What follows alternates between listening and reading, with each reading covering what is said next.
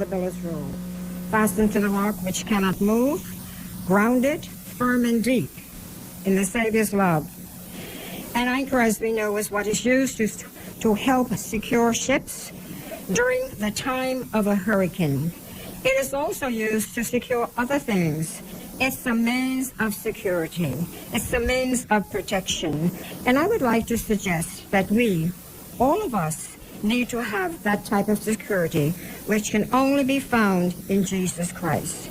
Then we can say, as Psalms 91 verse 2 says, I will say of the Lord, He is my shield and my fortress, my God, in Him will I trust. That is protection.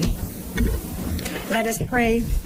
Our Father and our God, we come before you with thanksgiving in our hearts for this another day in which to do your bidding. We pray, Heavenly Father, for your leaders who are gathered here this morning to do the people's business.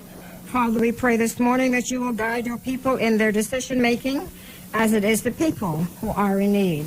It is the people who are suffering. So, Father, this morning, just as we, your children, look to you for your kindness to us, so do our people, especially the most vulnerable in our society. Bless our leaders today as they do the people's business. In Jesus' name we pray. Amen. The Lord's Prayer. Our Father, who art in heaven, hallowed be thy name. Thy kingdom come. Thy will be done on earth as it is in heaven. Give us this day our daily bread, and forgive us our trespasses, as we forgive those who trespass against us. And lead us not into temptation, but deliver us from evil. For thine is the kingdom, the power, and the glory, forever and ever. Amen. Good morning, and may you have a blessed day. Thank you.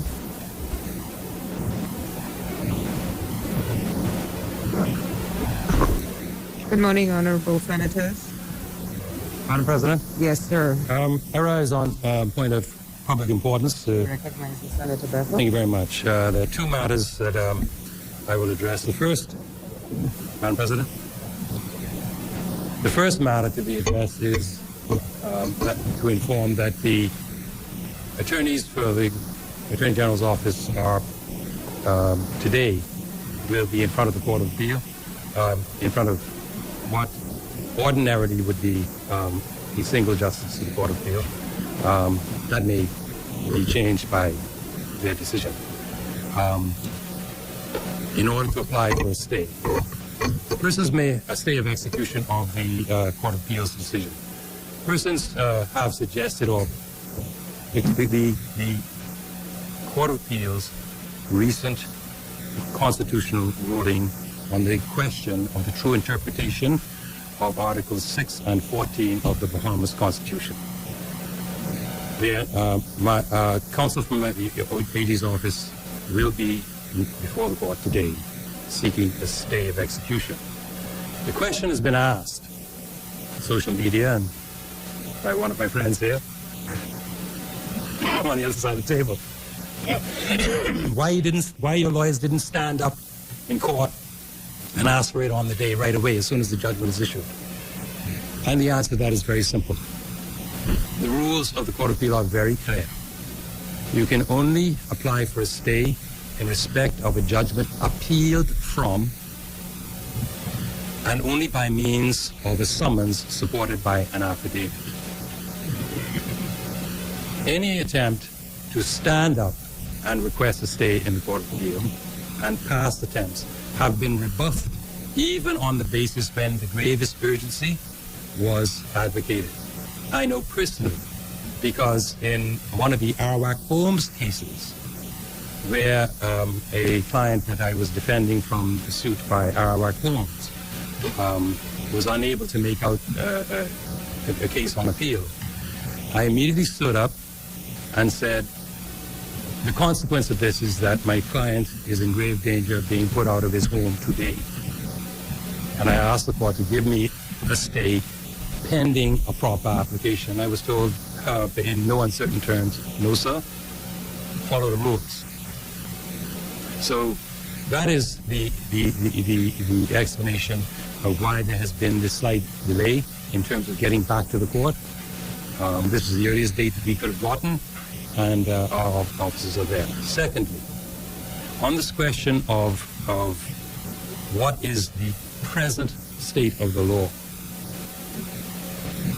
I stated in this place yesterday that the Status of Children's Act remains the law of the Bahamas, and that the DNA or DNA testing cannot, at this time, be used to ensure a right to citizenship by birth. My friend opposite advanced another view.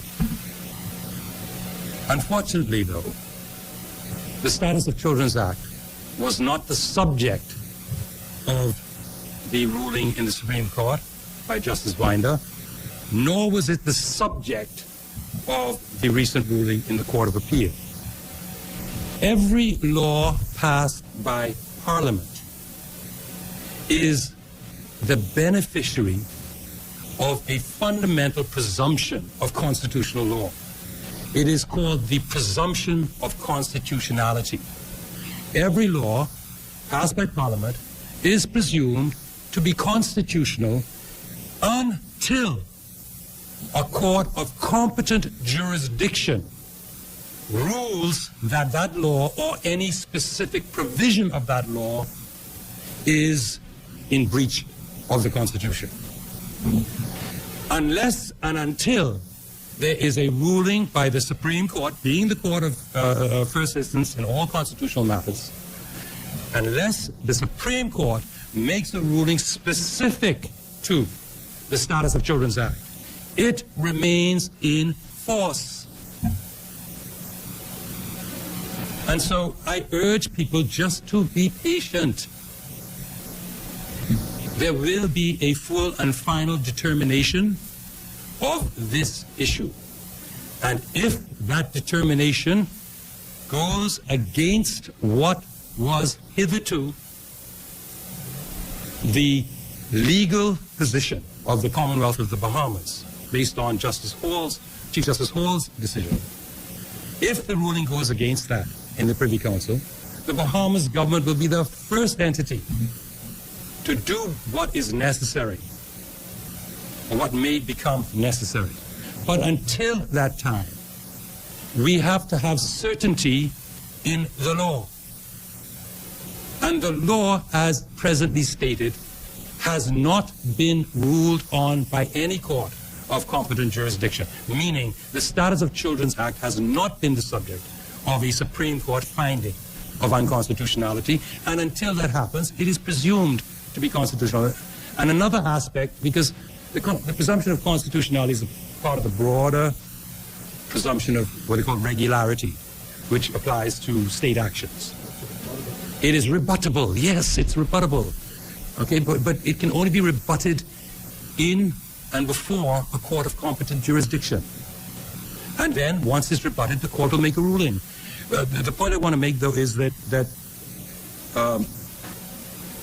the presumption of regularity and of constitutionality means that if any particular clause in a bill is being reviewed, and there are 2 points of view advised, one being that it is unconstitutional, and the other being another interpretation of the same clause that puts it in a light where it can comply with the Constitution, the court is bound to find, in respect to that clause, a constitutional interpretation of the clause. Now, what that means is every law is deserving of individual consideration by the court of competent jurisdiction. And until that happens, it is presumed constitutional and will continue in force. Madam President, I trust that I have clarified matters, and I thank you for your kind indulgence. May I? Chair recognizes Senator Mitchell. Since my learned friend, I'll use that expression rather than... That's right. Well, he's making all these legal arguments, so I'm going to say my learned... Yes, right. Yes. I'm saying, but that's the protocol in the courts. So, my learned friend advances what my position is. Let me make it lucidly clear what my position is. Let me make it clear. Right? I will, but I'm a politician. I gave up law a long time. I gave up law a long time. I know no law. I'm just going from basic principles. Madam President, I tried to advise and admonish the Attorney General to stay out of this matter this morning because there's nothing he can say which will clarify or put an end to the argument in the public domain. I thought he did fine yesterday. I advanced my position. He advanced his. I warned him, leave it alone. Some things just don't touch it. Because the principle is still, I said to him, the former Attorney General, Sean McQueenie, QC, who is at the same rank that he is, indicated this morning that as a practical matter, not as a matter of law, the fact is that even though the citizenship ruling has been made by the courts as a practical matter, it will probably not be carried out. The status quo remains, but not as a matter of law. And that was the only point I was making yesterday, that as a matter of law, the clause in the Constitution which was before the court was Article 6, and I think the Attorney General said Article 14. Article 6 says if either parent is a Bahamian, the child becomes a Bahamian at birth. So when the courts pronounce, and the Court of Appeals rulings bind every other court and the government, when the courts pronounce that as of whatever time they made the ruling, parent means whether you're married or not married, the law changes right then and there. And people are therefore entitled to run down and say, give me my passport. Now, you have all sorts of administrative ways of dealing with this. You could say, hold on, I can get right back to you. As you usually do, 6 weeks later, you still don't have an answer. By that time, you may have gone to and gotten the stay. And all I was saying was, go and get the stay. Because you had told me, Mr. Attorney, you had told me at the start that you were going to wait until the policy court pronounced on this matter before the government took the final decision on it. And that's all I was advancing. I have no dog in the hunt at all. None in the hunt. Thank you. Yeah. The dog that I have in the hunt, and I say I have a dog in the hunt, is certainty in the law. It is critically important. And so while my friend, somewhat insouciantly, I suppose, may want to say that there's some uncertainty, it is my job to point to the certainty that is in the law based on legal principles.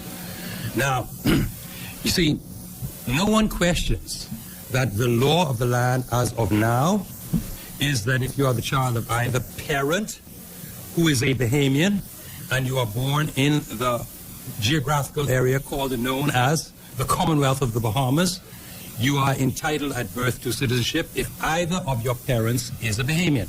That is the law as declared by the Court of Appeal, and it is not doubted. The point is, and this has been the problem from the very inception of the Constitution as dealt with in the Marlborough House Conference in 1972, December, which is, how do you prove that the child of an unmarried father is his child? And as the great Loftus Roker said, I think it was quoted in the paper saying yesterday, we knew in the conference, we knew you could always tell who the mother was, but you couldn't tell who the father was. So the issue, and the plain issue is this: while what the Court of Appeal has declared is the law, the question remains, how do you show that you are entitled to benefit from it?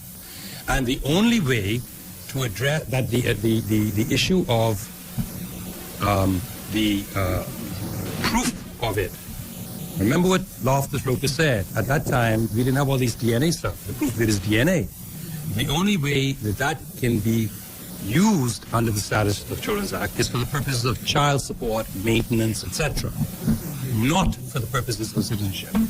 Now, unless and until a court makes that ruling, it stands. Therefore, although the law of the land as declared by the Court of Appeal is the law of the land, how do you show that you're entitled to it if you are in that category? That is the object of the inquiry of the court and the determination, meaning the children of Bahamian men born out of wedlock. So it's the question of how it's proven. So all I'm saying to the Bahamian people is, unless and until the Status of Children's Act, that provision, is ruled unconstitutional, it remains in law, and just be patient, because it won't be long. This is such an urgent matter, and I'm sure that the Privy Council is going to give it. See, it isn't a bunch of there's no factual disputes, purely a question of constitutional construction. And I'm sure that this will be given the kind of priority, so vital and important a matter is, by the Privy Council, that we're talking perhaps no more than several months at the very latest, in my view. And we will be applying for accelerated treatment by the court. So, thank you, Madam President. Madam, may I say this, right? Again, I have no dog in the hunt in this matter. All I'm saying is that the attorney, Mr. Attorney, has now agreed with me that the law is certain on the point, that as it has been pronounced by the Court of Appeal, right, until the Privy Council rules otherwise. That's what has now been said. We agree on that. My point is that even the question of proof, once the court has pronounced on Article 6 and Article 14, the law says, the Constitution says, anything which is inconsistent with the Constitution falls away. So status of Children's Act is of no import because the courts have already ruled what it is. Secondly, madam. The law does not say that. Well, hold on. I'm not finished my point. As to proof, with due respect to all those who said about DNA and all the rest of it, there is a procedure in our law on the Registration of Births and Deaths Act where if you are born out of wedlock, you can sign, I believe, or do an affidavit as a father of a child. Now, you were talking about presumptions. There's another presumption. There's a presumption of regularity with regard to that, which is rebuttable, of course. But that's how you prove it in law. So all I'm saying is, out of an abundance of caution, Mr. Attorney, all I'm saying is get the stay. Get the stay, that's all. We are, because we are erring in favor of certainty. Yeah, because I love the argument, because I have no dog in the hunt. I could go on with this all day. Yeah. You know? One can get a birth certificate. Many have. The Catholic Church made a major push on that for the last 30 years to ensure that the child of every Haitian has a birth certificate. Getting a birth certificate is not the issue. It's what that birth certificate will entitle you to. And there is an inquiry to be made, irrespective of who signs the birth certificate. And there is a question of proof. So, let's not create the impression. No, there's a presumption of regularity, though. It applies to official acts, not to individual acts. No, to a birth certificate. There is a presumption of regularity. But a birth certificate is not evidence of Bahamian citizenship. Yes, it is. No, it is evidence at most. Yes, it is. Senator Mitchell. Senator Mitchell, please. And At most, under Bahamian can you all law. agree to disagree while we get on with the business of the Senate? No, just to clarify this. Under our Constitution, a birth certificate. Ruling, Madam Justice. I'm going to back off of this right now. I just want to make this last point. See, I don't want error to emanate from this place. I warned you. Under Bahamian law, a birth certificate is no more proof of anything other than if your parents are not Bahamian, an entitlement when you turn 18 to apply to become a Bahamian. Okay? It is not in and of itself a certificate of Bahamian status, necessarily. I beg to differ. Fine. You beg to differ, take your seat. You beg to differ, take your seat. Can we? So, when this honorable place suspended yesterday, we were having the debate on the appropriations bill, and we will continue this morning with Senator Honorable Dion Fox. Thank you. Thank you very much, Madam President. Madam President, firstly, I wish to express my condolences to three families who have lost loved ones. Firstly, the Emmanuel family, former senior police officer and attorney at law, Mr. Alan Emmanuel, passed away a few days ago. He was a very dear friend of mine. He hailed from Acklands. He loved Acklands. He made a sterling contribution to the Royal Bahamas Police Force, and he was also an excellent attorney. He was the brother-in-law of the Member of Parliament for my town. Emmanuel, Miss Emmanuel. So I wish to express my condolences to his family. Secondly, I wish to express my condolences to the Fernando family on the passing of Rosie Fernando. Some people call her Aunt Jane. We as youngsters, my family spent many years in Chippenham. Matter of fact, I was born in Chippenham. You were.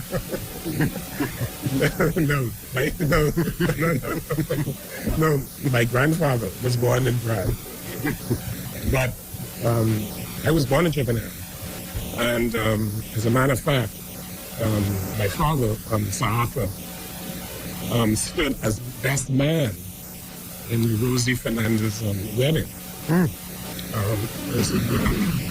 So to her son Paul, who was also a dear friend, and to the entire Fernando family, I wish to express my sincere and heartfelt condolences. Thirdly, I wish to express my condolences to the Sanders family on the passing of Cedric Sanders, the owner and operator of insurance management company. Like all chairmen of the F&M, including the two who are present now, the Attorney General and Senator Dwight Sawyer, were both former chairman of the party. I served as chairman for about 3 to 4 years, and as Secretary General of the party, and also deputy leader in 3 of those capacities. I worked very closely with Mr. Cedric Sanders, who was a very active member of the Free National Movement. He was a dear friend of mine. He was one of the few people that I'm sure both the AG and Senator Sawyer would attest to this, and also Senator Dawson, who was the vice chairman of the party. He was one of the few people, when you're in a jam, that you can always call for help, and he will always be there for you. And trust me, the F&M saw some rough days, and Cedric Sanders was always there for the party. So to the entire Sanders family, I wish to, and indeed the family, the insurance management family, I wish to express my heartfelt condolences. Madam President, Senate colleagues, Thomas Paine, an 18th century American writer, penned these words during the American Revolution. These are the times that try men's souls. The summer soldier and the sunshine patriot will, in this crisis, shrink from the service of their country. But he that stands by it now deserves the love and thanks of man and woman. Madam President, it is my humble opinion that our Prime Minister, the Bahamas Prime Minister, Dr. Hubert Alexander Minnis, and his government, did not shrink, but stood firm and met the dual challenges of Hurricane Dorian and COVID-19. Yes, our Prime Minister was tested. The government was tested.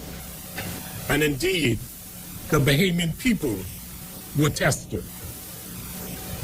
And we all passed with flying colors.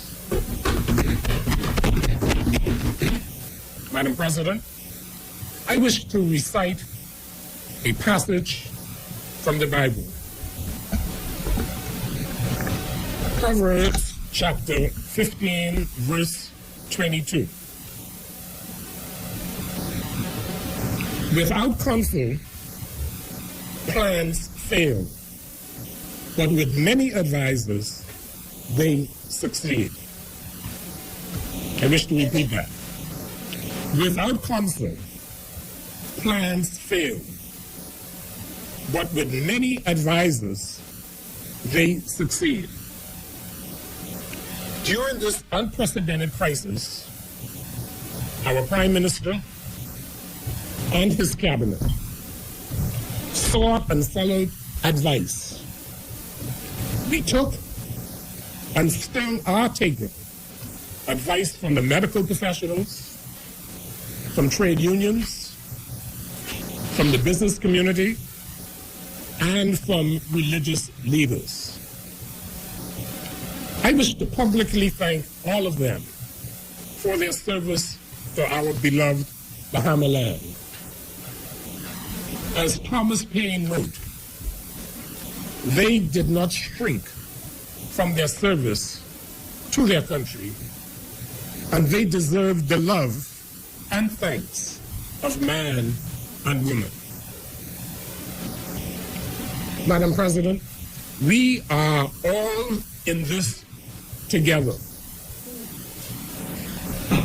A full recovery depends on all of us doing our part to ensure a healthy nation and a strong economy. That's why, Madam President, I got vaccinated. I got my 2 jabs. My wife and my 5 children are all vaccinated. Madam President, I encourage all Bahamians to get vaccinated for your own protection and for that of your loved ones. Madam President, the F&M government has done a lot over the last 4 years. This bold, visionary, and well-planned budget is a continuation of our last 4 years in government. Madam President, the government's plans to develop the government employment incentive program that would give employers VAT tax breaks while simultaneously creating 2,500 new employment opportunities will bring hope and new economic opportunities to many Bahamian families. Yes, Madam President. And while the economy has begun to significantly improve and many persons have returned to work, there are some Bahamians that are still challenged by the pandemic. I want to assure you, Madam President, and all Bahamians under the sound of my voice, that this government continues to hear the cries of our people. And that is why we intend to bring social and economic relief to all Bahamians through this budget. That is why, throughout this COVID-19 pandemic, we worked aggressively to stimulate the economy and promote economic growth, as well as encourage foreign direct investment and local investment in order to create jobs. Prior to the global pandemic, some 15,000 jobs were created in the last 2 years alone. Some 15,000 jobs, this is prior to the pandemic, were created in the last 2 years alone, while unemployment dropped to a 10-year low. The 52-week job program, which has helped and trained and employed 1,000 participants, has been renewed. Labor on the Blocks, a program implemented by our ministry, has delivered over 1,500 new jobs.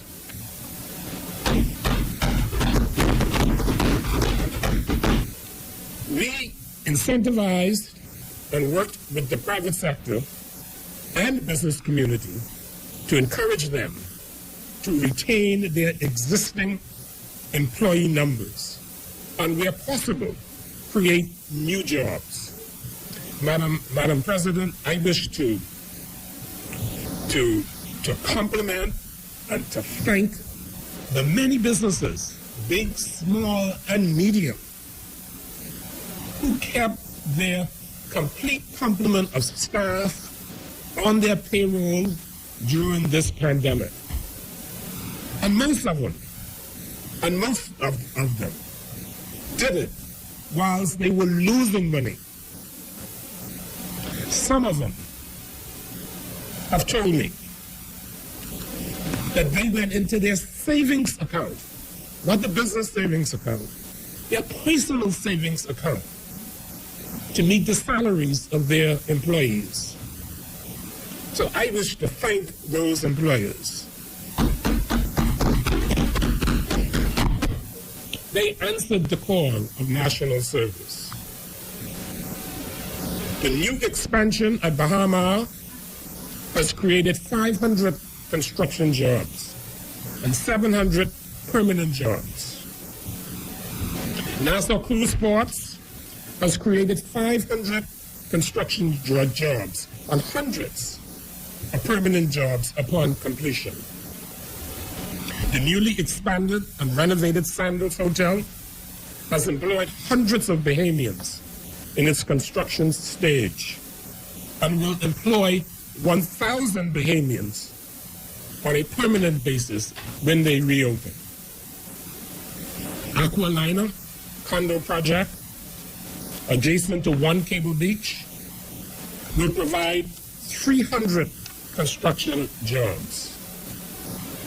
The Point Hotel, which will be opening in 2 weeks, will engage 400 permanent employees, and it will be 98% Bahamian.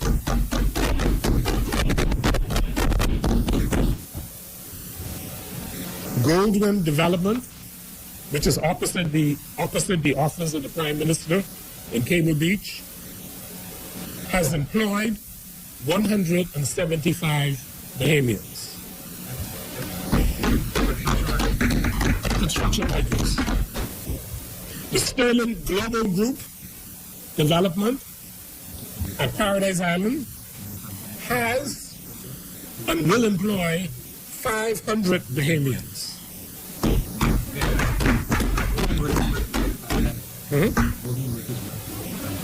Yes.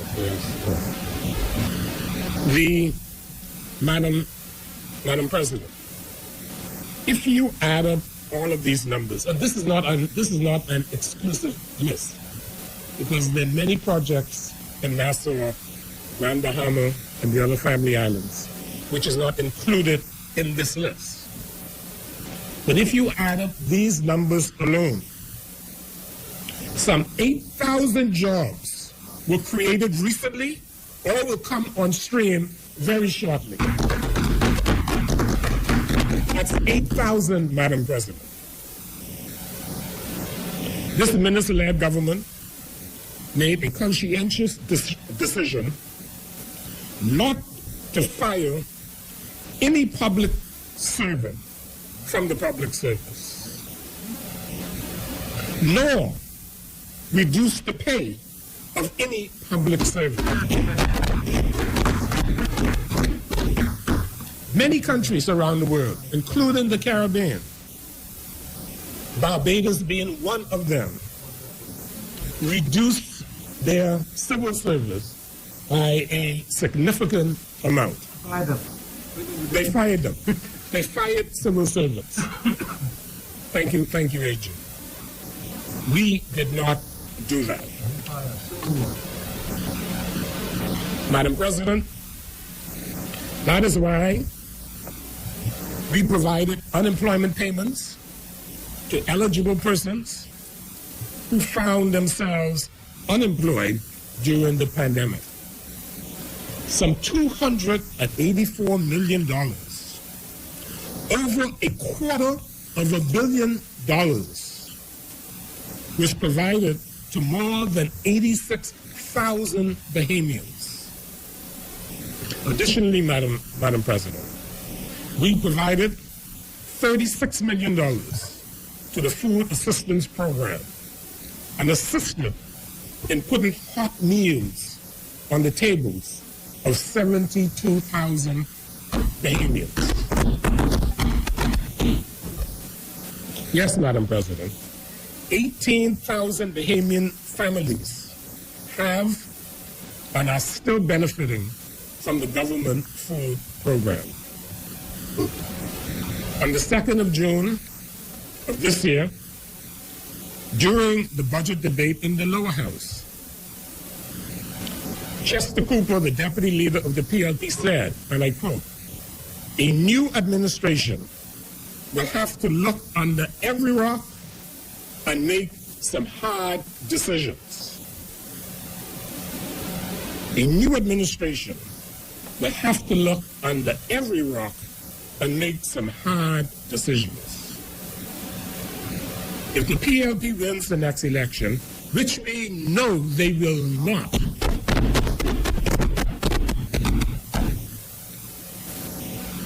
are they planning on increasing taxes and eliminating benefits Bahamians now enjoy? What did Chester Cooper mean by look under every rock? Are they planning to increase VAT again? Are they planning to increase the gas tax? Are they planning to increase NIB contributions? Are they planning on reducing social services benefits? What does he mean by every rock? Make sure he and the PLP do not have the opportunity to look under any rock or your rock by simply voting FNM.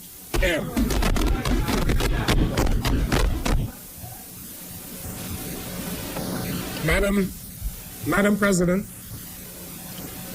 I now turn to the Ministry of Labor, but I wish to point out in the outset that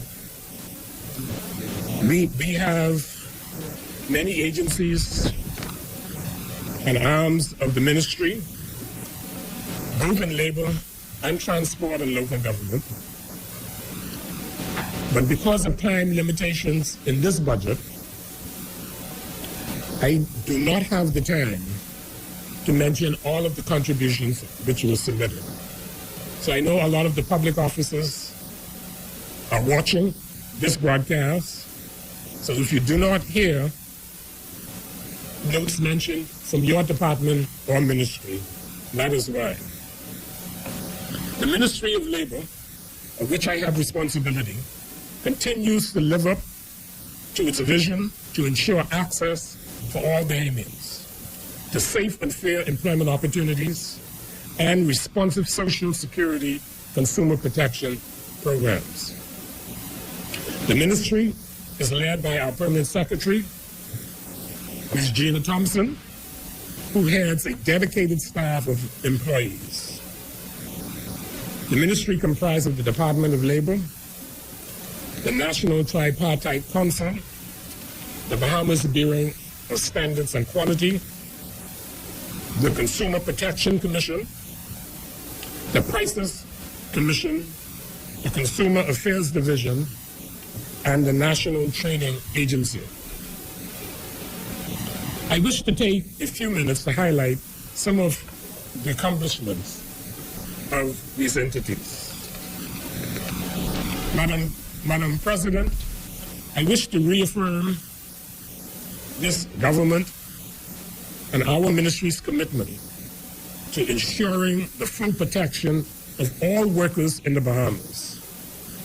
As I stated during my recent Labor Day address, this government is committed to protecting all workers in the country, those unionized as well as those who may not be affiliated with organized trade unions.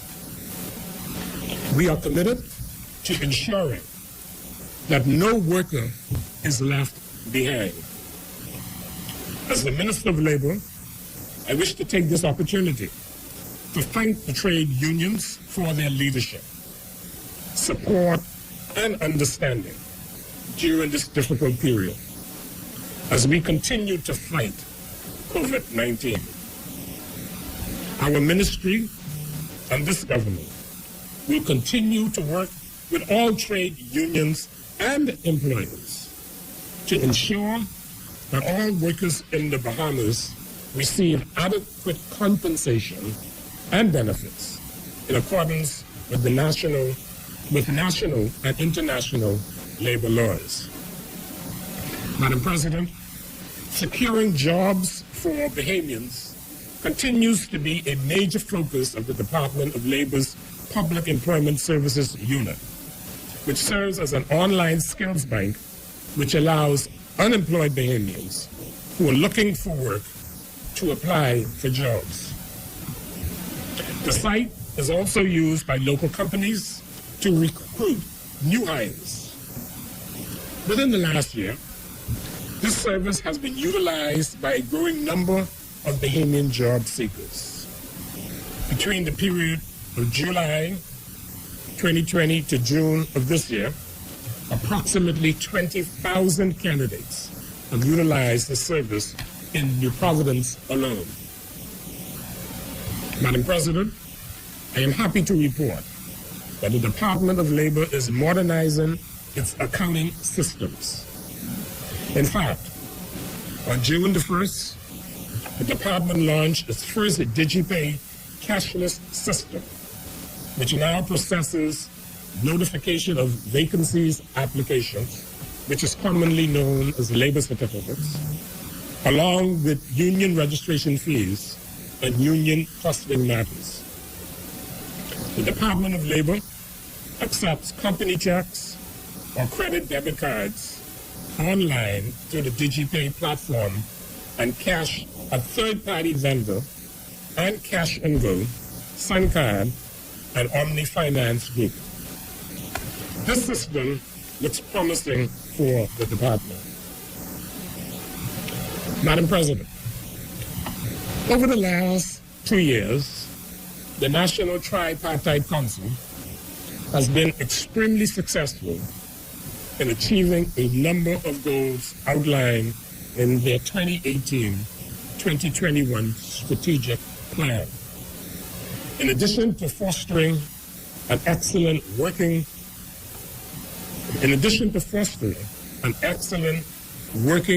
with the Bahamas social partners and international labor organizations, Decent Work Team and Country Office for the Caribbean, the NTC's accomplishments includes submitted recommendations to enact productivity legislation and establish a national productivity council. I wish to advise that this recommendation is presently being considered by the government. They recommended the adoption of the National Child Labor Policy, completed widespread research and local and international consultation on the transformation of the Bahamas Industrial Tribunal. It is anticipated that once final recommendations are submitted, and it will be sent to the Attorney General for review and reforming before it is considered by the government.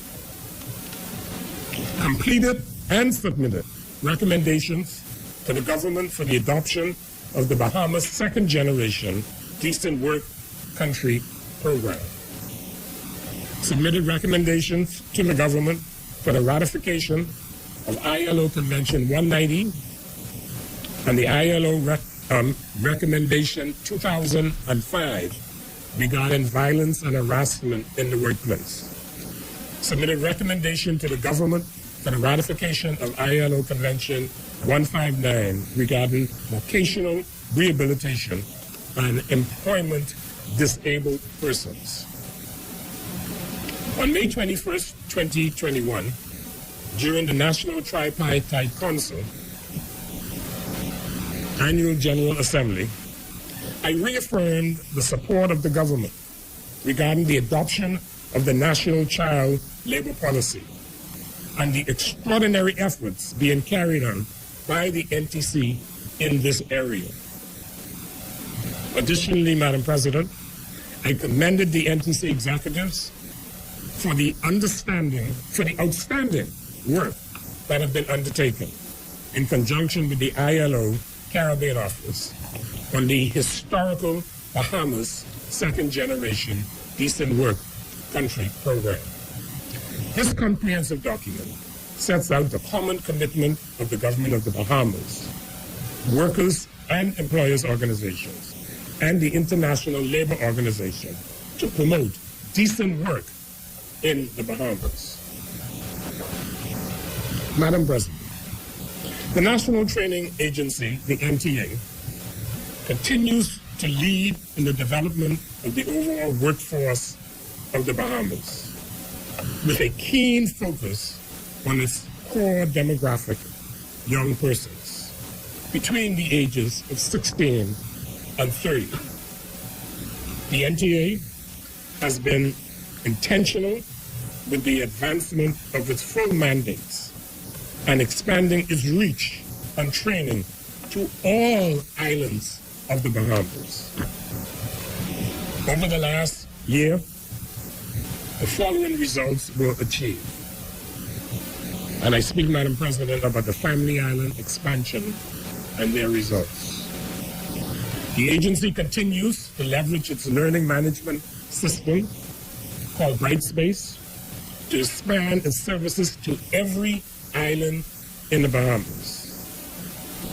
190 new trainees from 12 islands of the Bahamas obtained certification in soft skills, office procedures, Microsoft Office suites, web designs, graphic designs, and information technology.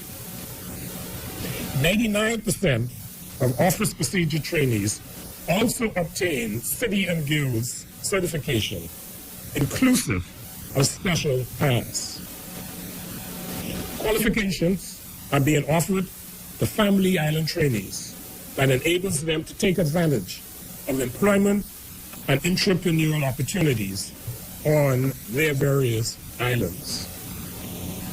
Madam President, Family Island students are for the first time enrolled in the Institute of Leadership and Management, the ILM, at the agency. 4 of these students have completed their assessments and are awaiting certification, while an additional 6 are currently enrolled in the program. Islands participating include Exuma, Crooked Island, and Cat Island. The agency is currently conducting the second cohort of the National Dive and Fishing Certification in collaboration with the Ministry of Agriculture and Marine Resources. 48 persons are currently enrolled and participating from 4 islands of the Bahamas: Grand Bahama, Exuma, Cat Island, and San Salvador. They have successfully completed a mandatory workforce preparation course and are in the technical stage of the course, where they are undergoing 2 levels of PADI dive certifications. Additional cohorts are scheduled later in the year for other Family Islands, including Abaco, Eleuthera, and Andros. Madam President, improving the workforce in every island of the Bahamas is a priority of the National Training Agency. To this end, the agency has been granted access to a school facility in Cat Island that is no longer being occupied by the Ministry of Education for the purpose of advancing its training mandates on Cat Island. The NTA is also launching its summer cohort 2021 that is available to every island of the Bahamas.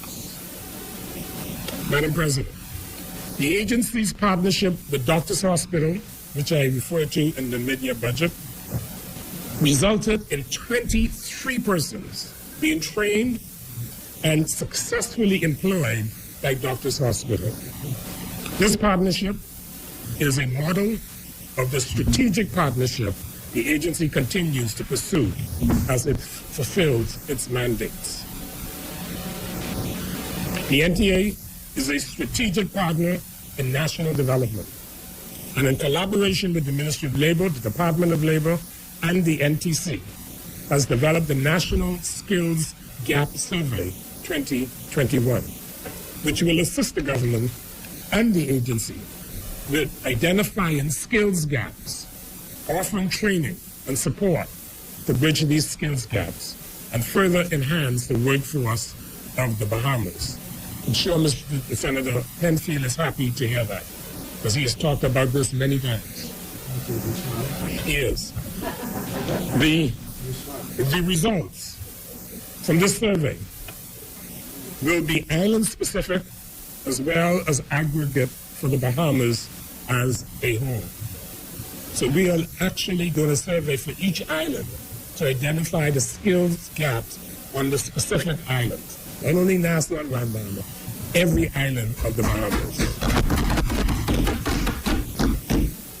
The results will also aid the agency in determining the number of assessors and training providers needed for each island. This survey is accessible now at www.ntabahamas.org. So if you want to fill out the survey with respect to the skills gap, you can go to ntabahamas.org. Madam President, I now turn to the Ministry of Transport and Local Government 2021-2022 budget, and in so doing, further demonstrate our government's unwavering commitment to the Bahamian people in spite of the daunting challenges brought upon us by the COVID-19 pandemic. Madam President, I will begin with an overview of the functioning of the Department of Local Government. Each of us can attest to the fact that the very fiber of our existence has been tried and tested during this pandemic. We have sought to adjust our way of living in order to persevere over the last 16 months. And it is on this note that I wish to recognize and commend all the hard-working family administrators and staff who have had to mitigate any number of circumstances and who have demonstrated perseverance and resilience in the performance of their duties. Additionally, I wish to similarly express our gratitude to our district consuls who continue to give yeoman service and ascribe to the ideals of fiscal responsibility, accountability, transparency in the performance of their duties. Madam President, I am pleased to say that many island districts have benefited from local government over the years, and a result of the hard work of many of the consuls and town committees are evident. I note that many homecomings and regatta sites that have been constructed on a number of islands. Rest and recreational parks, libraries, community centers, computer labs, intergenerational facilities, boat ramps, new district council offices, and the list goes on. All because of the councils, the committees, and local government in general. During this 25th year of existence, this year, Madam President and Senators, local government celebrates its 25th year in existence when the F&M government at the time introduced local government for the first time in the history of the Bahamas. I was a proud member of the House of Assembly of the Lower House during this period, representing the Blue Hills constituency, when we debated and passed the Local Government Act. It was a momentous occasion for the then F&M government led by Hubert Alexander Ingram. During this 25th year of its existence, we take the time to thank God for our many accomplishments, to examine our current state of affairs, to determine what is needed to improve our position, and to make every effort to begin the process of implementing new strategies and procedures to ensure the development's further growth and the department's further growth and development. The department will move to complete the process of ensuring that every local government district benefits from the services of a family island administrator. This will be made possible as a result of 20 new administrators who were added to the cadre during this fiscal period.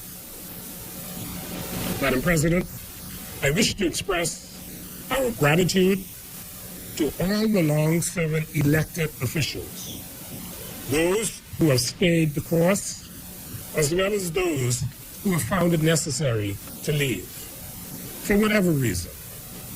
Despite the many challenges over the years, they have served, and they have served well, and for this, we owe them a debt of gratitude for their dedication to service in local government. Madam President, we are cognizant that in addition to addressing the impact of COVID-19 on our economy, we are also in the midst of the hurricane season. And while the family islands are ready to ensure that we withstand an impending storm or hurricane, we are patently aware that there are a number of offices and residences in various districts that require repairs. Funds were previously allocated once again and are provided for in the 2022 budget to facilitate these repairs. Since these works were postponed due to the lockdowns, it is anticipated that these repairs would resume at the earliest opportunity. And when we examine the head-to-head in committee stage, members would see that this line item in local government in this fiscal period was $500,000, and we have increased it to $3 million so that we can effect all of the repairs to all of the facilities and residences of administrators in all of the family islands. So those administrators that have issues with their residencies, with their residents, we are aware of it. We ask you to hold on a little bit longer, but we will get all of the repairs done.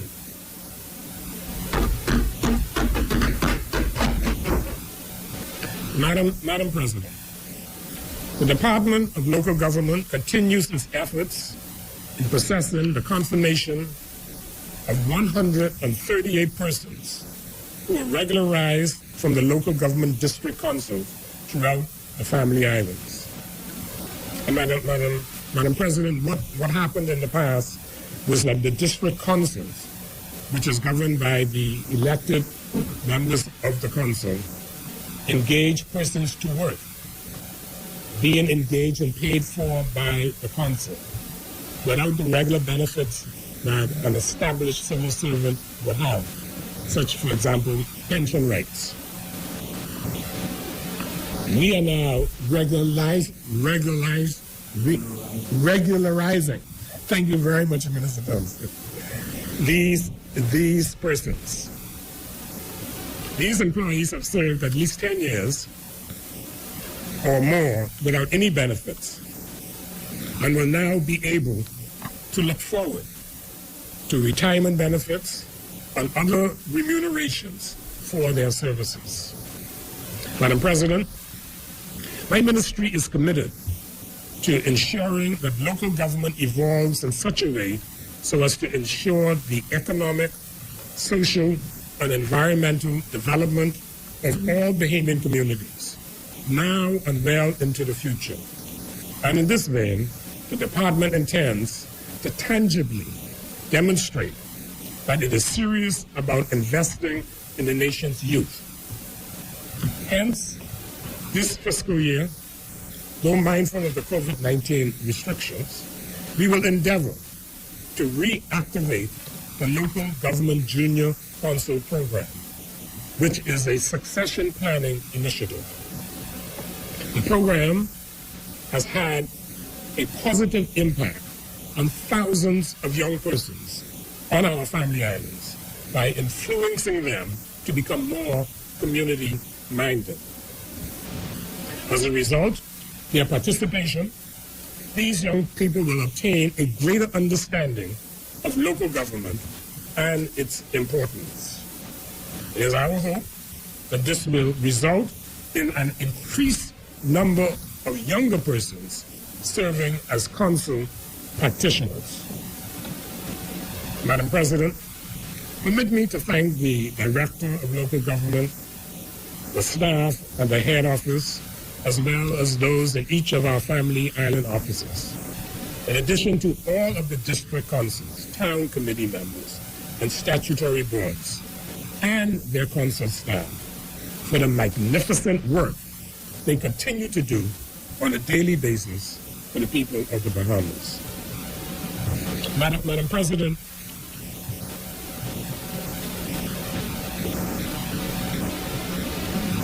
I now turn to the operations of the Road Traffic Department. The Road Traffic Department continues to automate its services in order to be more transparent, efficient, and effective in delivering on its mandate. In keeping with this objective, the department opened its new satellite station at Fort Charlotte on November 4th of last year, with modern, cutting-edge, state-of-the-art technology. The location is cashless and by appointment only. Since the opening of this satellite station, customers have lauded and praised the delivery of the service provided at this venue. This cashless facility will lend itself to much-needed reform with regards to revenue collection. Once this process is completed, along with the transport management system, the department will be a formidable revenue collector for the country's purse and offer a more transparent, timely, and accountable process. I'm sure that the Minister of State for Finance, Senator Thompson, is smiling.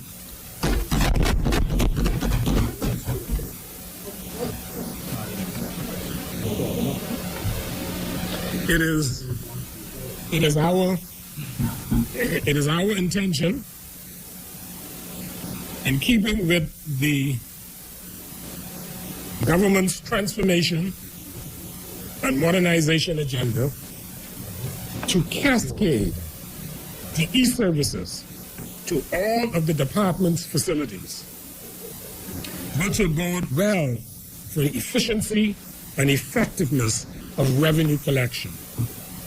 At this juncture, I wish to express our gratitude to the Ministry of Finance, who assisted the ministry with this progressive initiative, for their unwavering assistance and commitment with this project. Madam President, we are pleased to inform that the Road Traffic Department is cashless at the following locations on the island of New Providence. Those locations are Fort Charlotte and Carmichael Road, and also cashless on the island of Eleuthera, cashless in Governor's Harbor and Rock Sound and Lower Bar, and on the island of Abaco at the Cooperstown office. And again, I wish to thank the Department of Transformation and Digitization and the Ministry of Finance for helping us accomplish this. Additionally, we are pleased to report that the transport management system has been completed in the following islands: New Providence, Grand Bahama, Abaco, Andros, Long Island, Bimini, Eleuthera, and Exuma. This now only leaves the southern Bahamas to be completed. So this automated computer system allows for an integrated system hooked up to headquarters in Nassau. If an inspection sticker is issued, the driver's license is renewed, if a car license is renewed, it is seen instantaneously at headquarters in Nassau. It is also noteworthy that we will be pursuing additional revenue streams for the Road Traffic Department this fiscal year. These initiatives will be inclusive of those that were previously hampered by the effects of COVID-19, namely the specialty organizational plates, the novelty tourism plates, and the personalized vanity license plates. So, Senators, this year, Madam President, so you will be able to purchase for an increased fee your own personal vanity plate and keep that plate for the duration of your license. We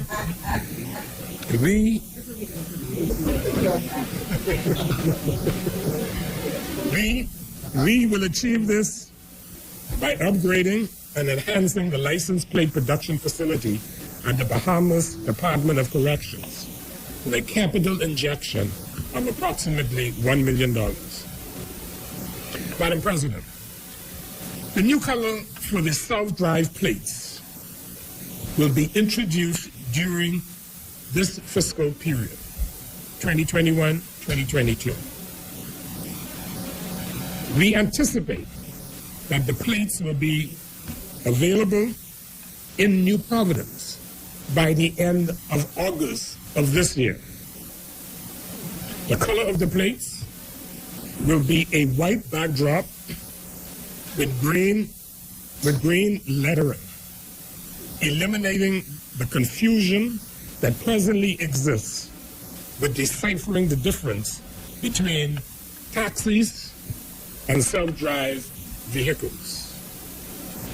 I had a consultation with the president of the taxi union, Mr. Ferguson, this morning to update him on the time frame for the introduction of the new plates for self-drive vehicles. So, if everything goes well at our production center at the Department of Corrections where the plates are made, some 5,000 plates for New Providence will be made to make this transition possible. This is something that taxi drivers have been complaining about under the previous PLP administration that made the change from white to yellow. I have no idea why that was done. I don't know when Senator Mitchell speaks later today if he could explain that to us. Why you want to change? I know yellow's their color. But why would you want to change? Why would you want to change? Self-drive plates from white to yellow, the same color as the taxi cab driver's plate. I know they like to change colors because they've been changing. First they started off with yellow, then they went to gold. Now they are transitioning to blue. Now they're transitioning. Now they are transitioning to blue. Obviously they're foreign. Obviously they're foreign advisors. Obviously they're foreign advisors out of New Orleans. Out of New Orleans, have advised them that they need a new image. That I've advised them that they need a new image, and therefore they are transitioning to the color blue.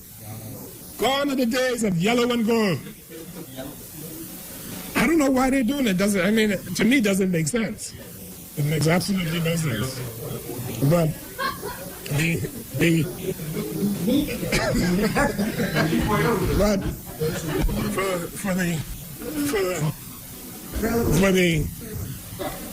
for the Sir Lyndon legacy and the Perry Christie legacy in the PLP, welcome now the Brave Davis legacy of blue. Madam President, I would also like to make mention of the fact that the Road Traffic Department is presently offering online services in the following areas: driver's license renewal, appointments for theory and practical examinations, and also appointments for vehicle renewal services, which are available at the Fort Charlotte location. Madam President, I now turn to the Port Department.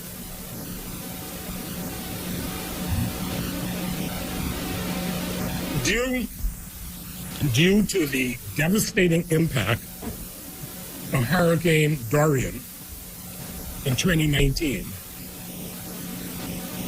the Marsh Harbor Port was completely destroyed. In an effort to provide a secure and efficient port, the government is considering a public-private partnership, PPP, to effect the rebuilding and management of the Marsh Harbor Port. The Ministry of Transport and Local Government, in conjunction with the Disaster Reconstruction Authority, the DRA, has formed a joint committee which is in the process of formulating plans for the PPP. We have placed significant emphasis and focus on port security. The International Ship and Port Security Compliance Unit, ISPS, was established in October of 2019 and is now fully functional, maintaining regulatory oversight of the compliance requirements for all international port and ship facilities throughout the Commonwealth of the Bahamas, with the aim of facilitating productive security measures and reduce the risk of terminal-to-ship interface to an acceptable security level. The Multi-Sectorial Port Security Advisory Committee, which has been dormant for the past 3 years, was reconvened in March of this year. This committee which is chaired by the Permanent Secretary in the Ministry of Transport and Local Government, Ms. Antoinette Thompson, meets on a quarterly basis to, amongst other duties, liaise with security organizations in CARICOM and other external agencies to discuss security issues and receive information concerning security threats to Bahamian interests. Madam President, I am pleased to report that since the implementation of this committee, a very successful national exercise, the first of its kind, took place on the 8th of April this year. This exercise was organized and coordinated by the International Ship and Port Security Compliance Unit under the leadership of Lieutenant Commander Bertram Boley, and included the participation of 24 ISPS facilities throughout the Commonwealth of the Bahamas, from Inagua to Abaco. Madam President, we consider this information noteworthy and preeminent since the security of the Bahamas is of paramount importance. Also noteworthy is the approval for the hiring of 16 security assistants for the port facility at Marsh Harbor, Abaco, which will invariably aid ISPS compliance and augment our security measures at that port facility. Madam President, I will now report on the ongoing port projects underway in the Port Department as follows. The dredging of the harbor channel at the North Abaco Cooperstown Port Facility. This project is still ongoing and is about 60% complete. The installation of 5 navigational lights on the Grand Bahama Bank is 99% complete. To date, 4 out of 5 lights have already been successfully installed. However, only the light of the Northwest Channel remains outstanding and will be addressed as soon as the weather permits. The removal and disposal of abandoned wrecks and derelict vessels in and around Nassau Harbor, Paradise Island, and Portishead is 90% complete. 22 out of the 23 vessels identified have already been removed and properly disposed of. Madam President, with regards to the conduct of the port's operations, I wish to inform of the relocation of the Port Department from Prince George Wharf. There was a lease agreement where a lease agreement has been signed between the government and the realtors for a period of 18 months. Madam President, if you go out to the Prince George Wharf now, for those who haven't seen it recently, but the Port Department headquarters has been completely demolished and all of the debris has been removed. The only thing that remains on that site now is the tower. Nassau Harbor Control will be housed on the 3rd floor of the Hilton Business Center, and the remaining sections within the department will be relocated to offices at the East Bay Shopping Plaza. This is all being done at the expense of Global Ports. It is proposed that the Porter's Key administrative offices be redeveloped to accommodate the future operations of the Port Department. So under this redevelopment, all of the port staff and operation will be situated at Porter's Key. Additionally, as it relates to the automation of the port's operations, I wish to report that the e-services now offered represent a collaborative effort between the Port Department, the Department of Transformation and Digitization, and the Ministry of Finance. The first phase of which, with the click of a mouse, will allow customers to complete applications, register private and commercial boats and watercrafts. Customers can also apply for an A or B operator's license and apply for a D-class master's license online. Further, they will also be able to upload documents with their applications and will receive email updates from port officers on the status of their application. The Port Department's online solution is 95% completed, with staff training presently ongoing. I had the great honor, Madam President, along with the Minister of State for Finance, Senator Thompson, to be at the ceremony when we started the online services at the Port Department.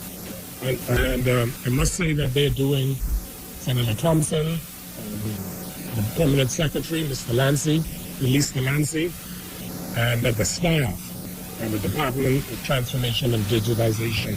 They are doing a wonderful job. Finally, Madam President, the department proposes that budget allocations be made for the acquisition of 3 patrol crafts for the islands of Abaco, Eleuthera, and Exuma, which will enhance revenue collection and enforcement in those jurisdictions.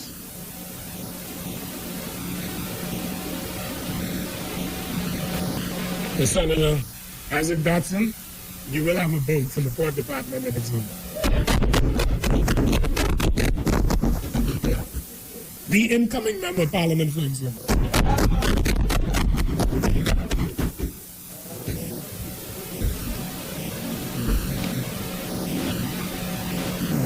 Yeah, your turn. I now wish to report on the functioning of the Post Office Department during this fiscal period. The Post Office Department commenced its pursuit of transforming its operations, beginning with the exploration and application of the latest technological tools to enhance service efficiency levels throughout its office locations on New Providence. This process is in its infancy stage, and so infrastructural and training processes are ongoing. Madam President,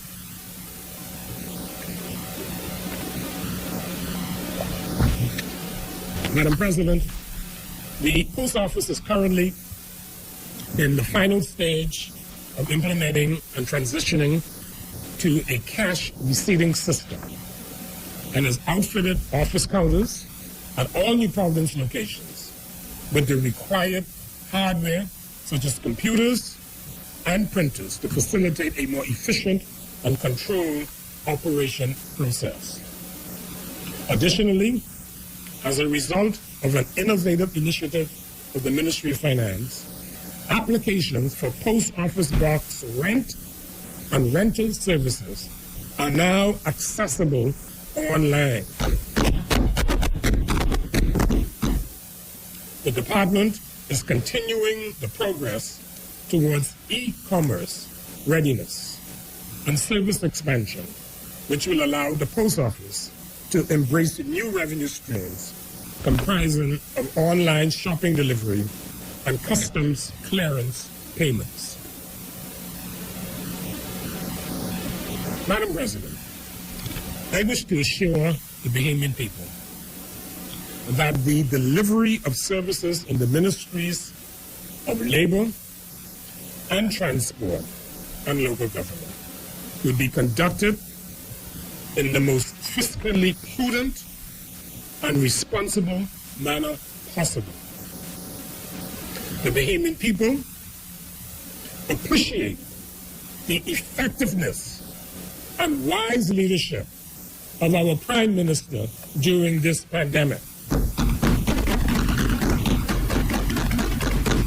The Bahamian people, Madam President, appreciate the excellent job the Prime Minister and his team have done with respect to the economy. The Bahamian people, Madam President, appreciate the compassion and care we have shown and delivered to the less fortunate among us. This is one of the main reasons why we are or why we should be in politics.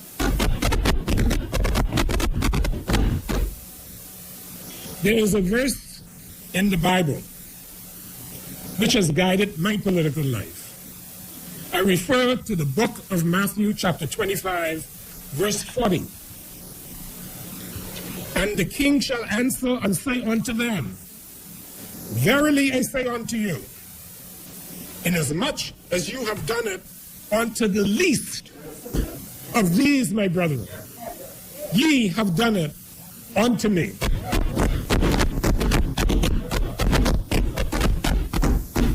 Madam President, positively impacting the lives of Bahamians is what this minister-led administration is all about. Nothing else. Nothing else.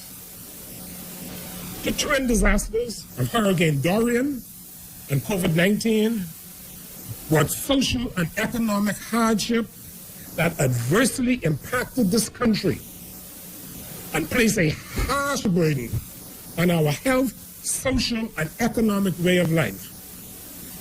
However, more than a year later, the Bahamas is beginning to bounce back.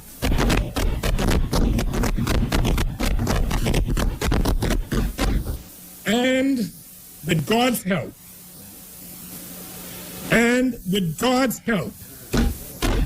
this budget will allow us to emerge victorious and rebuild our country stronger and better than before. Thank you, Madam President.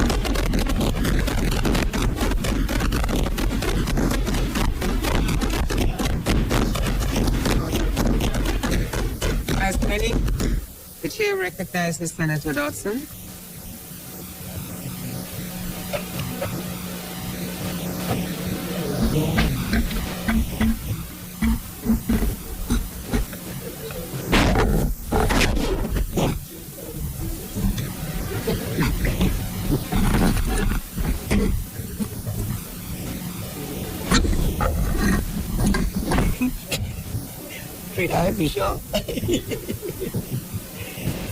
Good morning, Madam President and fellow senators. I want to begin by proudly telling the entire Bahamas that I'm fully vaccinated. Just wanted to show.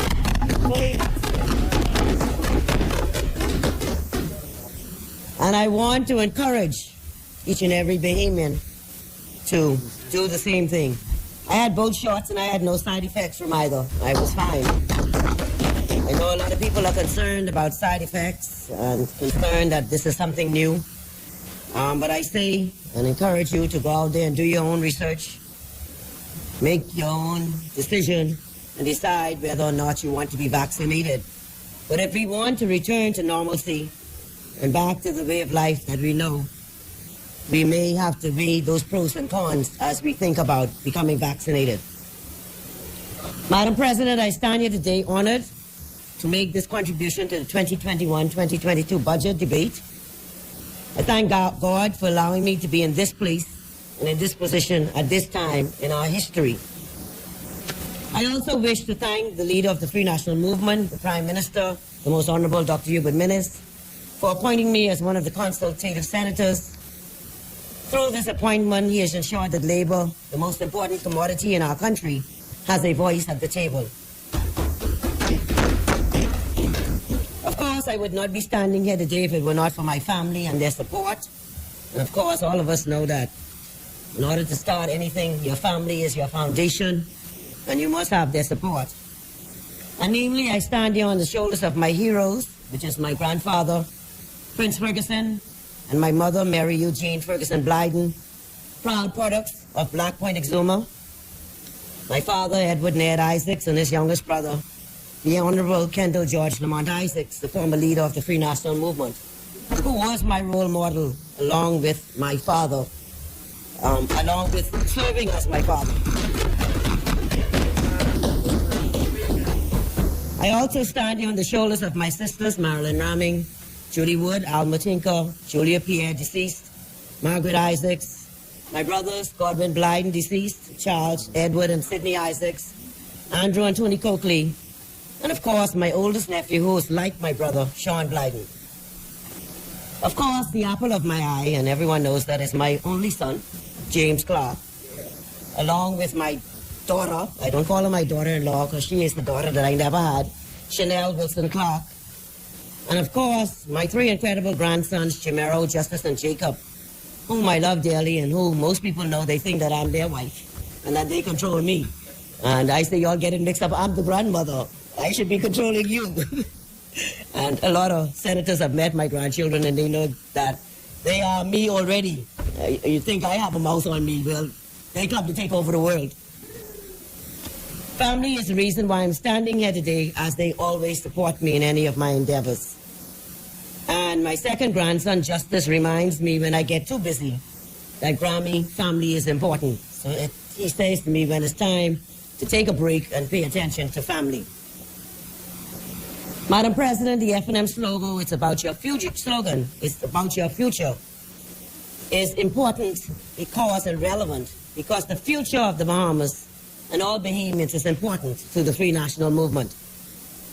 In this worst global public health crisis in a century, we have had to mobilize the full resources of the state to help our people. This can be seen in the benefits our leader and the Free National Movement government provided to all citizens by spending $25.9 million on COVID-19 public health and safety measures, $118 million in government-funded unemployment assistance, providing cash in the hands of the unemployed and self-employed Bahamians, $32.8 million in social assistance, including the much-needed food assistance program supported by the government and NGOs. Our government also provided $44.4 million in tax credits, allowing companies to fund payroll for more than 14,000 employees. That saved jobs, Madam President. There was a $53.5 million in business continuity support to business entrepreneurs and small businesses. This gave Bahamian businesses access to grants and government-guaranteed loans administered by the Small Business Development Center to survive, expand, and jumpstart. All of these things I've mentioned, Madam President, are the actions of a caring government. The pandemic has caused tremendous hardship for many, and our government was there and continues to be there for Bahamians in need. Our leader, the Most Honorable Dr. Hubert Minnis, was the right person to lead the Bahamas during a time of crisis such as this. Hurricane Dorian was like no other storm we experienced, and COVID-19 is a deadly pandemic affecting the entire world. So with these two events, which are historic, despite the naysayers out there, the Most Honorable Prime Minister has made the tough and necessary decisions. When a doctor prescribes your medicine or orders a procedure, the medicine might be bitter or the procedure may initially cause some discomfort. But that short period of difficulty in all towards your healing and betterment. The doctor was who we needed at this time to ensure that Bahamians stayed safe.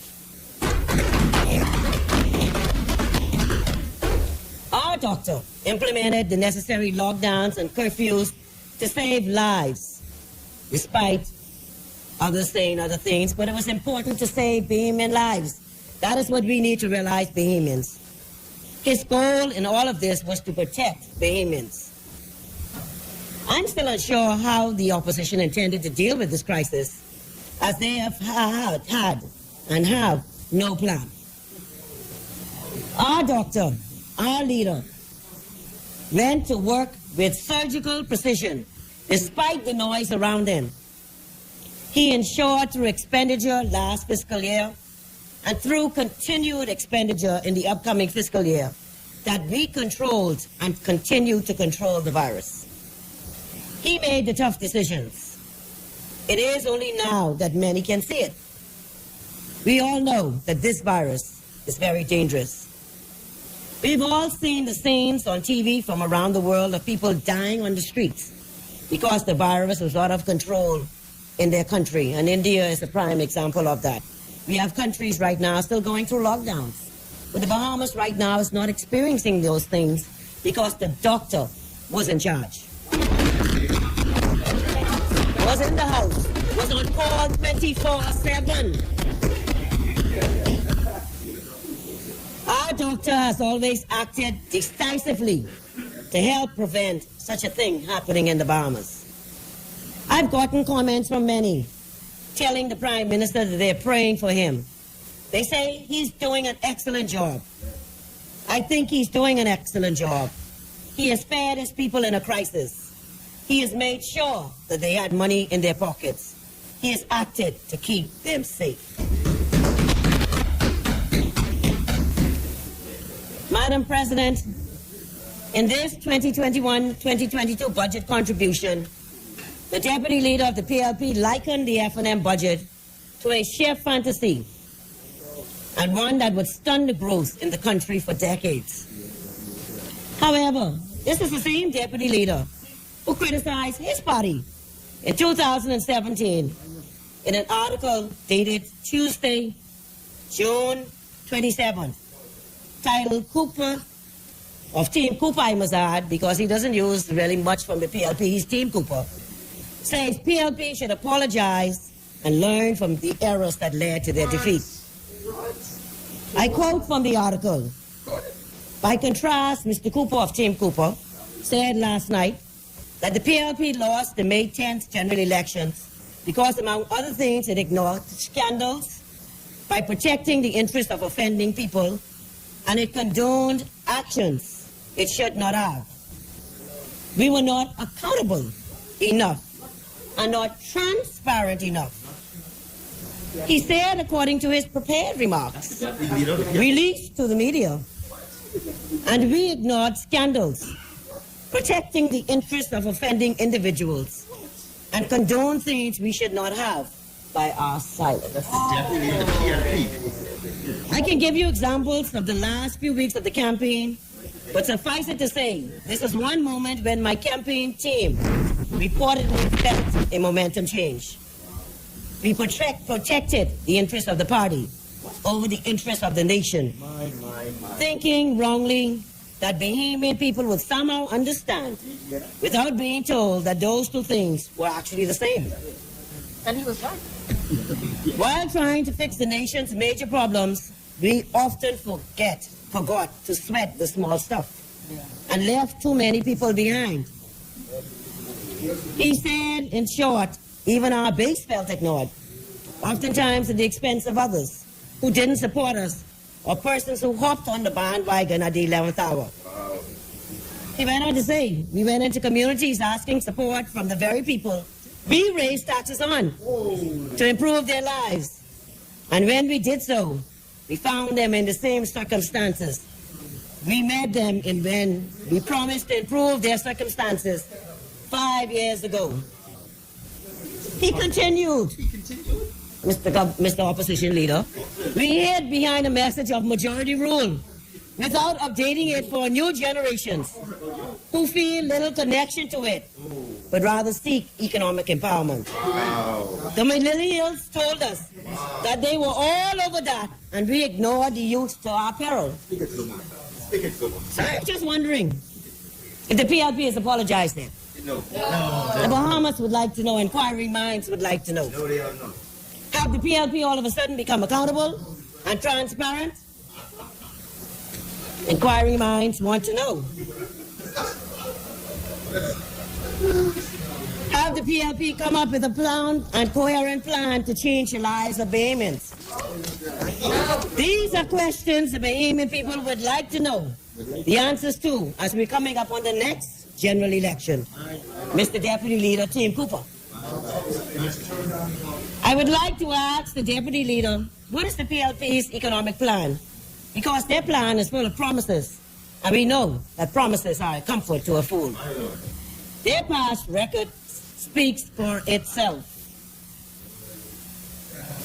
Madam Vice President, while the opposition just talks, this government delivers, just like they're talking now. That's all they do. That's what they good at. They talk. But you know what? The F&M government acts and gets it done. Get it done. Yeah, done. What do you understand what I'm talking about? What are you afraid over there talking to it?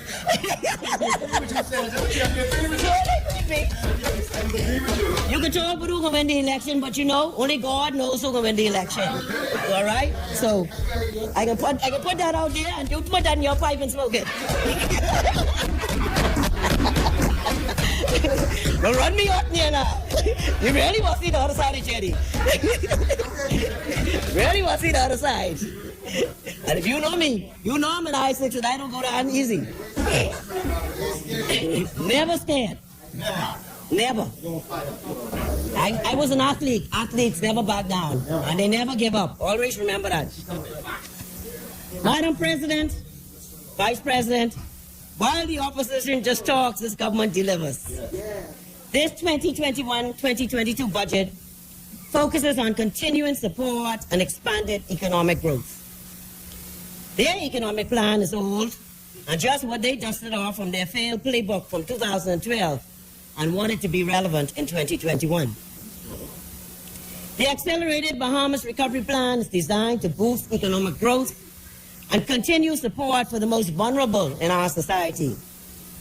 More specifically, Madam Vice President, Accelerate Bahamas is focused on strengthening the impact of much-needed COVID-19 related support, accelerating the re-engagement of displaced workers, stimulating domestic economic and commercial activity, extracting greater value from the tourism sector, and accelerating the adoption of innovation and e-government technologies and services, which we have already seen. Based on what Minister Thompson said, we already know that a lot of government departments have gone cashless and now can be applied for online. This plan has been clearly articulated by the Prime Minister and Minister Thompson. Bahamians remember all the fanciful and failed promises of the PLP government from 2012, such as crime, education, and economy, which they were promising to fix. It can be seen for those who are visual learners through this graphic depiction shown there. Jamal, could you get us? You know, some people don't learn by hearing. They learn, you know, they're visual learners, they're auditory learners, they're kinesthetic learners. And so for those who are visual learners, Mr. Thompson provided us with a clear 4 pillars of our plan, all right? Which talks about job creation, small business development, healthcare improvements and vaccinations, tourism development, public and private sector investment, digitalization and innovation, and of course, fiscal responsibility. As the candidate for Exuma and Ragged Island, I am impressed by the F&M government's work done in the past and future developments for the area of Exuma and Ragged Island. Exuma and Ragged Island are the gems of the Bahamas. There are no more beautiful islands than the Exumas and Ragged Island. And I beg to differ. She can have Crooked Island.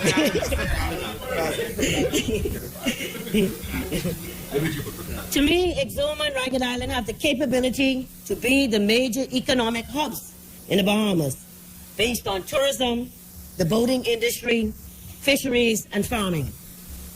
Tourism is not only booming in Nassau, Madam Vice President, due to home porting, and which we've seen from the cliffs of the airports where tourists are there in abundance, but also in Exuma. From the very first time that I stepped foot on Exuma, tourists could be seen everywhere. In terms of Exuma, it has a good number of resorts and hotels, along with investors knocking at its doors every day.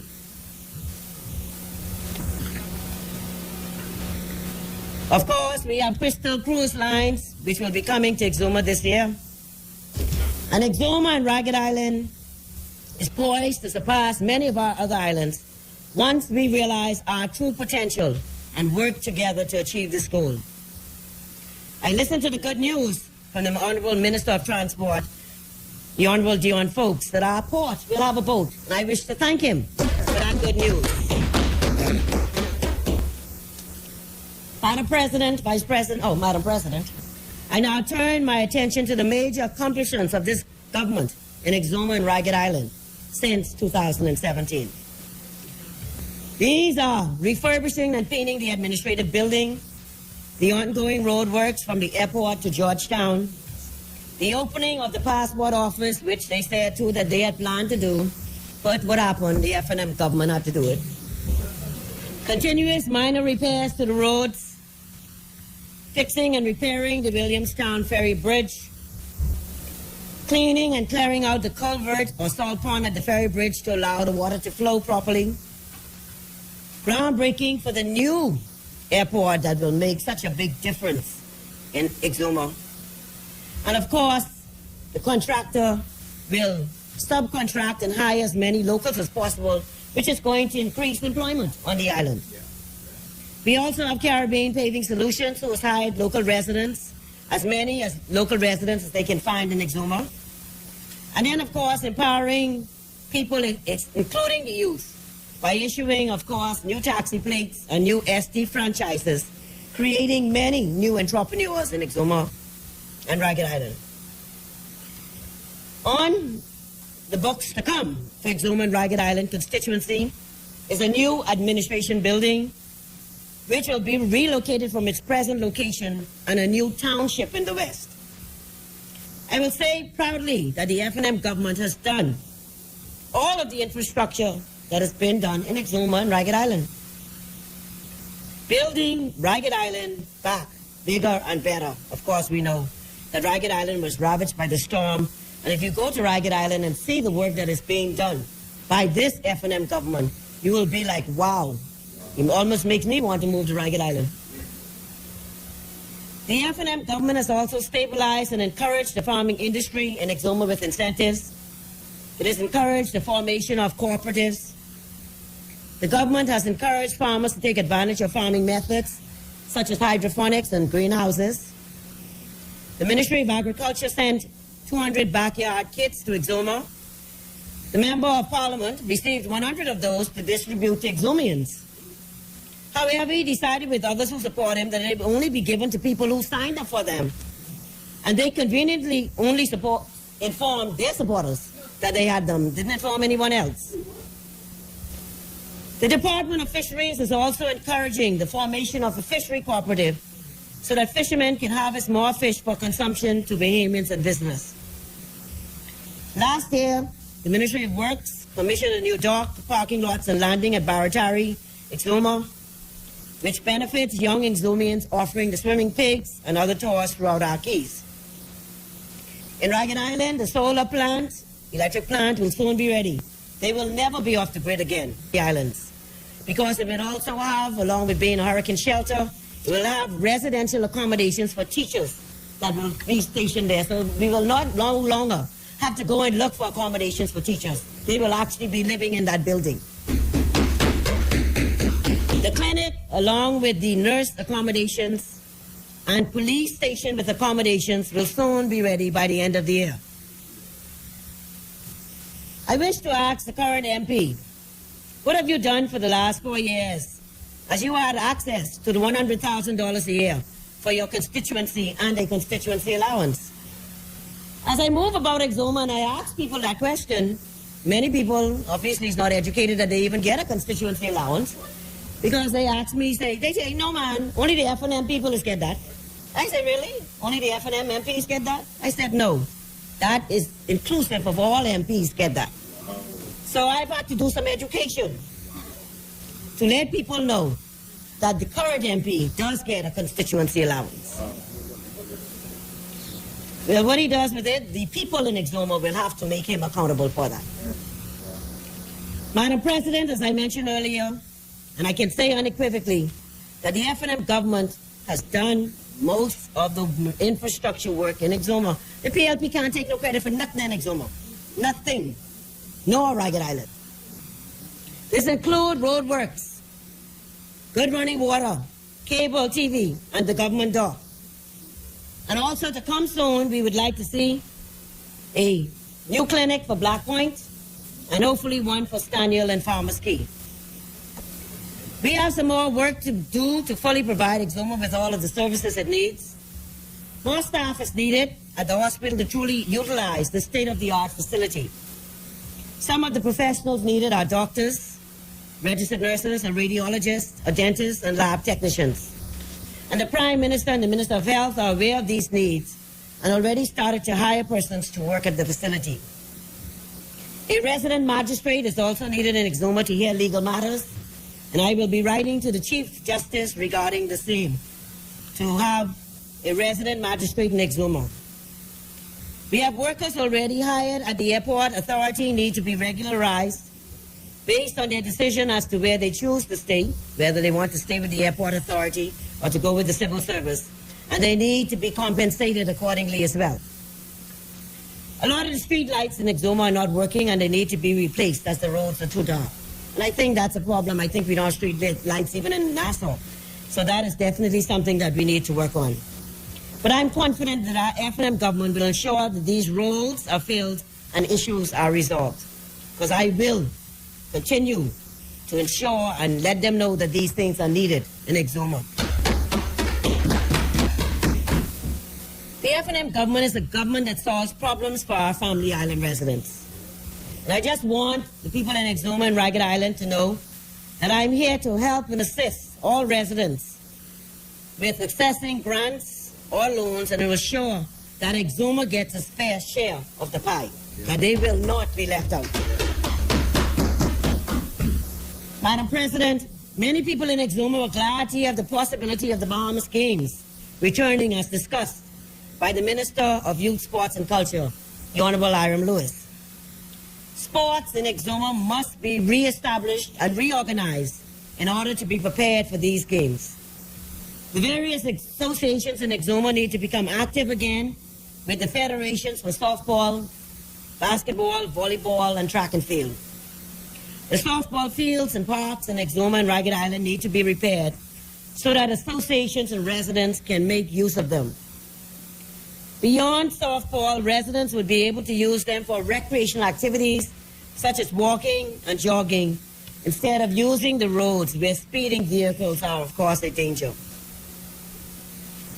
Some initiatives that I will be working on for Exuma, Madam President, are: I am here to help and assist persons, as I said, with accessing the grants and loans through the Access Accelerator. It's my job to ensure that Exuma gets a piece of that pie and their fair share.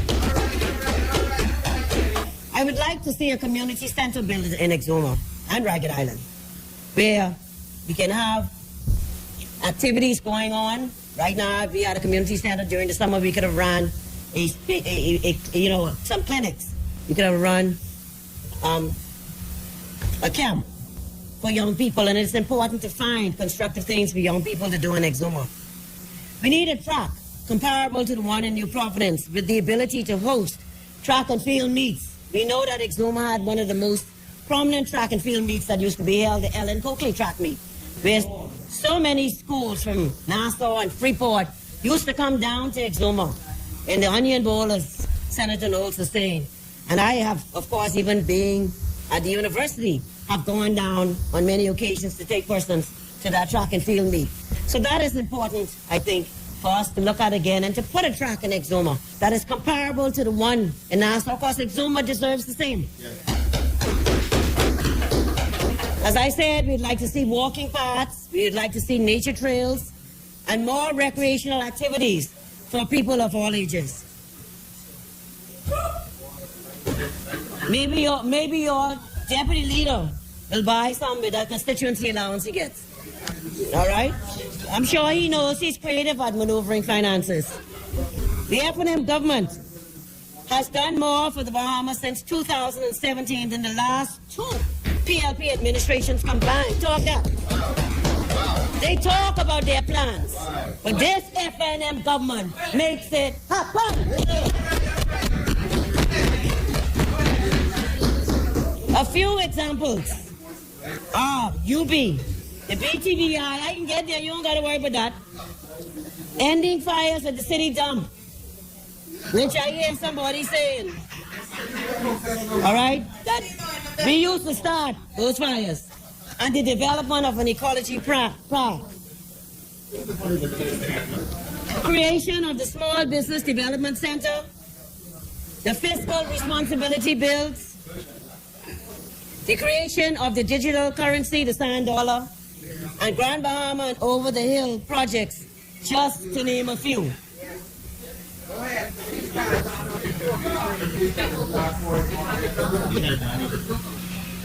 Okay, Madam President, I now turn my attention to labor.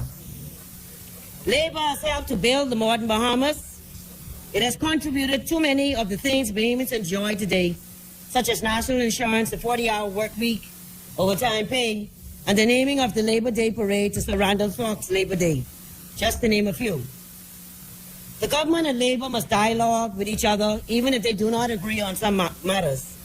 Social dialogue is important in all things that we do, and we must continue, despite how we feel about each other, or which political party we support, or whichever political party we choose. Union leaders must remember that they represent the members of the union, and that members of their union can be F&M, PLP, DNA, or any other political party. It is not their political affiliation that should drive their decisions and demands. The National Tripartite Council is the tripartite body made up of workers, employers, and the government. The National Tripartite Council and the Office of the International Labour Organization Decent Work Team and Country Office for the Caribbean, which is stationed in Trinidad and Tobago, held an interactive stakeholders consultation on Friday, February 26, 2001 via video conference. This event brought together business enterprises, employers, to discuss the development of the Bahamas Decent Work Country Program, which was critical, of course, to our development and the continuation of labor in the Bahamas. This consultation, Madam President, focused on the key priorities and outcomes imagined for the Decent Work Country Program and provided a framework for the ILO constituents and stakeholders to share their viewpoints and provide valuable input into the development of the Bahamas' next generation Decent Work Country Program. This consultation was critical at this juncture and shows the importance of national dialogue. On October 27, 2020, the Tripartite Council backed the Industrial Tribunal recommendations, which talked about the function of the Industrial Tribunal to the civil side of the Supreme Court is a reform that they would like to see. Therefore, giving the Industrial Tribunal more teeth when it makes decisions, and I think the AG is quite aware of this suggestion. Robert Farquharson, who is in charge of the National Tripartite Council, the chairman, explained that the move is under consideration by the government and would enable the tribunal to enforce its decisions, which is important for workers of this country. He said, "We believe that this will give the tribunal not only additional efficiency, but allow the tribunal to enforce its own rulings and give the resolution of trade disputes more power.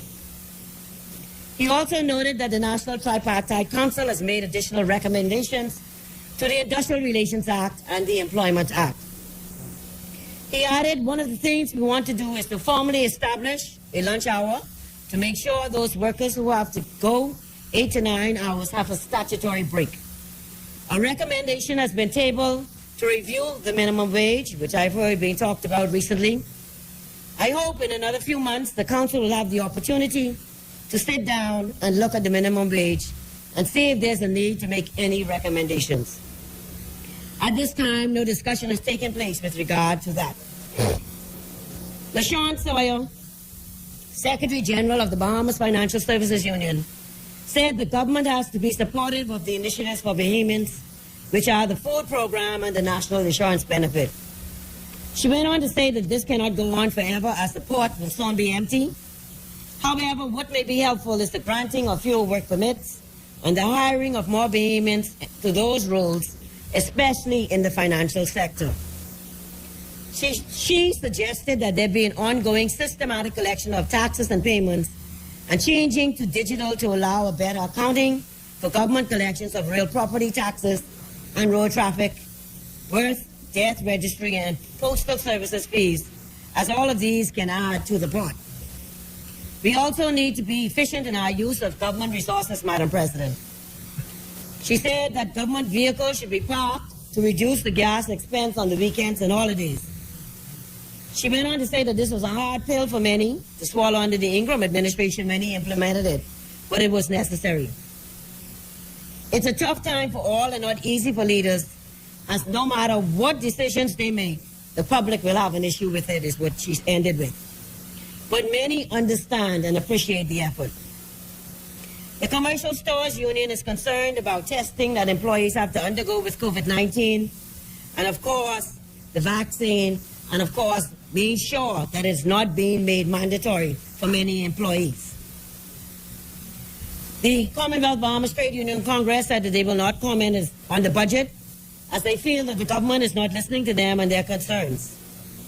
However, I encourage them, and I'm sure that the minister is aware of their concerns, that it is only through social dialogue that they will be able to resolve any issues and to move forward. The PLP deputy leader says that, or appears to say that the Bahamas is really the only country that is borrowing from the IMF. But I want Bahamians to understand that the Bahamas is not the only country borrowing from the IMF. In the article, Why 84 Countries Are Borrowing from the IMF, by Sir Ronald Sanders on June 3, 2021, which states, in the wake of the economic damage done by the effects of COVID-19 pandemic, countries in every continent of the world have turned to the International Monetary IMF for assistance. It is right that they have done so. The IMF exists to provide economic and financial support to countries when other options have been extinguished. The pandemic brought countries to that situation in rapid time, particularly tourism-independent countries, which were the hardest hit by this pandemic. In the present global economic crisis, 84 countries have already taken advantage of the IMF's lending to the tune of US $109 million. Of those countries, 8 are CARICOM states, namely the Bahamas, Barbados, Dominica, Grenada, Haiti, Jamaica, St. Lucia, St. Vincent, and the Grenadines, which have borrowed US $842 million. 11 Latin American countries, including Honduras, Costa Rica, Panama, Peru, Ecuador, and Nicaragua, have borrowed $67 million. Madam President, in conclusion, I convey my heartfelt condolences to the families of the late Al Gibson, Nelson Spence Burroughs, Linda Roll, and Jeffrey Smith of Exuma, also along with Captain Vernon Ritchie, Meritorious Council Member of the Free National Movement. I also extend condolences to the family of the late Mr. Cedric Sanders, a loyal party supporter, and of course to the family of my president and friend, Donald Simonet. Donald Simonet was the president of the Bahamas Union of Teachers when I was first elected to serve as an executive officer of the BUT. It was under his leadership with other executives such as Brensel Roll, John Lee Ferguson, Leslie Dean, Errol Bodie, Linda Moultrie-Missick, Veronica Gomez, Ida Poitier, Eula Gator, and Anna Faye Knowles that I received a firm foundation in trade unionism. I spoke to Donald on WhatsApp every morning, so his death was actually a shock to me. Further condolences are extended to the entire family of my cousin, Mrs. Fanny Bristow, who hails from Cat Island, and the entire Cat Island family. I also extend condolences to the family of the late Edna Forbes, who was a teacher at Aaron Bailey Senior High School, but who we also attended Aaron Bailey Senior High School along with Mr. Folks, and played sports there, and later in the various leagues for softball, netball, and field hockey. She served as the first female president of the GSSA and served as a mentor to many students. I also extend condolences to the family of the late Father Turnquest. And last but not least, to the family and friends of a woman I admire greatly, the famous Leona Jane, Rosie, or Aunt Rosie, Aunt Jane, as most of us know her. Leona Jane Brown Fernandez Zamora, affectionately known to me as Aunt Mama Rosie. She was born in Allenstown, Eleuthera, and graduated from the University of North Carolina, Charlotte. She played an instrumental role in the creation of childhood development programs at the Ministry of Education. Later, she started her own Aunt Jane's Educare, a pioneering preschool institution that provided hot breakfast and lunch for preschoolers. She strongly believed in letting a child be a child and focused on social development, and many duplicated her example. Post-retirement, Mama Rosie lived in Switzerland, Eleuthera, Charlotte, North Carolina, before returning to the Bahamas over the last 10 years. Madam President, on House of Assembly Day, she could be found sitting in the gallery discussing her views and interacting with members from the government and opposition sides. She is survived by her sister Pauline, brothers Patrick Brown and Patrick Johnson, daughter Vanya Aubrey, sons Jeffrey, Timothy, Paul, Clayton, Michael Fernanda, and David Cox. Madam President, I also wish to extend condolences to the families of all those who have died from COVID-19. May all of their souls rest in peace and rise in glory. I will be praying for all of their families.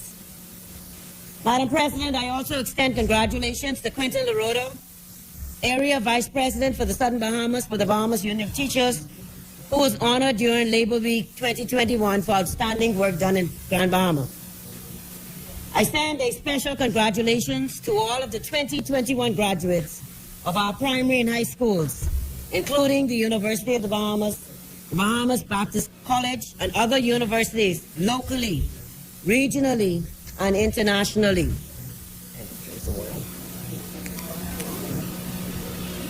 How much time I have left, Houston?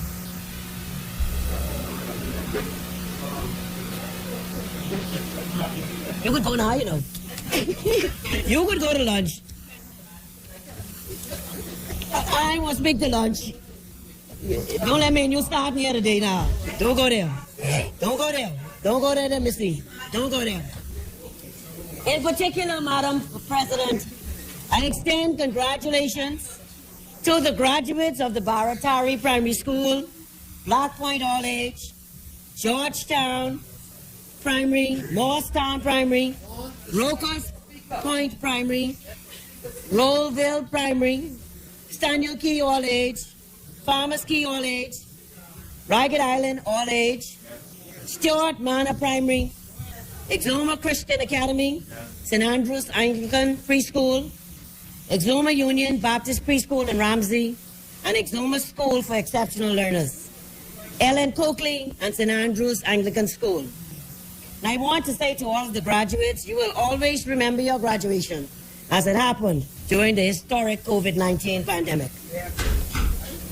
Madam President, the next Member of Parliament for Exuma and Ragged Island. Say it again for you all who can't hear. the next member of parliament for Exuma and Ragged Island supports this 2021-2022 budget of the Commonwealth of the Bahamas. It is a budget by a caring, transparent government intended to accelerate the revival of the Bahamas after this terrible pandemic. I say to all Bahamians, take advantage of the incentives in this budget. This budget, do not just listen to it, but get a copy and take advantage of the many initiatives included in this budget. If you dream of starting a business or expanding a business, now is the time to do so. There are opportunities in this budget for all Bahamians. And I can tell you, the PLPs will be taking advantage of it. Under the F&M government, the Bahamas is coming back. And we all, Bahamians, PLP F&M DNA, will be stronger than before under an F&M caring government. Thank you, Madam President. Thank you, Senator.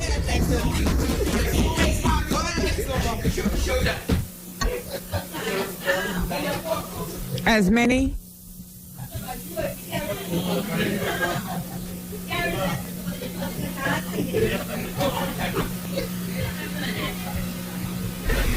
Before the good senator starts, perhaps I should just move the resolution now.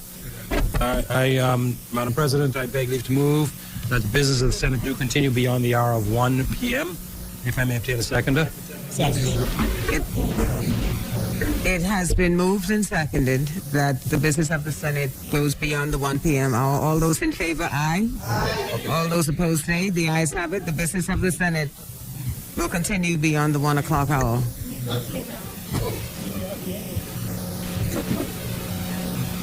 Senator Moss, you have the floor.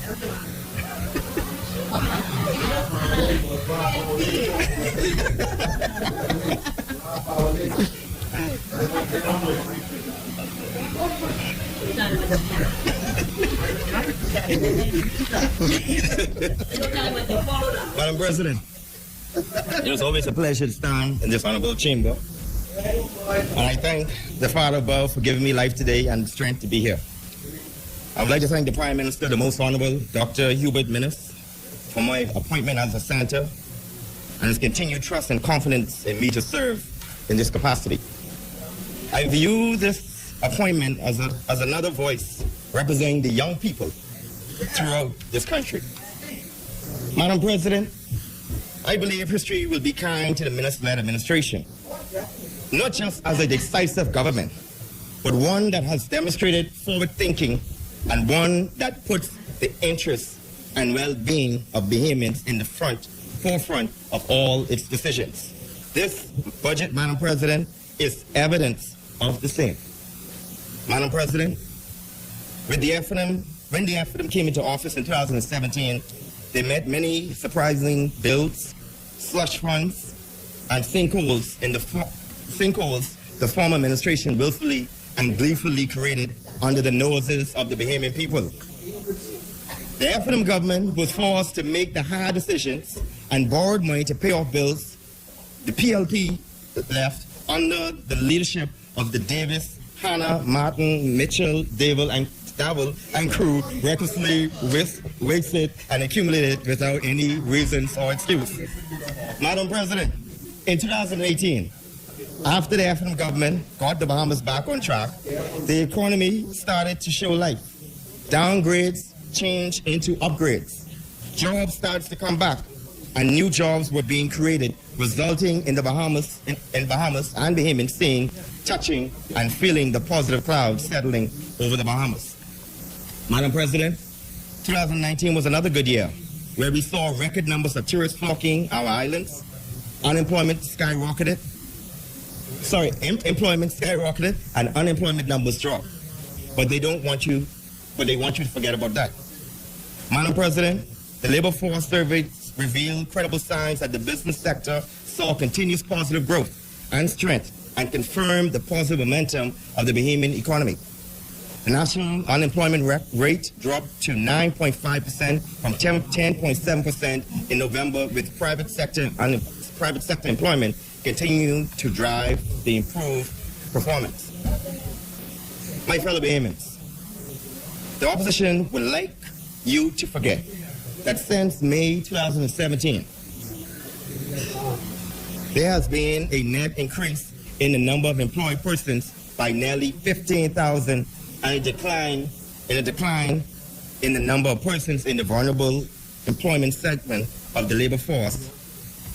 The fact that the strong job growth took place even as the numbers of contractual and temporary jobs fell significantly was a sign that Bahamians found more permanent jobs. But again, they want you to forget that. Madam President, under this FNM government, the Bahamas experienced 2 years of straight positive growth before the global pandemic compared to the negative growth under the PLP. Again, they want you to forget that. The 52-week job program, which they criticized, was designed to not just employ, but it was designed to train thousands of participants to be ready for the workforce. But they want you to forget that. Speaking of the workforce, how can we forget Labor on the Blocks? A program developed and executed by Senator the Honorable Dion Folks and his team. The program delivered over 1,500 jobs within the private sector. And Madam President, that is 1,500 jobs people did not have underneath the FNM. But hey, they want you to forget about that. Madam President, the Minister's administration created a Small Business Development Center, which even in the most challenging times is still helping to provide resources, training, and assistance to entrepreneurs and small businesses. We in the FNM believe in small businesses and young entrepreneurs. I was saddened, Madam President. I was deeply saddened yesterday when the opposition members held a press conference to attempt to destroy a business started by several young professionals. But what befalls me, Madam President, is that during the press conference, the leader of the opposition and the entire PLP misled the country that this was the first time a third party has collected government revenue. This is a blatant mistruth. What they fail to tell you, my fellow Bahamians, is that under the PLP, they gave a third-party contract to collect government revenue. Cash and Go is an easy example, and we all know who's behind Cash and Go. But even prior to that, Madam President, Madam President, I just want to show the Bahamian people.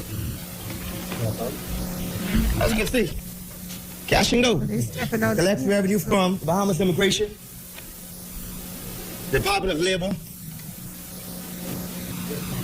and the list goes on. And like I said, Madam President, but even prior to that, under the last administration, a 30% commission was paid to a third party to collect real property tax for supposed uncollectible accounts. I should add, my fellow Bahamians, that some of these accounts were not all uncollectible. But my fellow Bahamians, going back to the root of the despicable press conference by the PLP leader, attacking young Bahamians who are trying to do their part in making a meaningful, positive contribution to their country is another sign why the Davis and the PLP should not be returned back to office. I say shame on the opposition. And as a young Bahamian, come election day, we shall not forget you. Madam President, small and medium businesses are the backbone of any economy, and ours in the Bahamas is no different. Madam President, I must stress again how much this administration believes in training our most vulnerable resources, which is our people. We made a promise before election and delivered on creating the Center for Excellence. This unit is responsible for training and educating Bahamians in the financial service sector. Madam President, they want the Bahamian people to forget that during their first 2 years, they want you to forget that under the first 2 years of the FNM administration, record numbers of tourists were coming to our shores. According to the Ministry of Tourism, under the hard-working and focused Minister, the Honorable Denicio de Aguilar, and Team Tourism, over 6 million tourists visited the Bahamas. The team set a new goal to outdo 2018. According to the Bahamas investor, Ms. Bernice Walking said, and I quote, Nassau Airport development the management company responsible for the Lyndon Pillin International Airport reported the busiest summer to the nation's history for the Bahamas' leading airport. She further indicated that nearly every major airline that serves the Bahamas market has increased its capacity thanks in part to the deepening marketing partnerships and renewed interest in New Providence as a result of the opening of the final phase of Bahamas and at unprecedented levels of marketing by Atlantis, Paradise Island, Bahamas, Sandals, the Bahamas Ministry of Tourism, and the Nassau Paradise Island Promotional Board. Madam President, the data revealed that between February and June, 5 airlines added flights or switched to planes with greater capacity to serve LPIA. Ms. Walken agreed with the Minister of Tourism that we are aiming to outdo 2018. She said, and I quote, "As impressive as those figures are, we are even more excited about the positive outlook for the remainder of 2018 and 2019. But they want you to forget about that. Madam President, the year ended with room revenues of 34% gains not seen in the past 10 years. Madam President, Minister Diaglo, who everyone knows is one who does not sell and will do his very best to outdo what he achieved. Many were skeptical. Some said the man was talking fool, and the political pundits shouted that it is impossible. Well, according to the World Tourism Organization, the Bahamas saw an increase in nearly 9.7% in the volume of inbound tourism in 2019, which translates to around 7.25 million foreign visitors arrivals. Atlantis, Bahamas, Sandals, even the smaller hotels and motels, and even the Airbnb in Nassau, Grand Bahama, and the Family Islands all enjoyed a piece of the economic pie, and they all thanked the F&M government for ensuring that the economic growth was not just talk, but a reality. But again, they want you to forget about that. Madam President, these record-breaking numbers were not just celebrated here at home, but recognized and spoke highly in international countries and even by those in the Caribbean who compete with us, saying that the Bahamas has gotten their mojo back and is the top dog has returned. Madam President, in September 2019, Dorian came and much changed in the Bahamas, particularly in our northern islands. We have heard it over and repeatedly that Dorian was no ordinary storm, but definitely a first for the books. Dorian, in a strange behavior, sat over Abaco and Grand Bahama for 3 days, bringing the ocean inland as we have never seen before. Then came COVID-19. Madam President, Bahamians did not like lockdowns and curfews, but most Bahamians are pleased how this administration managed and took us through these events. The last year and a half required a strong and focused leader. Prime Minister, the Most Honorable Dr. Hubert Minnis, the Cabinet, health professionals, and Bahamian people all participated in keeping us safe. As Prime Minister often said, saving Bahamian lives was his biggest priority. End quote. You know, Madam President, it was so sad watching the members opposite mislead the Bahamian people about COVID, discouraging them to be vaccinated, discouraging them from getting vaccinated, while the chairman, the leader, and the leader and the deputy of the PLP could be seen getting in jobs all over Facebook. But they want you to forget about that. Madam President, powerful, y'all PLP candidates. Powerful countries, Madam President, powerful countries were all brought to their knees as COVID destabilized economies and sadly taking thousands of lives of their people. Though the Bahamas has taken its fair share of the economic blow, courtesy of COVID-19. I think in the Bahamas we are doing okay, but the fight continues. Madam President, if we have learned one thing from this pandemic when it comes to protecting the Bahamian people and saving lives, real leaders make the hard decisions. Sadly, I cannot say along with the thousands of Bahamians the PLP did, but the PLP did the opposite. Madam President, politics is the lifeblood of the PLP. The PLP played politics with this global pandemic from dawn to dusk. Every day, they drop in press releases about this, holding press conference about that. Even as far as going to send out voice notes, then putting on political shows just to play the blame game.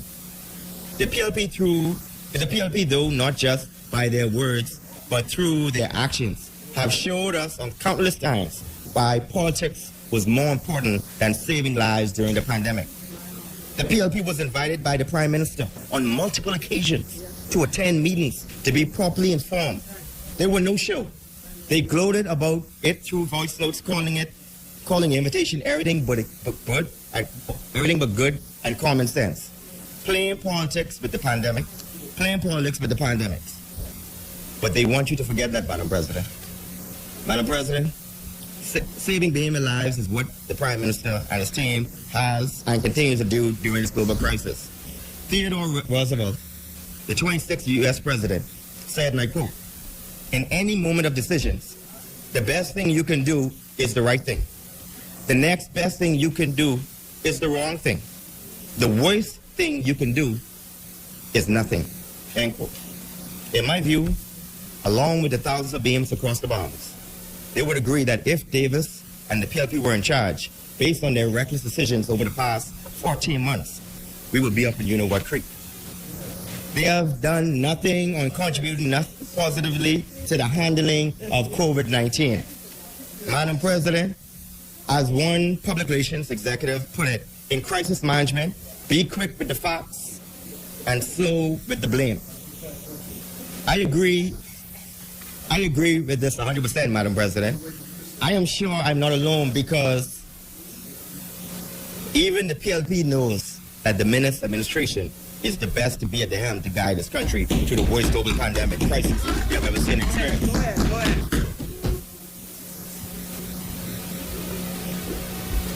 Madam President, they might differ with me. They might laugh. That's their right. But I know one thing, Madam President. What I say is facts. And to prove what I'm saying is facts, Madam President, a former cabinet minister, Mr. Leslie Miller, a senior man in the PLP, told the entire country, and I quote, "The Prime Minister, being a medical practitioner,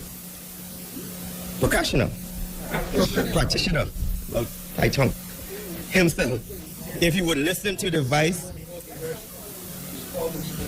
the Prime Minister being a medical practitioner, Madam President, the Prime Minister being a medical practitioner himself, said if he would listen to the advice of the scientists and those in authority in our healthcare, we would be okay." He added that, "I believe that the government has done as any other has done. And I can't say they could have done better. It is easy to criticize, until you are in the driver's seat. And that is why I don't criticize them. Because in these difficult times, we as a people must obey the rules and come together." This is what a former cabinet minister, Leslie Miller, said on the news. And I salute you, Mr. Miller, for being honest. That's right. But the PLB missed that, my fellow Bahamians. But the PLB missed that. They failed on that. They showed why Bahamians would always say, hard head don't make good soup. And even though every bad position the opposition took, for example, the leader of the PLP, bold decision not to attend meetings, not accepting the olive branch, to put away politics in the name of the country, revealed not just to the Bahamas, but to the international community why the best leadership at this time is the FNM government. Madam President, the opposition saw the pandemic as a PLP versus FNM, a political football, hoping to gather political popularity, brownie points, and the list goes on. All for one thing, and one thing only, and that is power. Madam President, the Minister administration is the first Bahamian government to be faced with a natural disaster and a panic. And the pandemic. I hear some say, "Oh, stop crying. You are the government. Deal with it." But truth be told, Madam President, this administration never ran away from their responsibility as a government, but instead pulled up its sleeve, put on the working boots, and did what any responsible government would do, something that the PLB does not know about, and that is to put Bahamians first through sensible decisions and leadership with the focus on preventing the bad from going to worse. Madam President, the minister-led administration increased unemployment benefit and assistance and assisted thousands of Bahamians from August 25th, 2019 to May 18, 2021. But they don't want you to remember that. $15.6 million was paid out to 4,392 Bahamians affected by Hurricane Dorian. The government funded Dorian Extension Program. But hey, they don't want you to know that. Madam President, even $16 million was paid out to 7,261 who were involved in the self-employed government-funded unemployment assistance program. $134.6 million was paid out to 34,069 government-funded employment extension program. But again, they don't want you to know that. $97.4 million was paid out to 36,652 persons, courtesy of the National Insurance Unemployment Benefit, COVID-19. But again, my fellow Bahamians, they don't want you to know that. Madam President, many businesses around the world cut jobs by hundreds or even by thousands. For example, more than 60 million Americans have filed for unemployment insurance. That's more than the number of claims filed during the 18-month Great Recession. Like I said earlier, this pandemic has been ruthless, not just to the Bahamian economies, but the world. Companies such as American Airlines cut jobs by 20%. United Airlines furloughed 13,000 people. Oil giant Shell cut up to 9,000 jobs, or roughly 10% of its workforce. Disney announced last year, September, that it was cutting 28,000 jobs from its theme park. CNBC reported in August that the park shutdowns cost the company $3.5 billion. Ralph Lauren said it would cut its global force by 15% globally. MGM Records laid off 18,000. And the long line of lists goes on. All this happened because of the pandemic. But the jobs will return. But the PLP and the critics will have you believe that it's only job losses happening here in the Bahamas. Madam President, under this administration, during the most critical time in the history of our Bahamas, all public servants' jobs were saved. 22,000 persons employed in the private sector courtesy of the government grant assistance, resulting in no job loss. 600 didn't have full status but are now employed through the government. As it relates to education, 700 teachers' aides, nurses' aides, security officers brought on to join the public service. Over 1,102 Bahamians in the 52-week program will be employed if they meet the public service requirements. And as a union man, this is definitely good news, and I support this decision. Madam President, the list goes on. 1,600 individuals are being promoted, and this does not include the 471 pending matters from the Department of Immigration. But those who despise the FNM, those who constantly ridicule the leader because of their strong dislike, don't want you to know the truth or the good things that is being done for Bahamians all across this country. But we don't mind. We don't mind the noise in the market because the FNM is doing all of this because it's about your future. Madam President,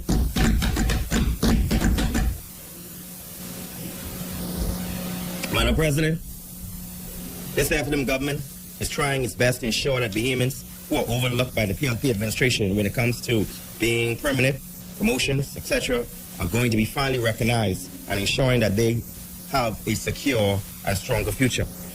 That is why there are 300 promotions are pending at the Ministry of Public Works, 278 pending promotions at the Department of Customs as well as Department of Correctional Services. Madam President, this is the largest promotion ever in the at the Bahamas Department of Correctional Services. Times are tough, and over the years, scores of Bahamians are being overlooked when it comes to promotion. But I have no fear. The FNM is ensuring that you and your family have a secure and strong future, just like Prime Minister Mino said.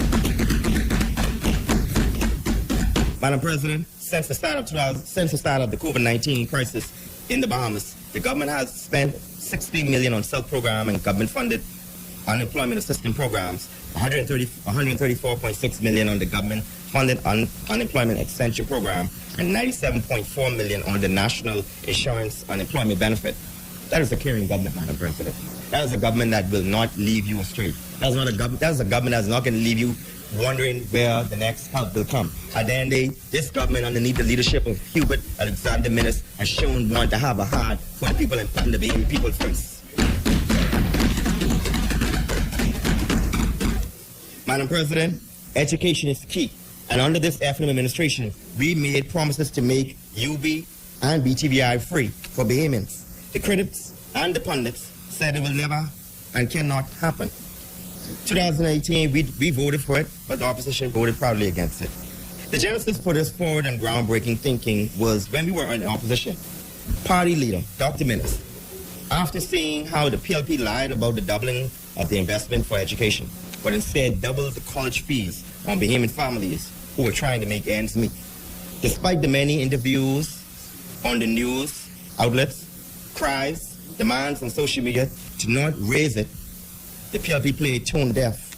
And according to the PLP, they reminded us that they have the power, and that they have that.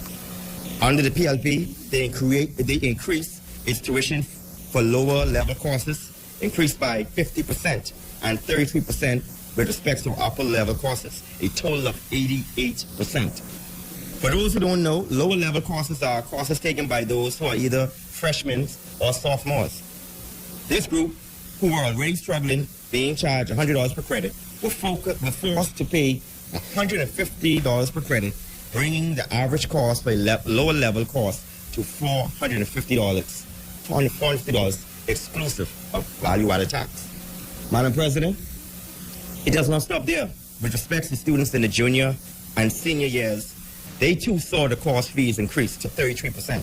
According to the Tribune, the 33% fee increase will move the average cost of upper level cost from $450 to $600. As I said earlier, students, parents, and the country on the whole cried out asking for the former College Council Chairman, Mr. Alpha Sayers, who is now running for Fort Sheldon, as well as the PLP government, not to go forward with this decision. Sadly, the justifiable cries fell on deaf ears. Madam President, thankfully, the FM government came in and wasted no time to ensure Bahamians, especially young Bahamians, are able to access free education, not just at UB, not just at BAMSI, but also at BTVI. Madam President, the last 4 years, whether in good times and not so good times, the FM government continues to swim through the deepest seas, climb the highest mountains, go through the hell and high water to ensure that all are able to provide for their families. Madam President, as a highly respected doctor, I know you will agree that water is the key to life, and every part of the system in our body depends on it. I am sure that Senator Davil and also Senator Mitchell, who is not a doctor, but I'm sure he knows, will agree that water helps carry nutrients to our cells, helps rid toxins from our organs, and keep our nose, ears, and throat moist. Recognizing the importance and health benefits, for the first time in over 40 plus years, this FM government spent up to $3 million to provide clean, potable water to over 1,000 residents in the over-the-hill community. The good book teaches us in Matthew 25, verse 40 through 45, truly, I tell you, whatever you did for the least of these brothers and sisters of mine, you did for me, end quote. And because we believe in the word, the FM government has initiated and has completed the first phase of the over-the-hill development program.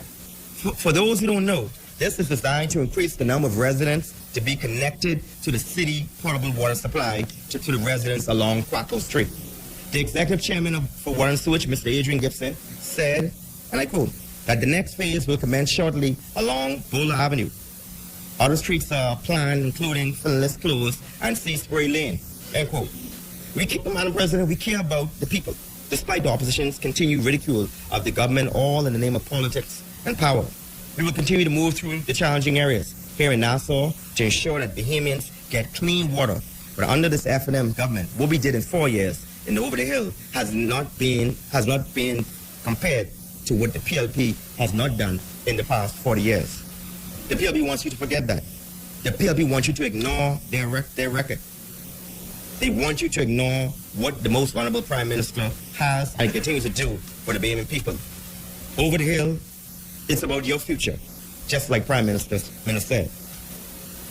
They want you to forget about the good we are doing, especially during these extraordinary difficult times.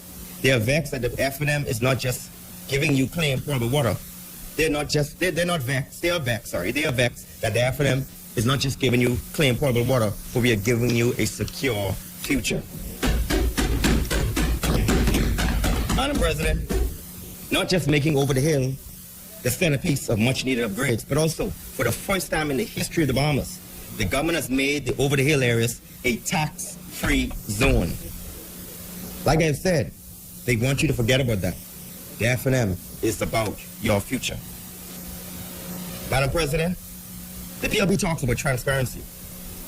A whole press conference yesterday on transparency was not told the Bahamian people how taxpayers' money was wasted on a project off Blackstone Road. This is another monument to their folly. Under their watch, an unexplained 91% cost overrun on the incomplete and non-operational wastewater treatment plant. Madam President, they need to tell us, where did the $18.3 million go? Who was responsible for what the Water and Sewage Executive referred to as stinker? Why middlemen was paid $1.7 million? What was the questionable foundation? According to former board member, what was the questionable foundation and external influence, manipulation, end quote, that concerned the board? Even the PLB board leaders are questioning their leaders. Well, they did question the leaders. Another question is, Madam President, who overruled the board to pay unauthorized millions to invest into an ineffective contractor who the board recommended for termination? Madam President, we have millions gone and no answers from the members opposite, and they want the Bahamian people to trust them. Madam President, the Bahamian people will never forget the multi-million-dollar contracts that were signed on the day before the election.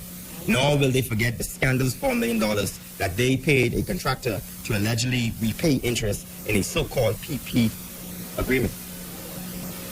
I asked the question, Senator Boston James, who pays interest? Who repays interest? Or prepays interest, I should ask. These actions were unforgivable betrayals of our trust. What about the Bansi scandal and the fumbling non-explanations for unfolding? What about the millions that were wasted when a high bidder was awarded the contract for the Smiths Point seawall? Thankfully, the current Minister of Works, the Honorable Deputy Prime Minister, Honorable Desmond Bannister, terminated that contract and hired the competent contractor who had been the lower bidder in the first place. What about the millions that were jeopardized when construction was started on the ill-advised post office with no approval, no traffic impact study, no site assessment for ground contamination, and no building permit? It's amazing.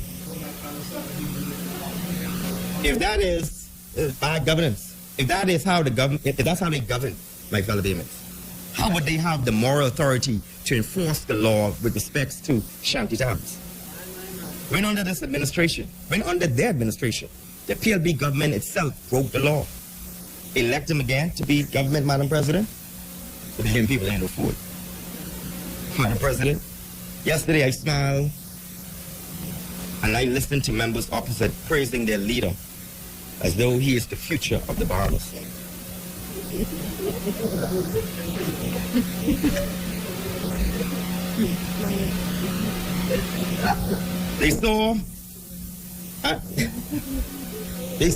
Madam President, to this day, they saw no wrongs.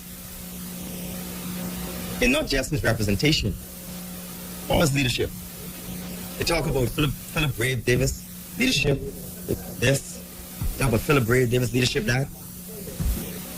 But let's do that. Let's talk about the leadership of the PLP leader. Madam President, the PLP and its MP, who was a former cabinet minister, responsible for works, and deputy prime minister, they dragged my foot when it came to the needs of that constituency. Not once, Madam President, not once. Not once. Did the MP for Caroline did anything to upgrade the airport or water supply? Even today, the current representative has not agitated for the needs of Caroline. Instead, makes baseless claim that he left plans in place for his island. We are living in a 21st century center, Enfield. And the MP for Caroline excuses are a prime example why Caroline has been held back for many years and why he is now campaigning in Caroline like he's never done before, because there is a woman on the case.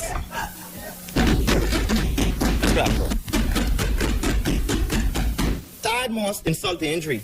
The MP was questioned by a news agency with respect to the state of the airport in Caroline.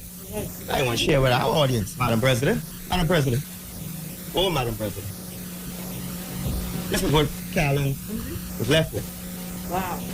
Wow. This is an example of what they call leadership and perfect representation of the member of parliament while he was deputy prime minister. This is what the PLP has been praising. Former Minister of Works. 20 plus years. 20 plus years. And this is what they are praising. They say this is what the future leader of the Bahamas is all about. My God. My God. Senator Mitchell.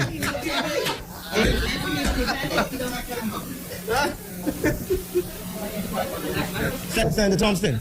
As you can see, Senator Mitchell and his phone's about to text me somebody said something.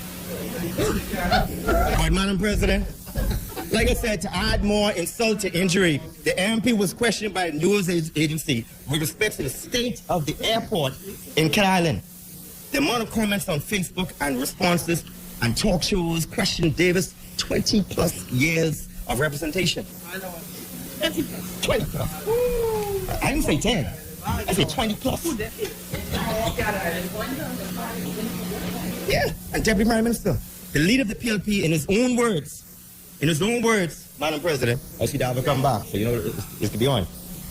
But the leader said in his own words, and I quote, blame the menace, Senator Darius, I don't want you to miss this. He said, blame the menace administration for the current state of the new Bight Airport. My God. Madam President, if you allow me just to open this for 1 second. I can't believe this. I can't believe this. Madam President, the last time I checked, see, you just come. We can bring you up the, excuse me, their faces are covered, so don't go there. Madam President, I'm not sharing this appearance, but Madam President, like I'm saying, right? Madam President, Madam President, Madam President, Madam President, Madam President. Madam President, I did not heckle this man. Don't heckle me. Madam President, like I said, Madam President, as far as I'm concerned, the faces are covered. What is Senator David making noise about? Stop catching feelings. Stop catching feelings. This is facts. This is facts. Madam President, let me get back on track. Let me get back on track. As I said before, and I'll say it again.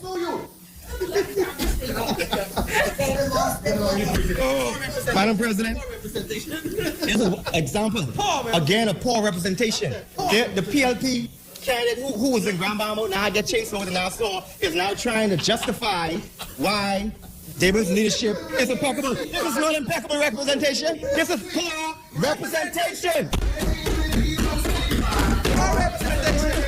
As I have said before, and I will say it again, help me make sense how the leader of the PLP, who has been serving his home island. That's it. Watch this, Madam President. His home island. It ain't like me who get shipped somewhere else. We don't put your home island where you're born.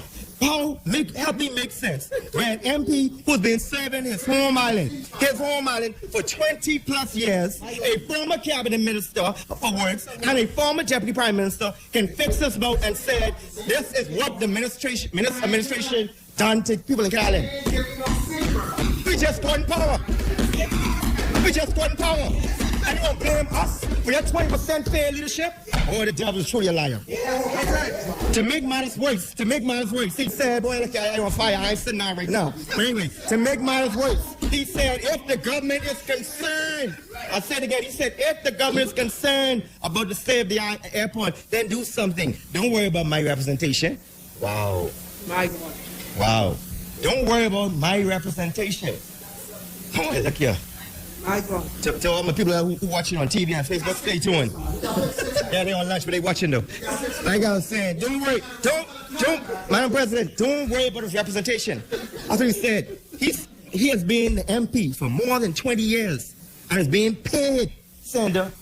He's being, matter of fact, is he still being paid taxpayers' money? Okay, so he's being paid and still collecting taxpayers' money for poor representation. And to make matters worse,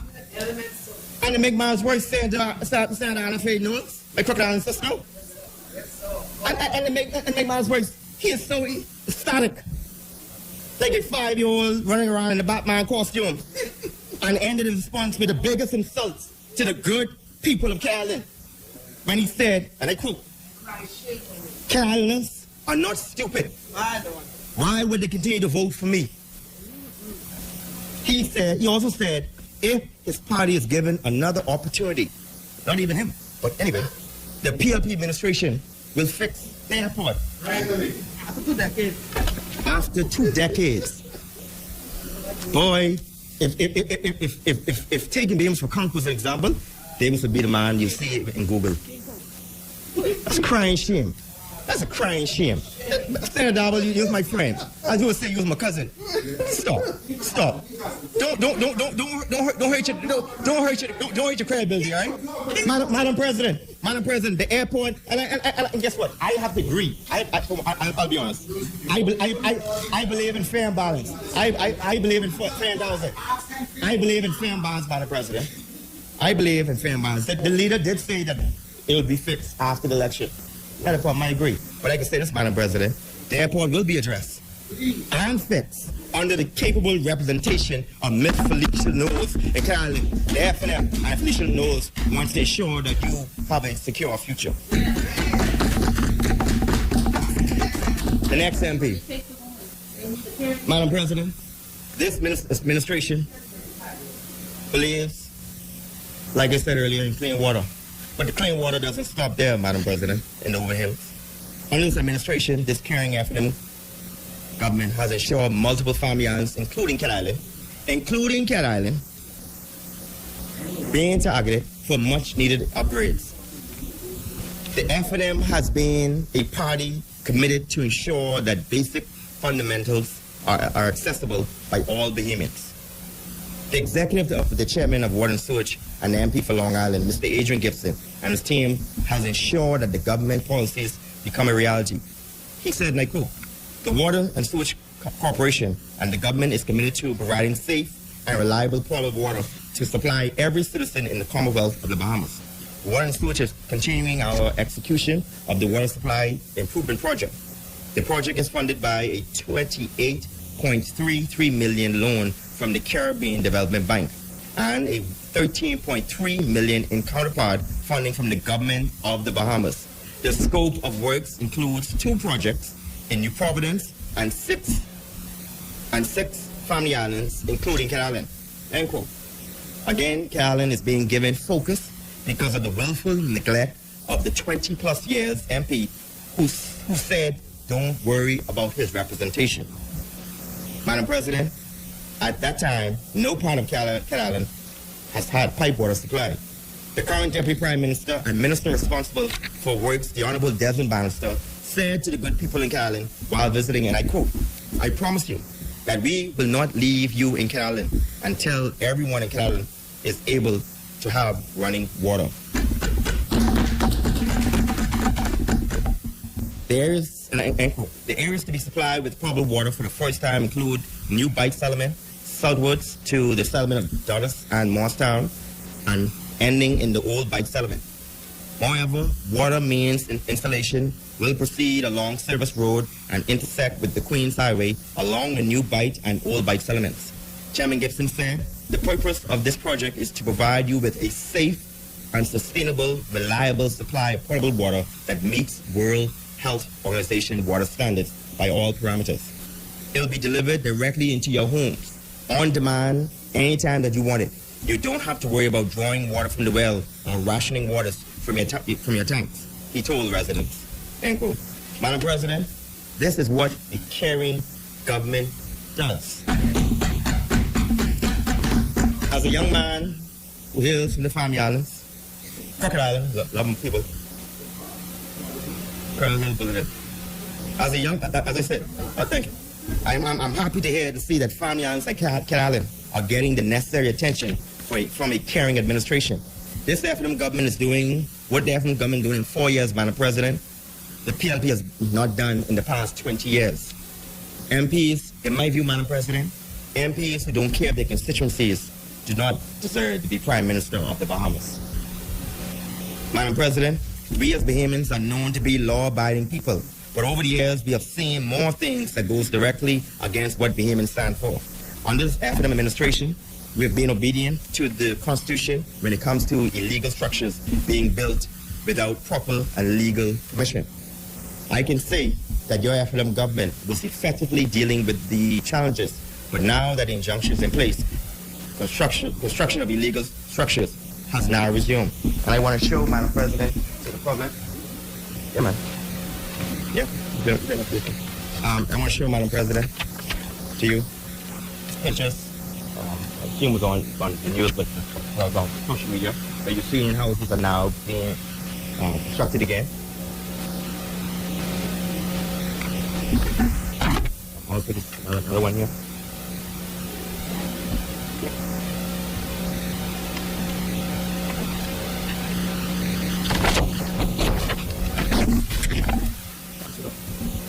I can say with full confidence that I have in the Minister of Works, Deputy Prime Minister, the Honorable Desmond Bannister, and the government, and they are determined to do the job, to uphold the law, and ensure that all that are here follows once the court makes their review and rule in the favor of the government. We are not a lawless land. We are not a slack land. And leaders of the government, we believe in upholding the law of the land. We believe in upholding the Constitution, and we believe in enforcing it on anyone who desires to break it. Madam President, yesterday the PLP tried to find everything in the book to blame the FNM. Walmart laid off workers, the PLP blame the FNM. Exxon Gas laid off workers, the PLP blame the FNM. Job losses in Germany, England, Africa, Canada, even America, as well as our brothers and sisters in the Caribbean. And even here at home, Madam President, the PLP blame the FNM. Canada and England, Spain, and the list goes on, closed their borders, resulting in citizens not traveling to our destinations and others. Well, guess who the PLP blame? The FNM. Canada banned flights to the Caribbean, including the Bahamas, hurting our tourism. But the PLP blame the FNM. All gas prices goes up, building price goes up, food prices are going up all around the world. That is negatively affecting smaller countries like the Bahamas. But guess who the PLP blames? The FNM. Countries continue to borrow money to shore up their economy, pay bills, feed their people, save jobs, and the list goes on. But the PLP blames the FNM. There's no pleasing the opposition, my fellow Bahamians. Whatever good we do for the country, whatever good we do for you, whatever we good for the sovereignty of this country, the PLP has a problem.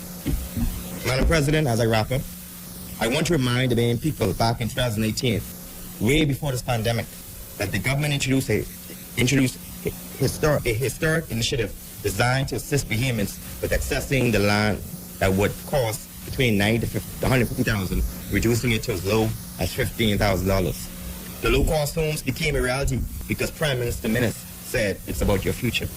Young Bahamians who once worried if they would be able to attend university after high school because mommy and daddy could not afford it, or even during the pandemic, but guess what? They FNM introduced it in 2018, and even during the pandemic, kept education at UB, BTVI, and BAMC free because Prime Minister Minnis said it's about your future. $500 monthly rental grant, government assistance for those coming to Nassau and looking to study. This is because this became possible because Prime Minister Minnis said it is about your future.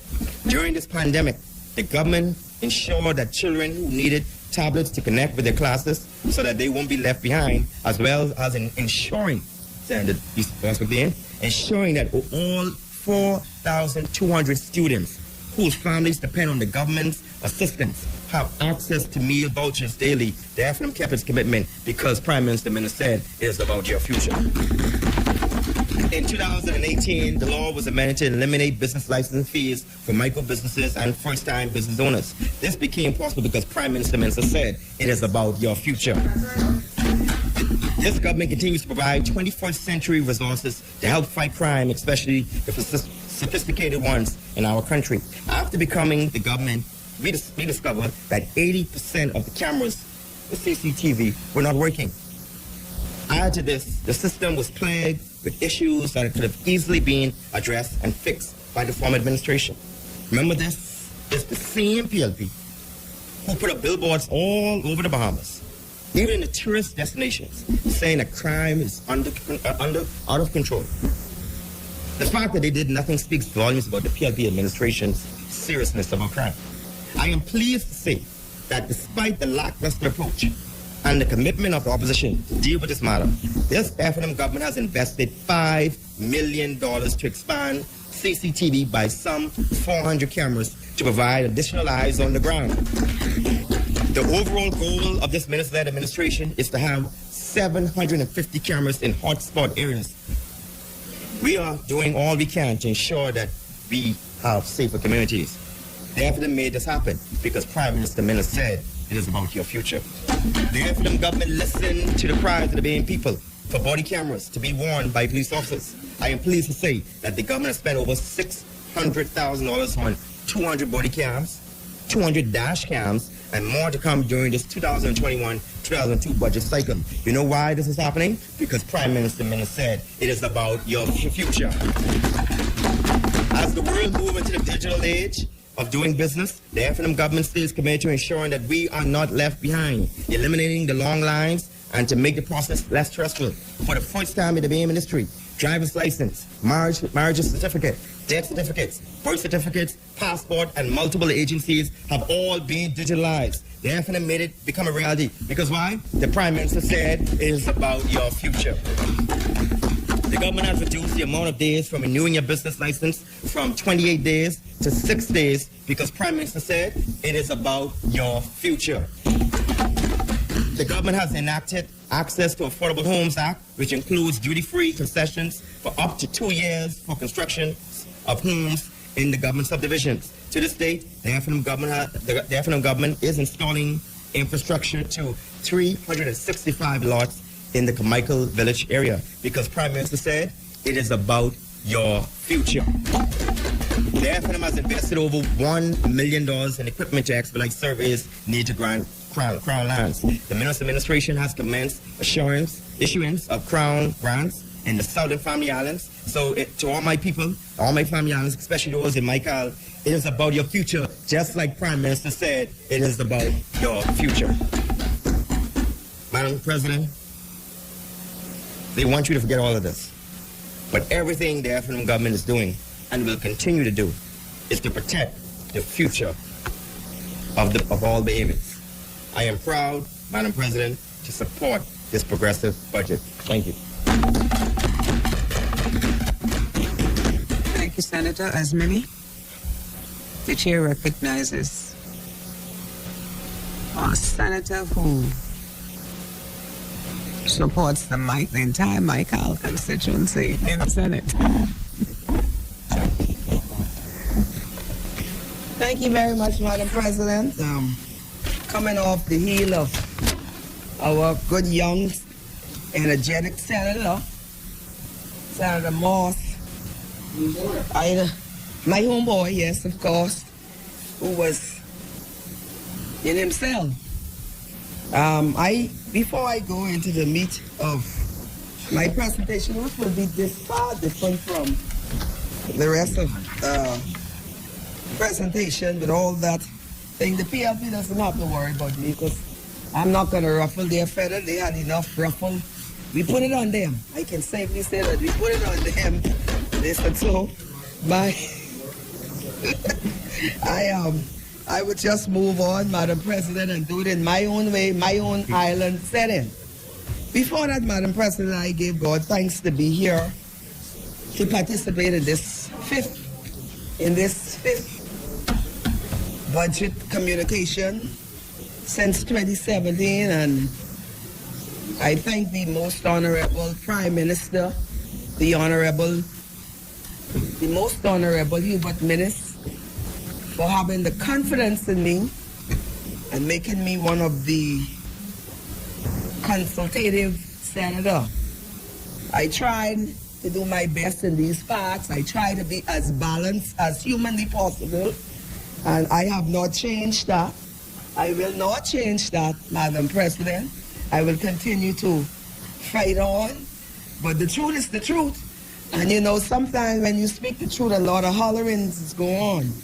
That's the island way. So I am about, Madam President, to speak truth, and so let it be.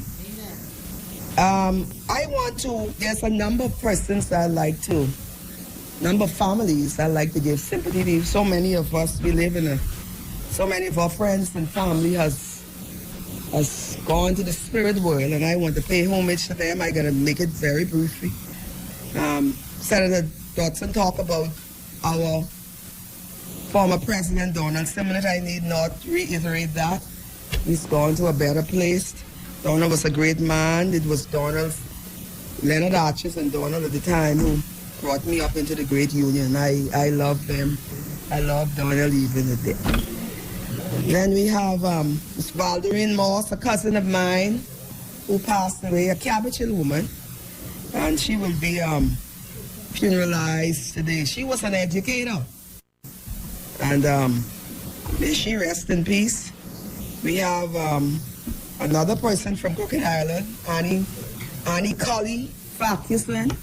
She hails from the great settlement of Colonel Hill, and she has passed away. I give sympathy to her family, especially her brother Charles, Raymond, and Reverend Cedric Farquharson. And then, Madam President, Ruth Bain passed. She was another Cabbage Hill girl, Sherman, Ruth Bain Sherman. She passed. She's already been there. Sympathy to her family. I didn't have an opportunity to say it to the wider family. And then we have the family thing you have been carrying. My own cousin who we laid to rest last week. Carrying on with. Patsy Nordich Joseph. She is also went on to the spirit world, and at the same token, I asked prayers. I asked for her daughter Michelle Dawkins, who is hospitalized. She's been in the hospital for well over a month. This COVID is not playing, and people don't want to take vaccine. Madam President, I'm vaccinated. Good job. Yes, both vaccinated and moving on. I, like Senator Jenny, I don't know, we probably come from tough skin. I feel nothing. I felt no way shaky. I had no fever. I have no cough. I had no pain. No way to start. For those persons, and for the time being, I'm still here. And so for those persons who want to use mites and the rest of them about it, just pray about it, just recite it, and just take it, because protect yourself. Protect yourself, and then protect your family, and then protect others. That's important. And I also, my sister Melvina, who now lives in Kansas, United States of America, she asked me to give sympathy on behalf of our boss, our former boss, Mr. Sanders at Insurance Management. I didn't know Mr. Sanders personally, but my sister talked fondly of him as a wonderful boss. He was an exceptional man, and of course, I heard him through party lines. He was a great man for the F&M, and so the family of Mr. Sanders, please rest in peace and rise. And then finally, with the death, my own dear good friend, retired Superintendent Alan Emmanuel. Alan was a very close friend and a dear friend of mine. He is the brother of Bishop Leroy Emmanuel and the great Stephen Rose, and the sister-in-law of my own MP, my call woman, the woman who's going to take my call at store. Yes. Going to be a bigger beating this time. And so I'm sorry for who's in the other side. But Alan's death was a little shocking for me. He died very sudden. I had just recently spoken to him about a day ago. We laughed and we talked, and then next minute I knew that he was gone. There's a slim line between life and death, madam. And so it's important that while we are in the present, we live well. I'm moving on from the death, madam. There's some persons I like to. I've already talked about Michelle, and I would like for the Bahamas to pray for my dear first cousin, Bishop Walter Hanschel. Walter is not doing well.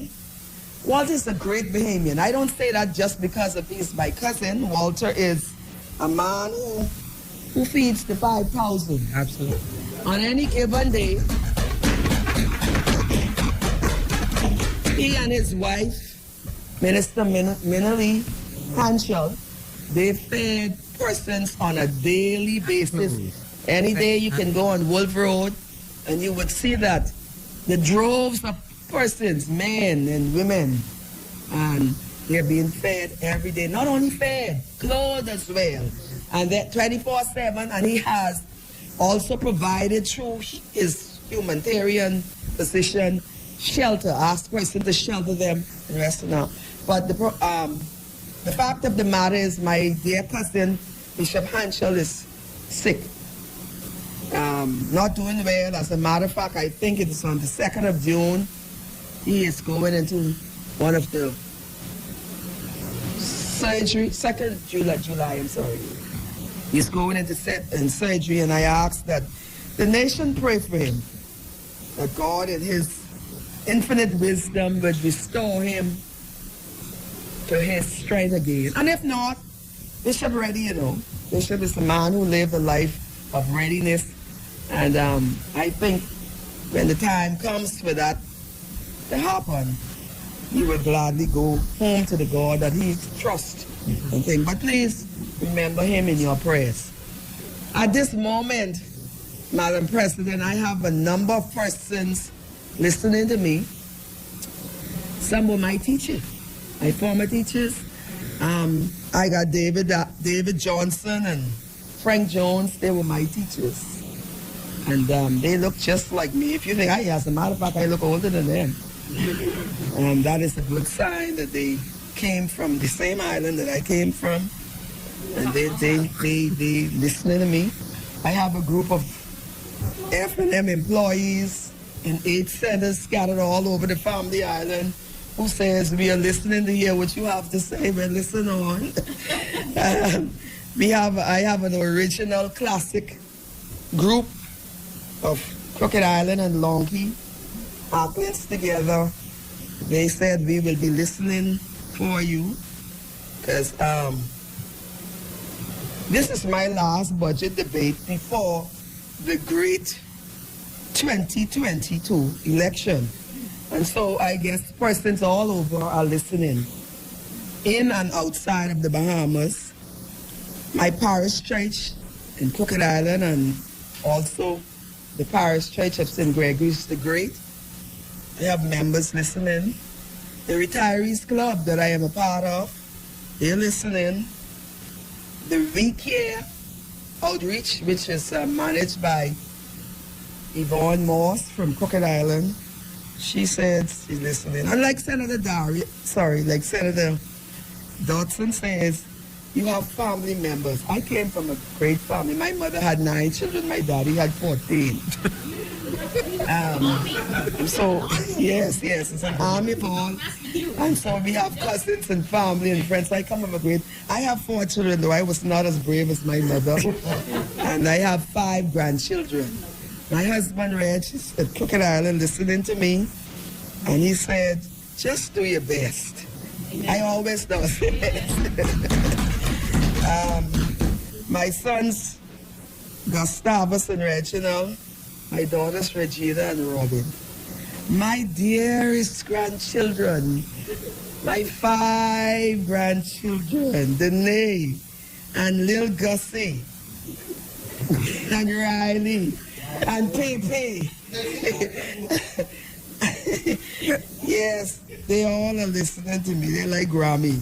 And you know, something I used to hear my grandmother says that when you become grandchildren, when you become grandmothers, you have that fondest love for your grandchildren. I'm sort of experiencing it now today. Yes, it's a different kind of love from those. And so all of you out there from the Makal and all of those constituency and the rest of them in Long Key, a lot of times we as persons who stand here and forget a small little key, a small little island by the name of Long Key Fortune Island. I want to say hello to the Vanna Farquharson down there who's keeping Long Key alive. I think Long Key, your home, Dr. Dabble, just have about 3 persons living there now. They have a whole island by themselves. You need to go there and do something about that. A beautiful place. And so I want to say hello to all of them, and I want that to be known. Finally, madam, on this segment, I want to say congratulations to my cousin Quentin LaRoda. I had the opportunity to go to Grand Bahama and spoke on his behalf. We came through the union rank together. Quentin LaRoda is a great unionist, and I can see the future of unionists in him, and he will go a long way. So congratulations, Quentin. I understand that there were 3 graduates yesterday or the day before from the Crooked Island / Admiral Ferguson High School in Crooked Island. When I went to school then, at that high school, we had over 200 students. I think it's now to 20-something. Time has get it told and the numbers in the school. But nevertheless, the Bible says we're 2 or 3. Yes, we have an obligation to do something then. So congratulations to those 3 students who was graduated from the Admiral Ferguson High School. And I want to also say congratulations to the Family Island Urban Father. Today they are celebrating Post-Father's Day now as we speak. Exumer and Cat Island and Crooked Island and Auckland and all the way the centers are. They are celebrating Father's Day. I wish them all of the success, and I say congratulations to all of the fathers, but especially those fathers who they have selected as the father of the year. They did the same thing with Mother's Day when it was Mother's Time, and so I congratulate them all. And now, Madam President, to my speech. Not speech, to my short presentation. Not presentation, to my short contribution to this 2021-22 national debate. Madam President, it is my pleasure to stand in these honorable chambers to lend my support to the 2021-22 budget. A budget, Madam President, like none other before for the people of the Bahamas, one that inspires hope for the future of our country. Madam President, in times of trial, we may not see God as being active in our lives, but He is. He surrounds us with His love. He showers us with His goodness. Just open your eyes, open your heart. You will see it and feel it. The Apostle Paul was blinded. He was subjected to pain and torment and cruelty and adversity. He was beaten, shackled, shipwrecked, doubted and mocked and ridiculed and abused and bitten by a deadly viper. His story is as old as time. His reaction to all of this sends down wisdom through the ages. God loves us every hour of every day. God loves us. Madam President, the most powerful forces on earth, another category 5 hurricane named Dorian, or a silent and invisible killer named COVID. The most powerful weapon on earth is the human soul on fire, ignited by our faith in God. Every day you are alive in a special occasion. Every day you are alive is a special occasion. Every minute, every breath, every handshake, every hug, every smile is a gift from God Almighty. God is always on our side. God is always right. God always loves us. Madam President, I draw your attention to the work of William Cowper. He was an English poet. I will speak slowly because I realize I'm speaking a little fast. I will speak slowly so that you can savor the poetry in their brilliance. God moves in a mysterious way. His wonders to perform. He plants his footsteps in the sea and rides upon the stone. Madam President, this has been a year and more of tremendous adversity for the Bahamas, especially for the good people of our northern islands. Under the direction of the Most Honorable Hubert Minnis as our leader, we had a series of tough decisions to make, and we faced them head on, and we made them. Under his leadership, we put our priorities in action, tackling the twin crises of Hurricane Dorian and the COVID pandemic, always aware that the economy and health were in twin priorities when we emerge from the fight. Leadership is never easy. Leadership is always second-guessed and criticized. But this government, this free national movement, provided the essential leadership to a nation at its darkest hour. Madam President, the great orator Martin Luther King Jr. said it best. The ultimate measure of a man is not where he stands in moments of comfort and convenience, but where he stands at times of challenge and controversy. Nothing worthwhile is easy. Your ability to overcome unfavorable situations will provide you with the time to demonstrate your true strength and determination for success.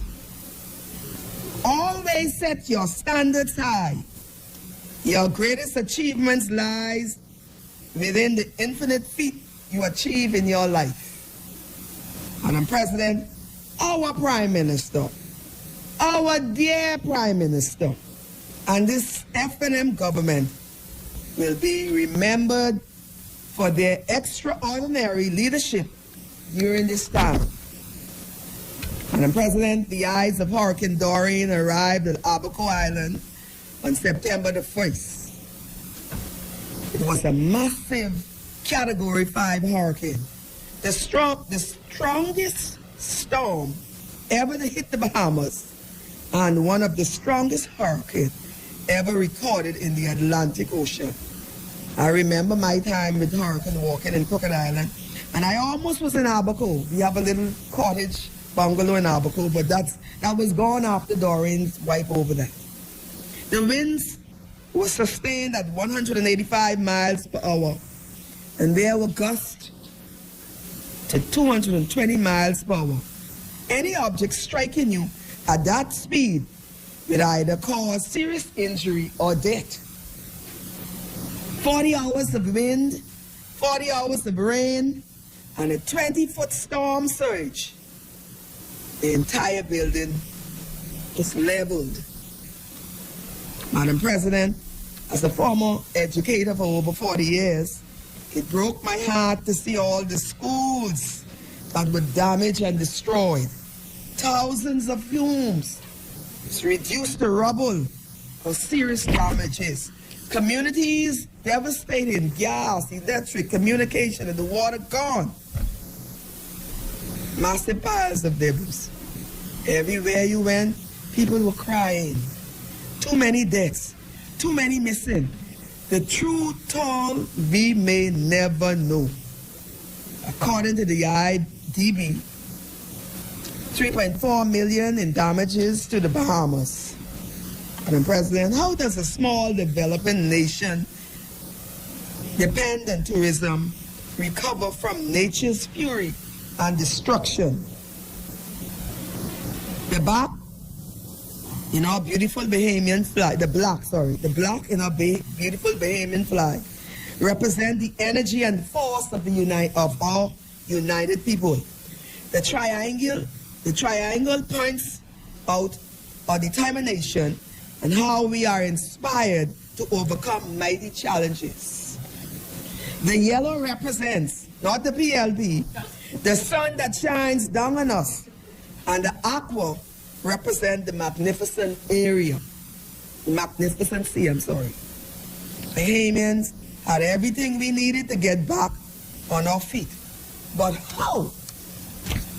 Madam President, in true Bahamian fashion, we did it one broken branch, one smashed brick, one shard of glass at a time. We worked hard and with love. We worked long and with joy. We worked together in peace and harmony. We worked with dedication and with patience. We worked with kindness to our fellow Bahamians, and we work with faithfulness in our heart for our God. Bahamians are gentle people, but only a fool will call us soft. There ain't no soft bone in us. Look into the soul of Bahamians, and you will see we are tough. We have suffered our way to wisdom. There is no playbook at all. You must experience this. Suffering teaches us gratitude. Adversity teaches us humility. There's that old saying, where there is a will, there is certainly a way. That is who we are. We climb mountains. We tunnel through mountains. We conquer mountains. We are resilient. We are courageous. We are ingenious. We are resourceful. Madam President, we have demonstrated as a country our willingness to rebuild. I'm preaching a message of hope today. As leaders, you embody that spirit. You are imbued with that sense of resilience. Leadership means seeing the problem, seeing the solution, and getting it done. Give us a challenge, and we will meet it every time. I'm not one of those persons who deals with the gloom and the doom. We continue to rise above this adversity and point the way to better and brighter days. As our devastated island continues to rebuild, here comes this invisible and deadly pandemic bearing down on us. And yes, we would be tested again. In March of 2020, we were thrust into the vortex of a second crisis, COVID-19. It shut down the world, not the Bahamas, it shut down the world. It closed our beloved paradise. Thank God there were comparatively low COVID infections here, because the reason for that, the F&M government managed the crisis well and continue to do so. Thank God for Prime Minister Hubert Minnis. Last report there were about 12, and this figure I stand to be correct because I don't know the figure today, but the last report there was 12,240 cases, of which 11,209 recovered, and there were 240 deaths. Again, this can go up by a little more because I didn't know yesterday's they're told the number. I continue to pray for the families who have lost loved ones, both in Dorian and in this pandemic. I pray for all those who suffer COVID I pray for our health care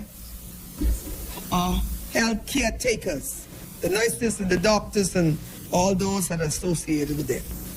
Madam Vice President, we have endured our economic tragedy as well. Tourism accounts for nearly 50% of our gross domestic product and 50% of our jobs. Tourism broke record in 2019. 7.2 million visitors got to experience lovely Bahamian hospitality for Sam. 5.4 million arrived by cruise ship. With COVID restrictions, there was a 76% drop in tourism, and that was devastating. We tackled the challenge with our trademark Bahamian stubborn optimism. Sometimes we felt like the job from the Old Testament. Do you remember this tale or torment? He endured months of unrelieved physical misery with open sores from head to toe. Many of y'all know the story about Job. He suffered from unimaginable grief with the deaths of 7 sons and 3 daughters. All his wealth vanished, poof, in one afternoon. His wife found him repulsive. Remember her words? How you don't cuss God and die. His brothers hated him. The little children despised him. He sat on an ash heap, a broken man, but he never cursed God. Yes, he started to question him, but he still worshiped the Lord. And he was purged of any speck of personal pride. No pain is too great to endure. God gives us no more than we can handle. Madam President, Madam Vice, we withstood the fury of Hurricane Dorian.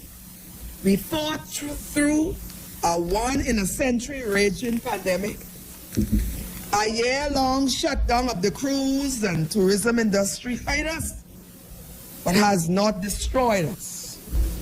The Bahamas is back with our turquoise waters, the clearest in the Caribbean, and stellar fishing, the finest on earth. We are still and will always be the dream vacation spot. In droves, COVID shut-ins are breaking free from their isolation and coming to visit. Once they come, they will come again, and between visits, they will tell all their friends something we have known all along, that the Bahamas is an amazing place, and it is God's miracle. What can we as leaders do to improve the lives of our fellow Bahamians after these twin disasters? Madam Vice, we have been around enough politicians to know talk is cheap. Flimsy promises ring hollow, but action small and large enrich the lives of the nearly 400,000 plus of us who can call this paradise an our home. I like what the Hall of Fame basketball player Roberto Clementine said on the subject. Anytime you have an opportunity to make a difference in this world and you don't, then you are wasting your time on earth. Madam Vice President, I would like to speak to the work of the F&M government under urban renewal has done what it has done and continues to do throughout the Family Islands. The place I am the place I am very, extremely passionate about. If the Family Island goes, there goes the Bahamas. I said if the family, there goes the Family Island, there goes the Bahamas. The place I am so passionate about. As far as I am concerned, the work toward a family of islands, represent the care and respect we have for our brothers and sisters in these islands. When Albuquerque F&M took the initiative to make Christmas the day of Christ's birth, a blessed one with an outreach program that pulled bread basket items into the hands of the islanders. 6 weeks later, at St. Valentine's Day, we offer our seniors a praise and worship Valentine prayer breakfast, fellowship and food, prayer and lively conversation, all during this time. Easter marks the miracle of Christ's resurrection, and for Abaco Island's children, the day was filled with squeals of "I found one" as they hunted and gathered Easter eggs at our F&M-sponsored hunt. Mother's Day is a time to celebrate the love and sacrifice of the island's mom, and we did it with an award luncheon to thank the mothers who too often go untapped. Abaconian fathers like nothing better than to chill and grill. At this moment, they're doing that.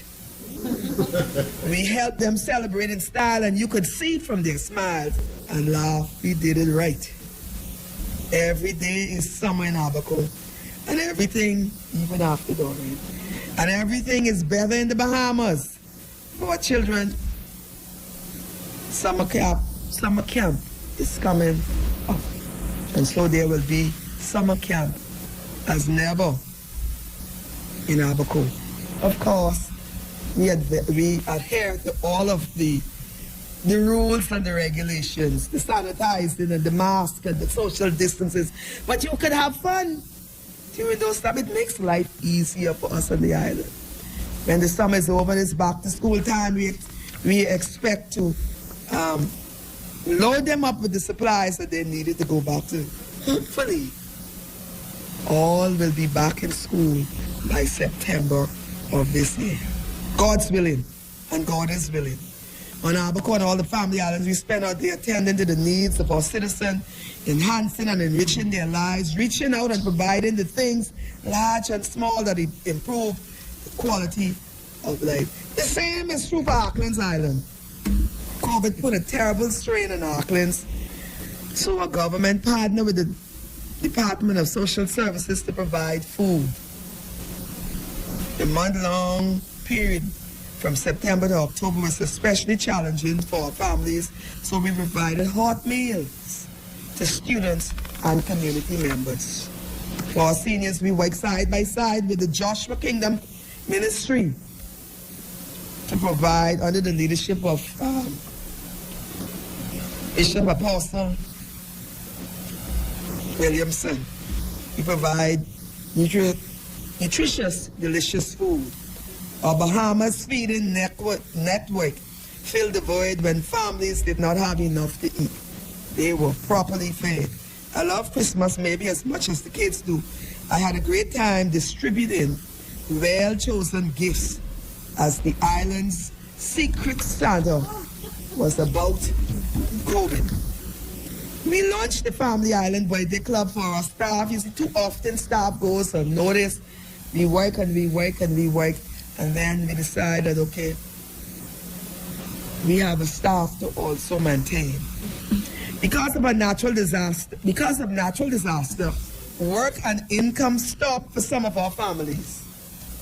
We provide 52 weeks of work, employment for more than 30 persons in Auckland. The Fisherman's Ramp, the public dock, and the Spring Point dock are not luxuries. They were damaged, and we got them repaired. Across Auckland's road was strewn with dung, limbs, and debris, and the kind that a hurricane will strew down, but we got those roads cleared and clean so life could be back to normal. Our Crumland Grant provide an extra boost for our communities with land that will be the site of new homes. I want to mention now about the grant that is given, the 100 acres that will be given to the Cascarilla farmers and the farmer growers in Auckland and by extension Crooked Island and Long Key. That's a welcome treat for those persons who are. I live in Crooked Island, so I put my plea for that. I think we need one in Crooked Island as well. And so I'm sure that my government, Mr. AG, then will look at either giving us the dash back what would be comfortable for the runway, or better still, Williston Airport and everything else. And so the road project is what it is, and the airport is what it is, and we hope to get the dock, and we hope to get on soon. And so, Madam President, I pause now to highlight the developer, Mr. Cameron McCrae from Pittston Point Landing. This is a private thing, what helps us in terms of employment. It's always been there. It's always been in Crooked Island. It went from hand to hand, the developer, this one mine and afterward. But Mr. Cameron has Pittston Point, it has, I think, 11 rooms. It's a marina now. They just finished. It's not quite complete, but the marina has a slip to accommodate 39 slip. As we speak now, there are 15 boats into that marina now in Crooked Island. That bring life. And, when you talk about the spill off, Madam Vice, you're talking about the person who's going to take these person, the baker who's going to bake the bread, the restaurant. These are spill off. These are good employment for my island family. And so I want to congratulate Mr. Cameron McCrae, his marine project manager, Christopher Higgs, and my former student, Cynthia Williams, is the restaurant manager there. So I want to say kudos to them. They're doing a good job. And those of you are invited to come to Crooked Island and enjoy the life there at Pittston Point. And we have other homes that bed and bath that you can also live in. But I am particularly pleased with that. It's a 130 feet marina. And right now today we have a boat in there with 115 feet. One of the largest that ever came there before. Since you just called me, there's 30 people to go. Madam, I have got to run. Exuma is back in business and right on track. People always came first. I got more than 20. In collaboration with the Red Cross and social services, our feeding network goes all over these islands. Exuma is included. There is work going on at the road in Exuma Center. I wouldn't rehash that because that's Senator Dorset Island. She's going to be the next member of parliament for the new Exuma Island. And so, Senator, God's willing, you have said all that I need to say. I don't need to rehash that. In the Exuma, a lot of small business on Long Island. Madam President, business again meant building, rebuilding, restoring, refurbishing, and reconstruction. These initiatives, one and all, will pave the way to enhance quality of life and economic strength. The Newton City Bridge and the Columbus Monument Bridge were rebuilt. The Columbus Monument itself was refurbished. A passport office was opened in Long Island on the move. St. Clarence, Long Island Road continues in earnest, and the bidding process, well, you don't have to worry. The member of parliament for Long Island is a start now. It's on the move, and there's no doubt that it will be there when every election is called. So Long Island is on the move. Madam President, that brings an end to my islands then, but I want to wrap up. When you study this budget, Madam President, you will see that you put on a premium of education for our family islands and the entire nation. The moment has come for the Bahamas to thrive. We must endure overlapping crises, Hurricane Dorian and COVID and all that. We are beginning to overcome the economic devastation of both catastrophes, and now we can breathe a collective sigh of relief, being the long and challenging period of our country in seeing signs of recovery. We are seeing the sign. Leadership got us through these emergencies. Visions will take us into exciting future. Hotels will be opening, so are the restaurants, the fishing charters and the cruise and the docking and tourism and investment. Our economy roars back to life. Jobs will be plentiful and wages will be large as our economy gets back at its good. Our F&M leadership make the tough decision, the sound of far-sighted decision, every decision criticized by the opposition, but they had no solution and no idea. Our leadership team is innovative, dynamic, and proactive. We have weathered the storm and we are ready to burst out of the gate and enjoy explosive growth and economic boom, anchored by optimism and with our sight set on tomorrow. It is my hope, it is my expectation that our magnificent island paradise will enjoy the best years in our history. It is about our future, Madam President. Our leadership has looked long and deep and look within to bring about the climate that prepares this country and our people for the future. Madam President, I support this budget. As many, Chair recognizes Senator Bethel. Thank you, Madam President. Let me commence this budget presentation. You're going to speak before me? Huh? You're going to speak before me? Yeah, I thought I was speaking for you. Oh, okay, sorry. Oh. Kwesi's wrapping up, and therefore I'm speaking before you, yeah. Yeah. Oh, I see. Yeah, Kwesi's wrapping up. Yeah. He would have the duty. Whatever. Yeah, well, you know, sometimes you have to give acknowledgement to those who have a primary role in a particular function. And as the Minister of State for Finance, he is the money man and the appropriate person to have moved the bills and to wrap up and to summarize all of the matters. Before I get into my formal remarks and budget presentation, let me say that I had a moment of inspiration, Senator Dotson. I don't want you to go anywhere in your wonderful presentation.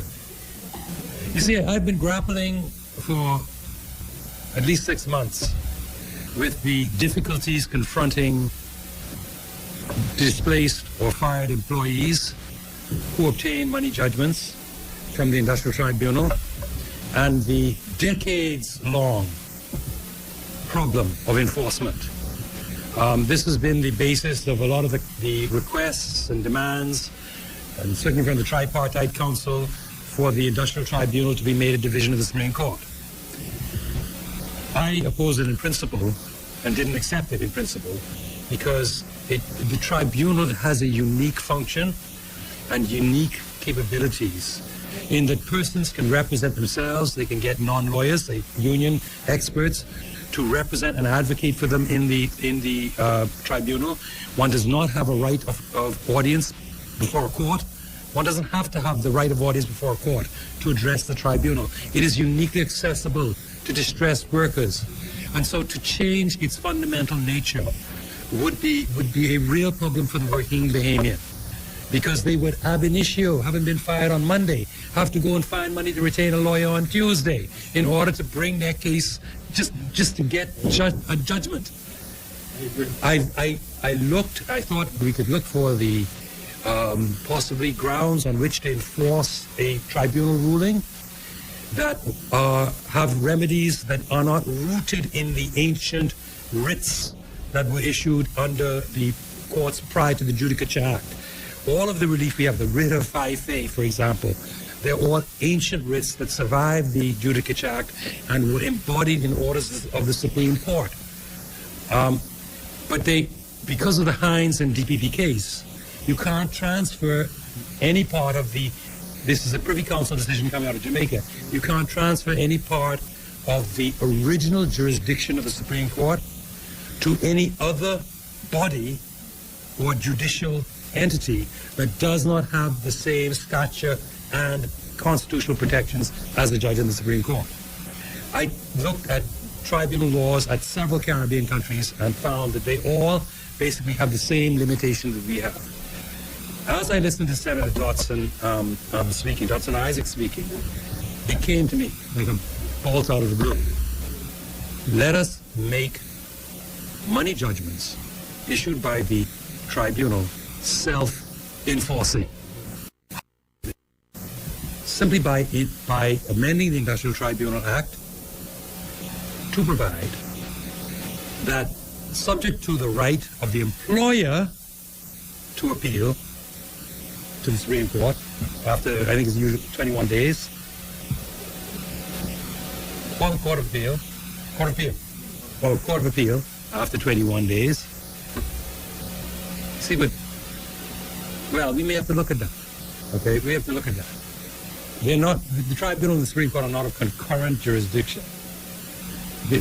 They're not, because when it comes to enforcement, you have to go to the Supreme Court to enforce it. You have to go to the Supreme Court to enforce your rulings, not the Court of Appeal. So we look at all of those issues, but subject to a right of the employer to go and engage a lawyer and bring an appeal within 21 days, 28 days, whatever it's going to be. Any money judgment issued by the Industrial Tribunal will have effect as a first charge or lien upon the bank accounts of the defendant employer. They can then go and apply for a stay pending, however, etc. But it takes the initial money burden away from the worker. And if there is to be, because what happens all too often is this: the worker can't afford a lawyer. Therefore, he cannot access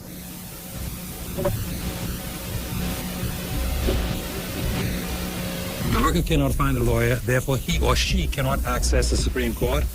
And what then happens is the employer may take pity and offer them half of the amount, cents in the dollar, essentially. So I'm putting this forward, I'm throwing it out as a proposal to solve a long-running problem by making the money orders instantaneously self-enforcing. All that has to happen is a certified sealed copy of the ruling of the tribunal served on the bank, wherever you were getting your payments for your salary work, and then the employer has the onus to challenge it, not the worker. That's a suggestion, and we will look carefully at it. I've asked law reform to give me their considered professional opinions as draftspersons as to whether this would be a way to break the logjam. At the end of the day, it's about providing solutions to long-running problems. And I can say this with every ounce of fervor and belief, that is what the FNM has traditionally done. That is what we have done throughout this crisis. We've found ways to make a way out of no way. We've found ways to thrive, to survive, and now to recover. And going into this budget to accelerate that recovery. We deliver. Your doc, the most honorable Hubert Alexander Minister, delivers. His government delivers, because he has set that culture of deliverance in every one of his ministers. Madam President, the 2021-22 budget, 2021-2022 budget is without doubt the most important budget ever delivered in the history of the Bahamas.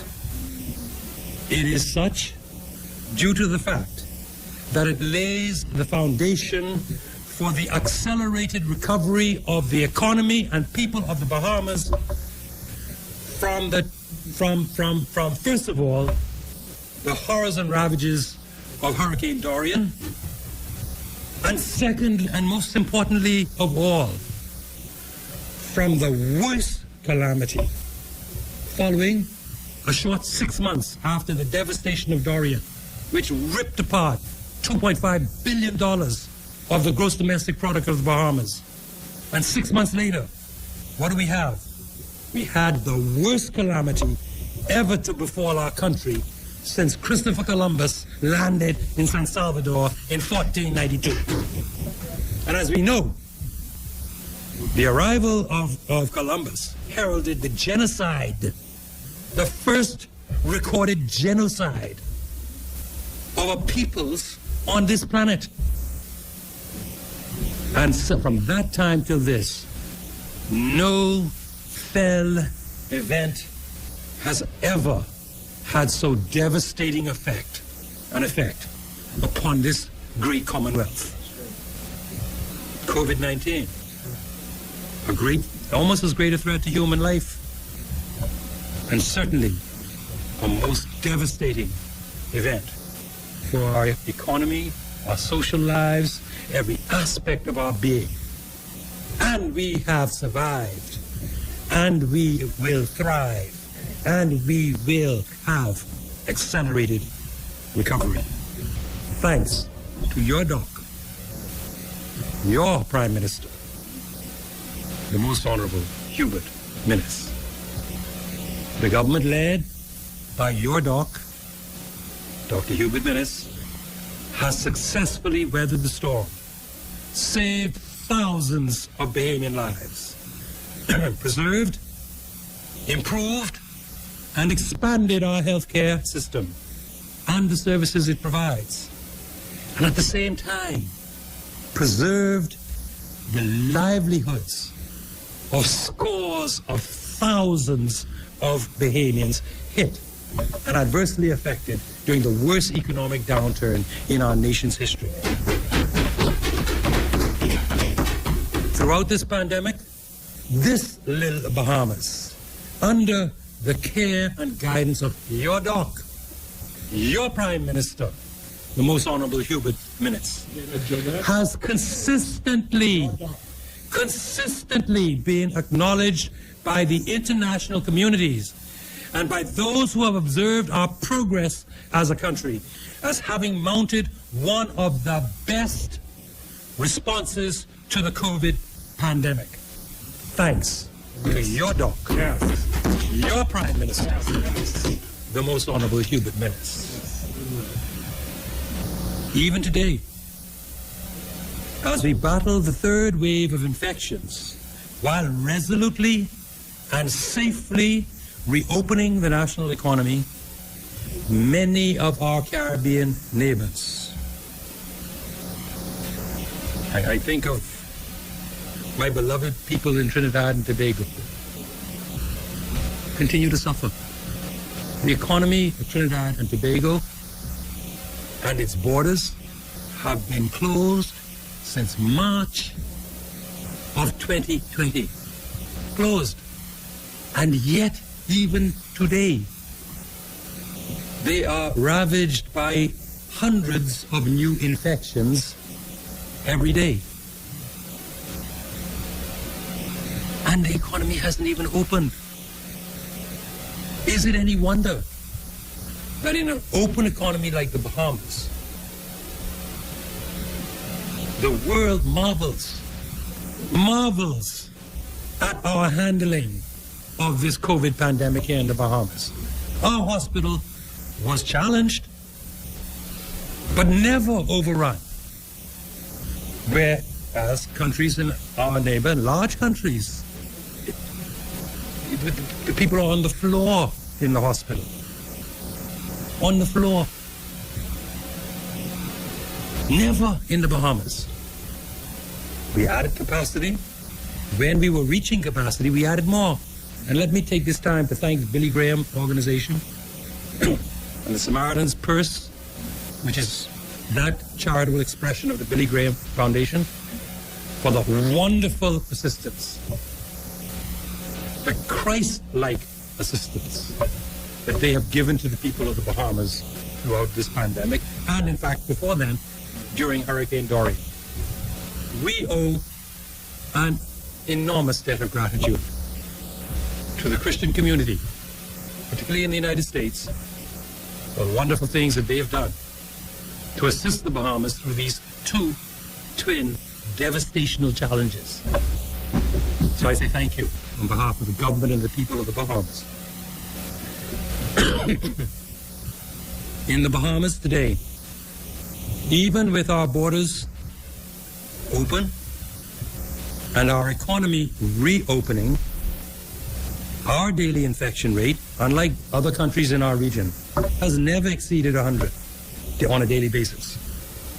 Now, in fact, there were times when we had daily infection rates in the high 50s, low 60s, and it went on for a long time. I think we were all distressed. I used to get so distressed opening those little emails they sent out with the daily numbers, and it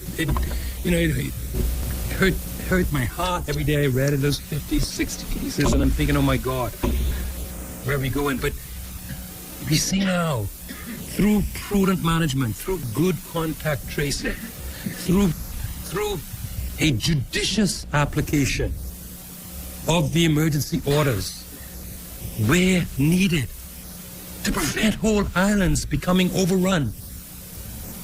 Our members opposite complained and made big issues about it, but look at the result. You might find one case once a week in Andros now, at a point where you were having start of 10 cases. More, and it was building. Through the judicious application of the laws, through aggressive contact tracing, through taking proactive measures, through launching a vaccination campaign, Grand Bahama. Remember when Grand Bahama was like the basket case almost in terms of COVID infections? And we put the vaccinators there and we brought it down, and the Grand Bahamian people responded and they submitted to the discipline. They did what they had to do, and Grand Bahama is clearing up beautifully. Nassau is all, the numbers are tracking downwards now. There's no guarantee that they will stay there, but all things moving in the right direction and everybody continuing to obey the protocols, we can look forward to a brighter tomorrow. Yes, so now we see cases 14, I think it was yesterday, is 23 today. But that's in comparison to when we were having daily 57, 53, 54, 60, 63. And so we see that there is a trajectory that is downward. And all of this while we are opening this economy. But we're doing that because, thanks to your doc, the Prime Minister, your Prime Minister, most honorable Hubert Minnis, he has stayed the course. He has steered the country well. He has gotten through the worst of this, and he will continue by the will of God and hopefully the Bahamian people to offer the kind of sterling leadership. It is leadership demanded by these times, and he's the only man, in my view, who had the capability to get the Bahamas through this. You know, sometimes when I hear the opposition, it seems that they live in a world of alternate reality. Because, you know, you'll hear, oh, all kind of rock throwing and complaints and nothing has ever been so bad, the government ain't got nothing to do, all that, right? Only problem is that, you know, not only have we been internationally recognized as a leader in this hemisphere, the whole Western Hemisphere, for our management of the COVID pandemic and our containment of it, through the three pillars of survival, safety protocols that are effective, contact tracing, and vaccines. All of this done thanks to your doctor, your Prime Minister, Most Honorable Hubert Minnis.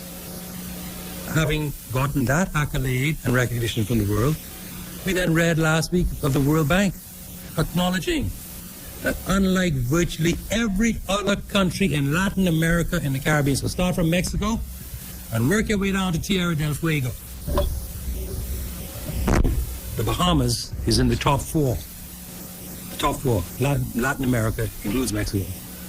Yeah, it does. Yes. Yeah. The region is Latin America and the Caribbean, including the largest country in this region, Brazil, with hundreds of millions of people, straight down through Mesoamerica, Central America, all the way to the tip of the continent. Only Chile, Barbados, Uruguay, and the Commonwealth of the Bahamas were lauded for the fact that we provided financial support for persons, not only through the national insurance system, but for scores of thousands of workers who were never qualified because they came from informal sectors and weren't paying as self-employed persons, who weren't qualified to receive any. We took the load and paid them from national insurance funds. supported by of course, the budget. We were top of the class. Barbados, of course, Barbadians are very well-behaved people, and more than 90% of their people were signed up already into their national insurance program. We had to take on the burden of nearly 30,000 informal workers who were not registrants of national insurance, and we carried that load. And the world recognizes that the Bahamas, under your dock, your Prime Minister, the Most Honorable Hubert Minnis, leads the whole of Latin America and the Caribbean. We are in the top 4 for having helped and uplifted the poorest of the poor and kept people alive from starving and rioting for foods. No food riots in the Bahamas. We did it because we love our people. The Prime Minister is a man of the grassroots. He grew, spent most of his childhood years. He knew the pain. He knows the pain of the poor and the people. And he made it happen for the people. As we know, because of the economic damage caused by the COVID-19 pandemic, other Caribbean countries terminated public service and contractual staff. They also reduced the pay of remaining public servants. But nothing of this sort happened in the Bahamas. Every single one of the 25,000 plus permanent and pensionable public servants kept their job. Every single one of the more than 5,000 contractual workers on contract in the public service, kept their jobs. I'm coming to that. And when, because of lockdowns and safety considerations, the whole public service, except for the essential workers, was told to work from home. Now, I don't know how my beloved chief janitress, who had to make the superintendent of janitress, Miss Christine Johnson, I know how she worked for the government when she was home. Now, God bless her. If you know her, she is a beautiful, bright, shiny public servant. Okay, and she's the head janitress, and they say, I want to push her forward as the superintendent of the janitresses. They say, but you don't have the qualifications. I said, in the public service, we know how to grandfather in. We want to grandfather in on the basis of character, because this young lady performance, she walk around the office. She's the first one in the office, the last one out of the office. And she's constantly wiping, cleaning, smiling. She's smiling, she engages with people. A beautiful personality. Let's go, Christine. Okay. But while public servants were working from home, and doing work from home that they could not possibly do for the government, they kept their full salaries. God bless your doc, your Prime Minister, the Most Honorable Hubert Minnis. Because without his humanity, without his care for the poor, he might have listened to the legal eagles and the business tycoons who were saying, don't worry, just put them on a feeding program. Because, there was advice. And then there was always the constant natter in the papers about, oh, Lord, the Bahamas is heading for an IMF program. All of that stuff. Okay? Notwithstanding that, we did what we had to do to help our people, thanks to your doc, your Prime Minister, Most Honorable Hubert Minnis. Now, before going into the substance of my contribution, I think I need to talk about one or two things that emerged in the debate, either here or elsewhere. It was alleged that by the leader of the opposition in the other place, that a private company had offered to procure vaccines for the Bahamas since January of this year, but we refused to accept the offer, and implied that somehow the government had thereby deliberately deprived Bahamas of access to additional vaccines. But that innuendo or insinuation is nothing further from the truth. There was such an offer, yes, but the company was a newly formed company. See, my office did all the due diligence on this. A newly formed company, its principal owners could not be found to have any connection with the pharmaceutical industry, or pharmaceutical industries, or any part of it, They never produced any evidence of any agreement with any major pharmaceutical supplier to sell them any authorized vaccines, and they demanded millions of dollars up front. Upfront payment was being demanded. And so, you know, my staff looked at this, senior staff, and they reminded me that fake vaccines are showing up in Poland, in Mexico, and elsewhere in Latin America.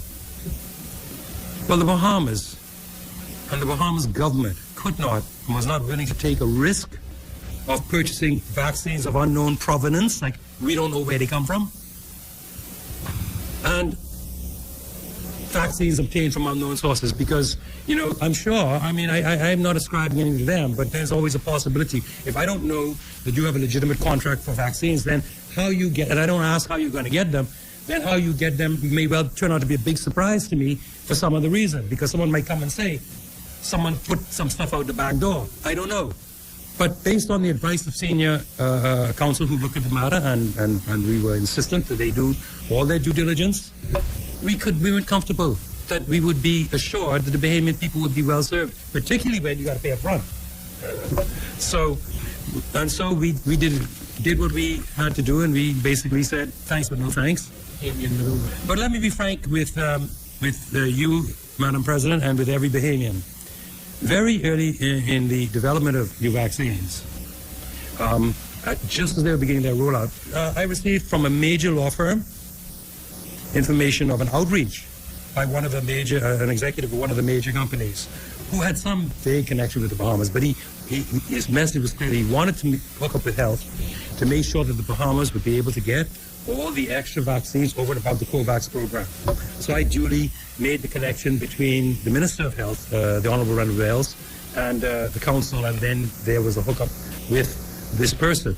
The only problem is that the companies can't sell right now. It's only very recently, I think just last week, that the United States removed the executive order that they had from the time of the previous administration, which mandated that all products be kept and exclusively dealt with in the United States, it seems. And there was an announcement last week that had been rolled back by the Biden administration. So perhaps at some point, the Bahamas is going to be able now to direct, because we're prepared to pay what we have to pay. We're not begging anybody.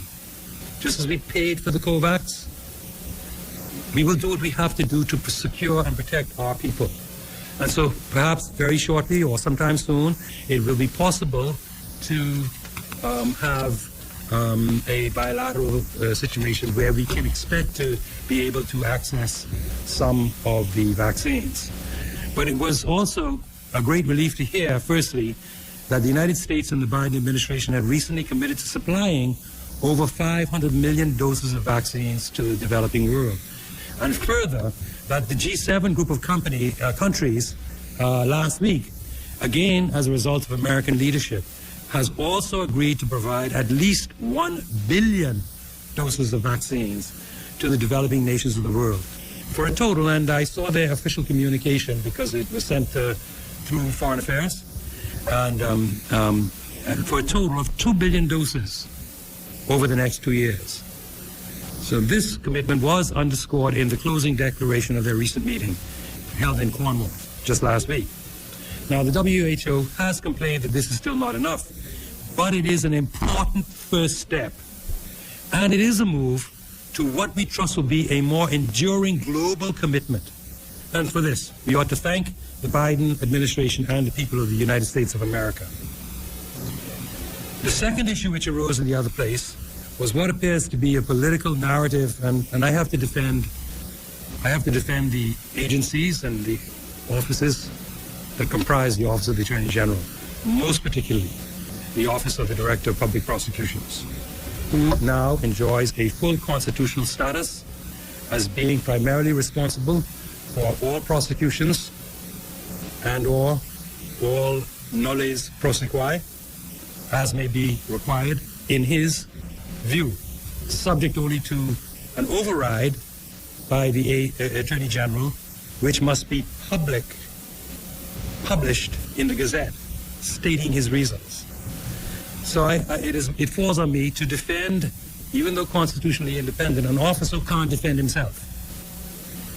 And, it's this narrative coming out of all of the contributions by members opposite here and in the other place, that somehow the government, the minister's administration, is out to get political opponents and is abusing the prosecutorial authority to persecute political opponents. This, Madam President, is a desperately untrue allegation, as we say on the streets, an allegation from the pit of hell.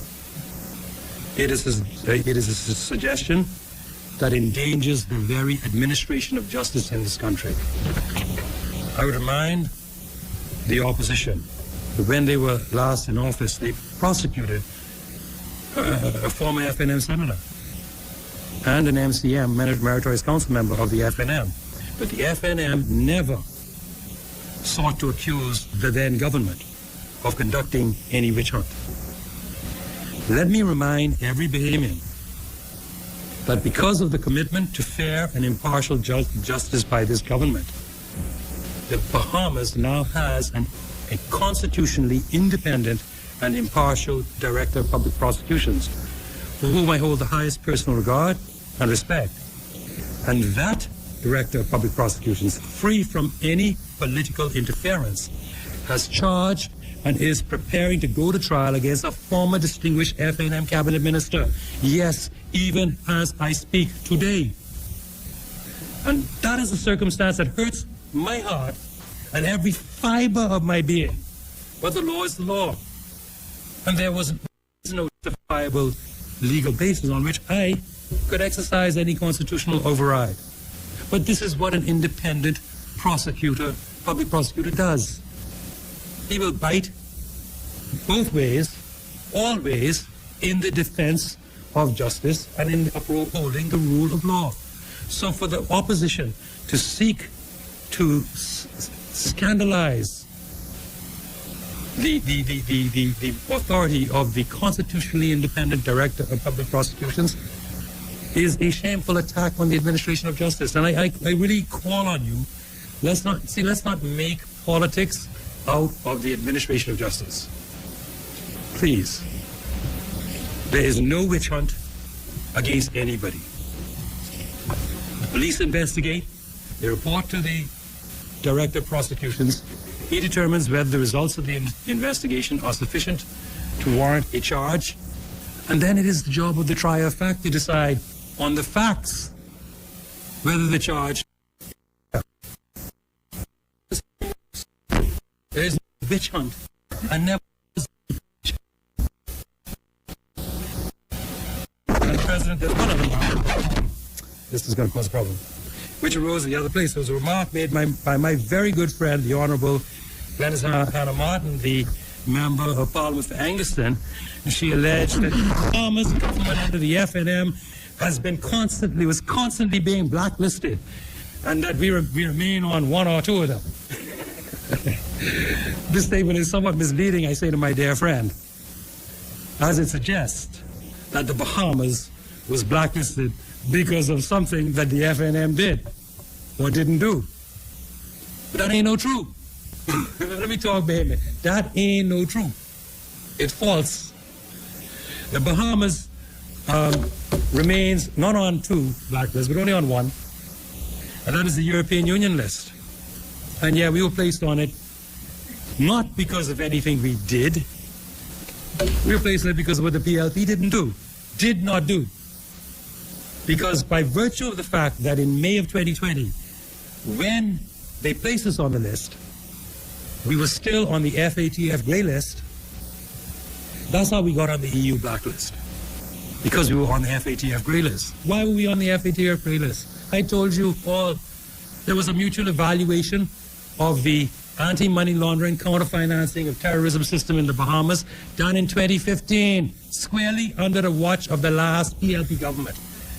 And for 2 years, they did little or nothing. Very little and plenty of nothing.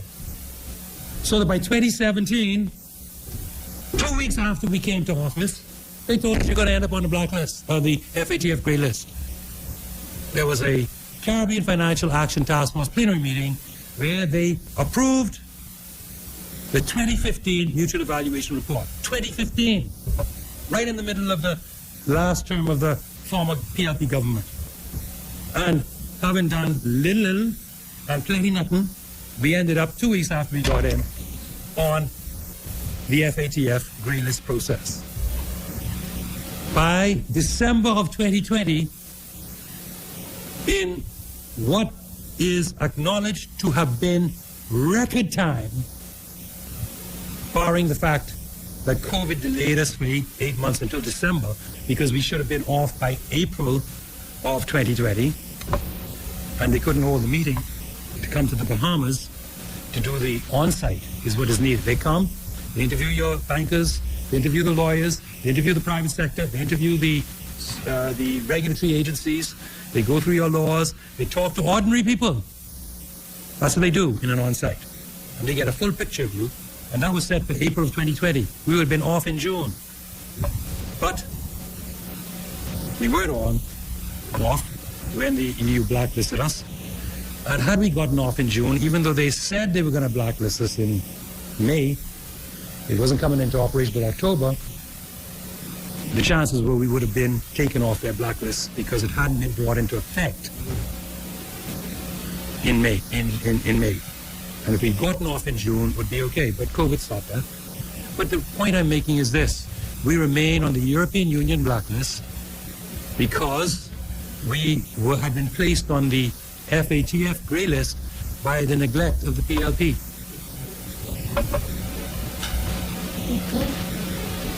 So you knew you had a job to do since 2015, you didn't do it. Okay?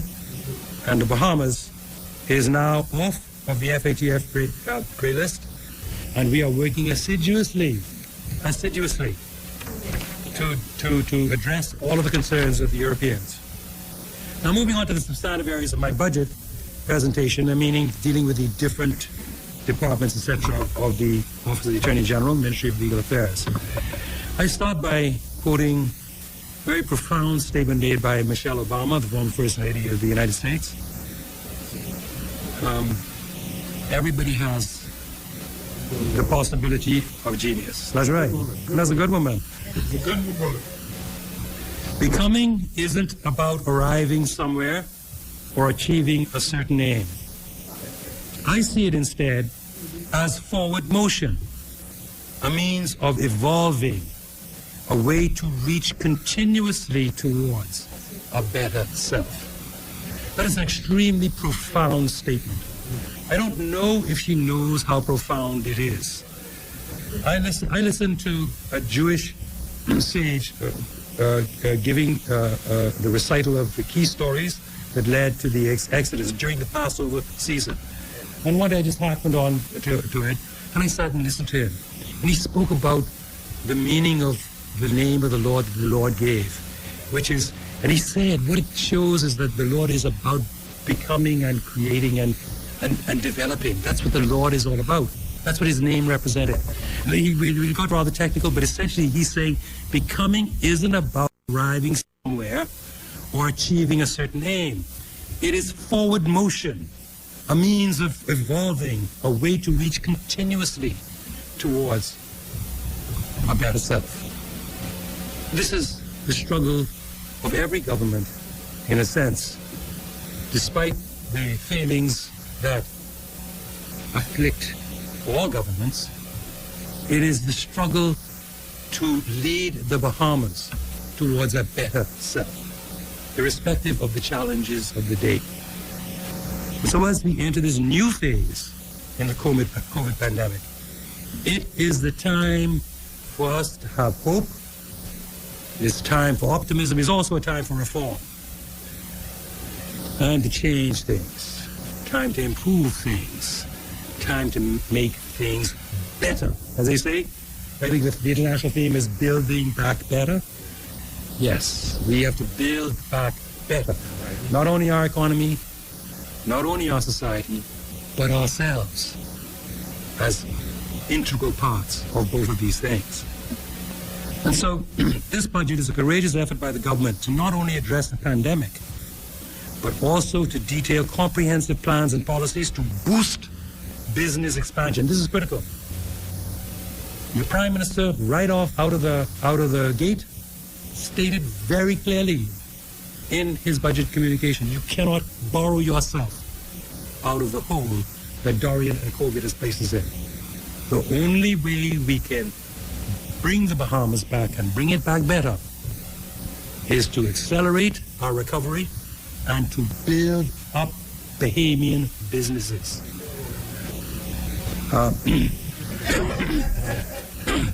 And, you know, so we have to expand the business environment. We have to improve the turnout and the take-home of Bahamians from businesses. How are we going to do this? There are targeted stimulus measures to ignite the growth in the economy and the private sector. The government is digitizing digital wallets for social welfare support. There are investment reforms that are modernizing and digitizing the investment regime for Bahamians and for investing businesses. The ease of doing business initiatives are moving along with fast tracking of digital land registry coming, the introduction of new software at the Ministry of Public Works for electronic submissions of building permit applications, with strong legislative reform, including the Public Procurement Act 2020, the Public Debt Management Act 2021, the Public Finance Management Bill 2021, and the Fiscal Bill 2021. And these will all be implemented during this budget cycle, and they will revolutionize and strengthen public finances and public debt management throughout the Commonwealth of the Bahamas, as well as budget planning through the new department, the new Statistics Authority, I believe it's called. The 2021 budget debate takes place at a transitional time and challenging time in our national history. But we as Bahamians have shown that we are resilient and dynamic people who embrace change. And so the Office of the Attorney General itself is embracing change. Digitization is now the buzzword of everything. 98% of our meetings are now done virtually, including all courts and hearings in the Court of Appeal. We are gradually moving towards there's always justice. You may not like the justice. Well, you know, you may not like the justice, but there's always justice in the court. I can tell you. You may not like which version you get from time to time, but there is justice. Now, well, you can stand up and say that out there and anywhere you wish, I suppose, but in all three branches of the courts, the magistrates' courts, the Supreme Courts, and the Court of Appeal, payments for all manners of services can be done by cashless means, using a credit or debit card. The new bail management system will allow persons now to check in electronically for their bail instead of having to go and sign some greasy book, and you know, particularly with COVID, where you got to be touching some book that 1,000 other people have touched. Okay, so now with the new, it's coming on stream in July. The new bail management system means that persons who are released on bail will be able to go to a kiosk located in the police station, be identified by the biometric scanners, yes, and thereby check in, and use their fingerprints, thereby check in. So it'll be biometrics and the fingerprints. That is all that will need to be done for them to. Coming to the Office of the Judiciary. The Judiciary has commenced its court modernization reform program, which they call COMRIN. And they started this before COVID-19, but COVID-19 has caused the total acceleration of this project. This initiative will include the total digitization of all court files, the implementation of an integrated case management system in all the courts, starting in the magistrates' courts, the Supreme Court, and the Court of Appeal, which system will have e-filing, so you will stop having to put massive bundles of files together, paying for the slaughter and destruction of the Amazon. We will move to a virtually paperless court system, so one hard copy of all your pleadings, you file that, that's stamped, then the top copy, everything else is stamped, so that you have something to upload to show that your documents there, they'll be digitally stamped by the system. And so we will move totally to a system where all pleadings, submissions, cases submitted, etc., will all be digital. There's also, added to that, the implementation now that is being worked on of a DigiPay system in the Magistrates Court, Supreme Court, and Court of Appeal, and a court automated payment system. And these systems will enable the mothers who receive child support payments, etc., to receive their payments digitally instead of people coming in, paying cash, you have to come to the court. You're waiting for some clerk who's dealing with hundreds of people, who then has to sign out a check for you, but then take it elsewhere for it to be signed by a countersigned, and that takes hours, sometimes days, and sometimes it takes weeks. Okay, so we're getting rid of that system and bringing in a totally digital system to help, and particularly aimed at helping the poor and the indigent, who will be able to receive their money within hours of it having been deposited direct to their cards. Now, the judiciary has established its own digitization unit, which is expected to commence training on how to scan directly into the integrated case management system. So this will teach everybody how to do it, as well as staff in the Office of the Judiciary. In the probate division, they've now also started to scan in all the ancient probate files, and to date they've scanned in 43,733 pages, being scanned in. Once again, what the court is trying to do, parallel to setting up an integrated case management system, is to set up a digital record, so that the idea of going back and looking at those old thick causeless books that, as you know, well, I don't know when you stop practicing law and only practice politics, but at certain points in time, the books have become so threadbare and worn. Pages were lost. They were black. I mean, dark brown from just the grease in the hand sweat. The bottom of the pages were torn off. You only got a partial record. And it was just a terrible situation, because what was lost was the efficiency of the cause list, because there were so many missing records, you couldn't be certain. And now, with the digitization that is ongoing, all these records are being uploaded into a system that will be accessible by counsel, by the general public, and by the judiciary, so that there will be the ability to have a movement towards a more efficient delivery of justice. You know, justice for one is injustice for another. Someone got to win, someone got to lose, but it is a system of justice. Okay. Now, I must commend the Bahamas Court of Appeal, which has launched its own DigiPay system, which has become highly digitalized, and for being very, very innovative in the way in which they have been able to carry on their workload throughout the worst of the COVID crisis, utilizing digital communication technologies. They have continued with their process of dealing with criminal appeals and their processes of dealing with civil appeals throughout the COVID crisis. And so I commend Sir Michael Barnett and his fine team in the Bahamas Court of Appeal for the excellent work that they've been doing throughout this crisis. Now we come to the Bahamas Industrial Tribunal, and again, the tribunal has been a pace setter in the digitization of court services, and they are now about to launch two new services that are all digital based. One is the system called Refers, which speaks about receiving certificates of referral from the Department of Labor. In other words, they're setting up a seamless digital connection with my colleague minister's ministry, and you've given full details of that there will be a seamless digital connection and a flow-through of matters direct from the Department of Labor straight to the Industrial Tribunal. This is about making life easier for the poor man, the poor woman, for the poor litigant, making it easier, particularly in industrial matters. And then the second system is something called the SPAN system, which is a secure personal alerts and notification system. The SPAN system will be able to facilitate the virtual adjudication of hearings, an updated feature to further enhance and improve access to justice for applicants and respondents. And in another first for any Bahamian court, the Industrial Tribunal will soon be launching this SPAN system. It'll provide a simplified and more personal way to communicate with parties to an action using an automated SMS text notification email. It'll implement it across all the 4 courts of the Industrial Tribunal, 3 in Nassau and 1 in the Northern Region. This will reduce the burdensome responsibility of court staff trying to locate members of the public who are parties to an action in the Industrial Tribunal to advise them of their court dates. So instead of sending out bailiffs to go and drop off summonses and notices and all that stuff, everybody will, at the start of the case, be uploaded into the system and will be advised digitally as to when they are expected to come and give their evidence or to give it virtually. So once again, this is the attempt to bring services closer to the people. You know, the tribunal has been blessed by having been able to access the APEX system, which was developed by the Caribbean Agency for Justice Solutions.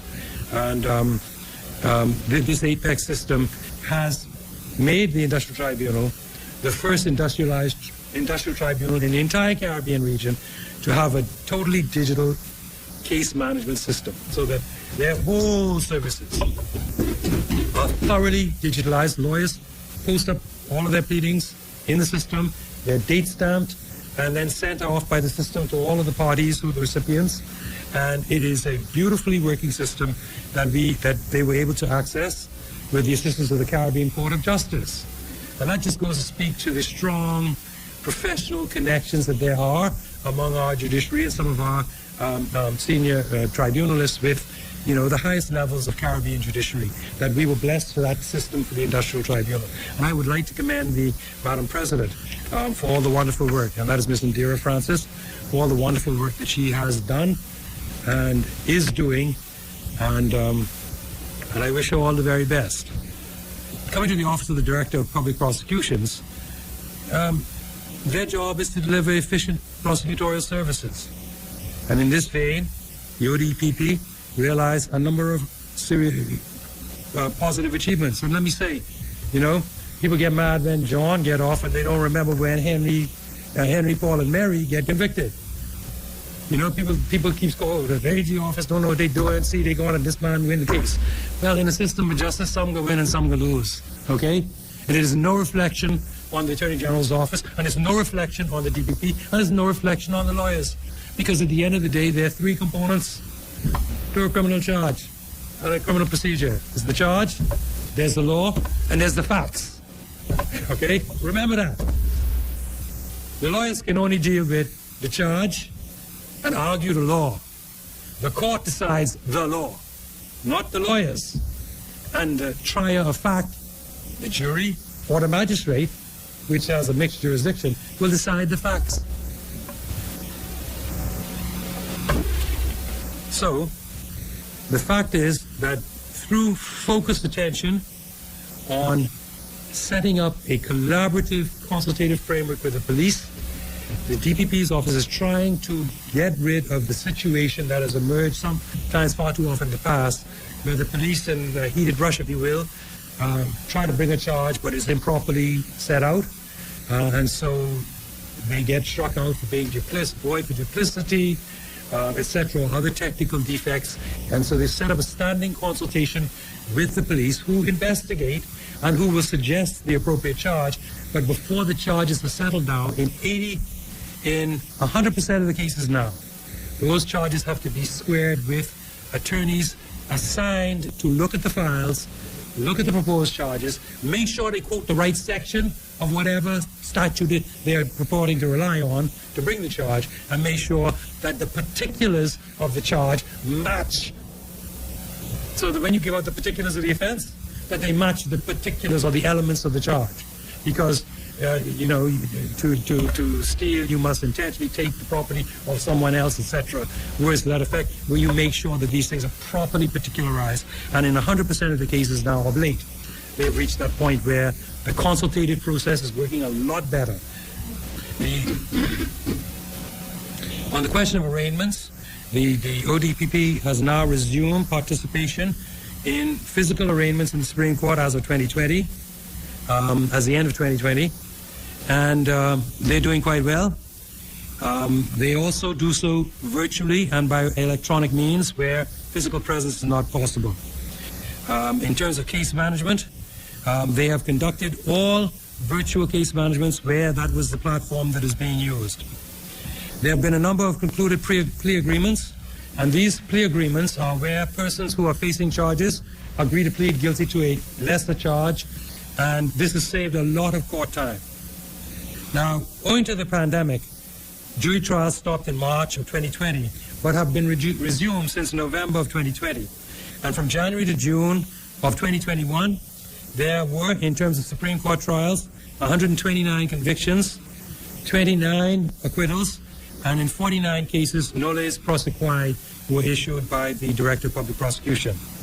The conviction rate having regard to all of the matters that have been dealt with over the course of the last year, is at 83%. So 83% of the cases that have been taken to trial have resulted in a conviction last year.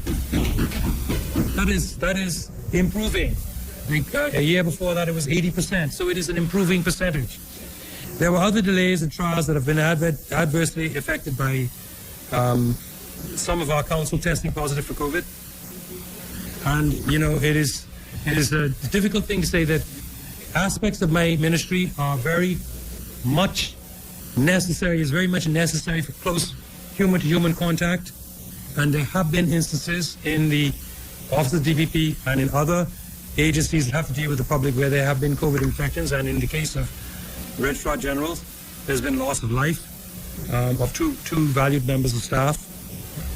And so I think we should commend the Director of Public Prosecutions for the good work that he continues to do and for the improvements that he continues to make. And more details are given in the fuller version, but I'm, in the interest of time, and trying to get through most of the high points. He does have plans to seek to improve on the 83% conviction rate. But I'm not sure. I mean, we do have a system of justice. You don't want to have a 100% conviction rate. You want to get close to that.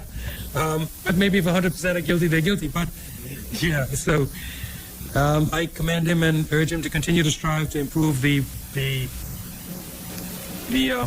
outturn. Now, this raises a serious issue, though. The Office of the Director of Public Prosecutions has suffered enormous losses in terms of seasoned prosecutors. Just recently, 3 were escorted or invited up into the higher judiciary, including one deputy director, one highly valued deputy director of public prosecutions. I commend them all on their preferment. But in addition to that, there have been losses to the magistracy. There have been losses of particularly female, but not only female prosecutors, who become burned out. Some persons become terrorized. Some persons are threatened physically and verbally in and out of courts. And yes, and particularly, and stress has seriously affected a number of them. I have one very distinguished prosecutor, so stressed out that she developed very severe illnesses and had to have surgery on a number, and we've lost our services for more than a year. So, you know, the criticism of the fact that the Director of Public Prosecutions, after having advertised for these posts, had to go to the Commonwealth to seek senior legal assistance is a little unfair. We may get 2 or 3 new lawyers every year. He lost 12 over the last year. We cannot reach the stage where the prosecutorial arm is failing because of lack of interest on the part of Bahamian lawyers. He's lost 13 lawyers this year. Yes. Well, 2 are physically incapacitated, unable to serve. One because of one injury and the other because of another injury, and the rest have been lost either to persons seeking any way to transfer out and to come to the Office of the Attorney General, senior and illustrious great prosecutors who simply couldn't take it anymore because of the stress of the job. And every year we may get 1 or 2 persons.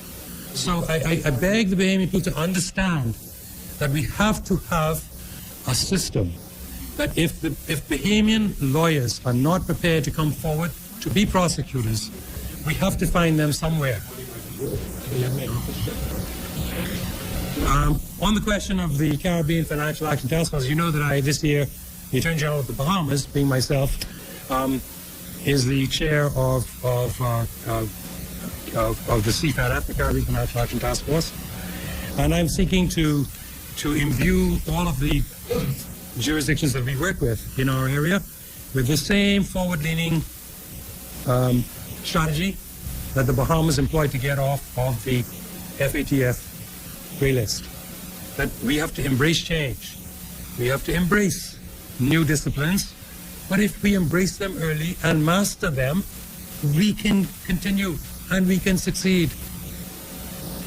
Because challenges to our financial sector are not going anywhere. They're coming and multiplying. Now we see on the horizon, the whole question of a global unified minimum tax. Okay, and that will have implications more so for other countries in the Caribbean region than the Bahamas, just because of the nature of the type of services that we provide, vis-a-vis the nature of the type of services some of them provide. And so you would see that some are complaining bitterly to our north or south, but the reality is change is going to be forced upon us, and it is far better to be sitting at the table as the Bahamas is now.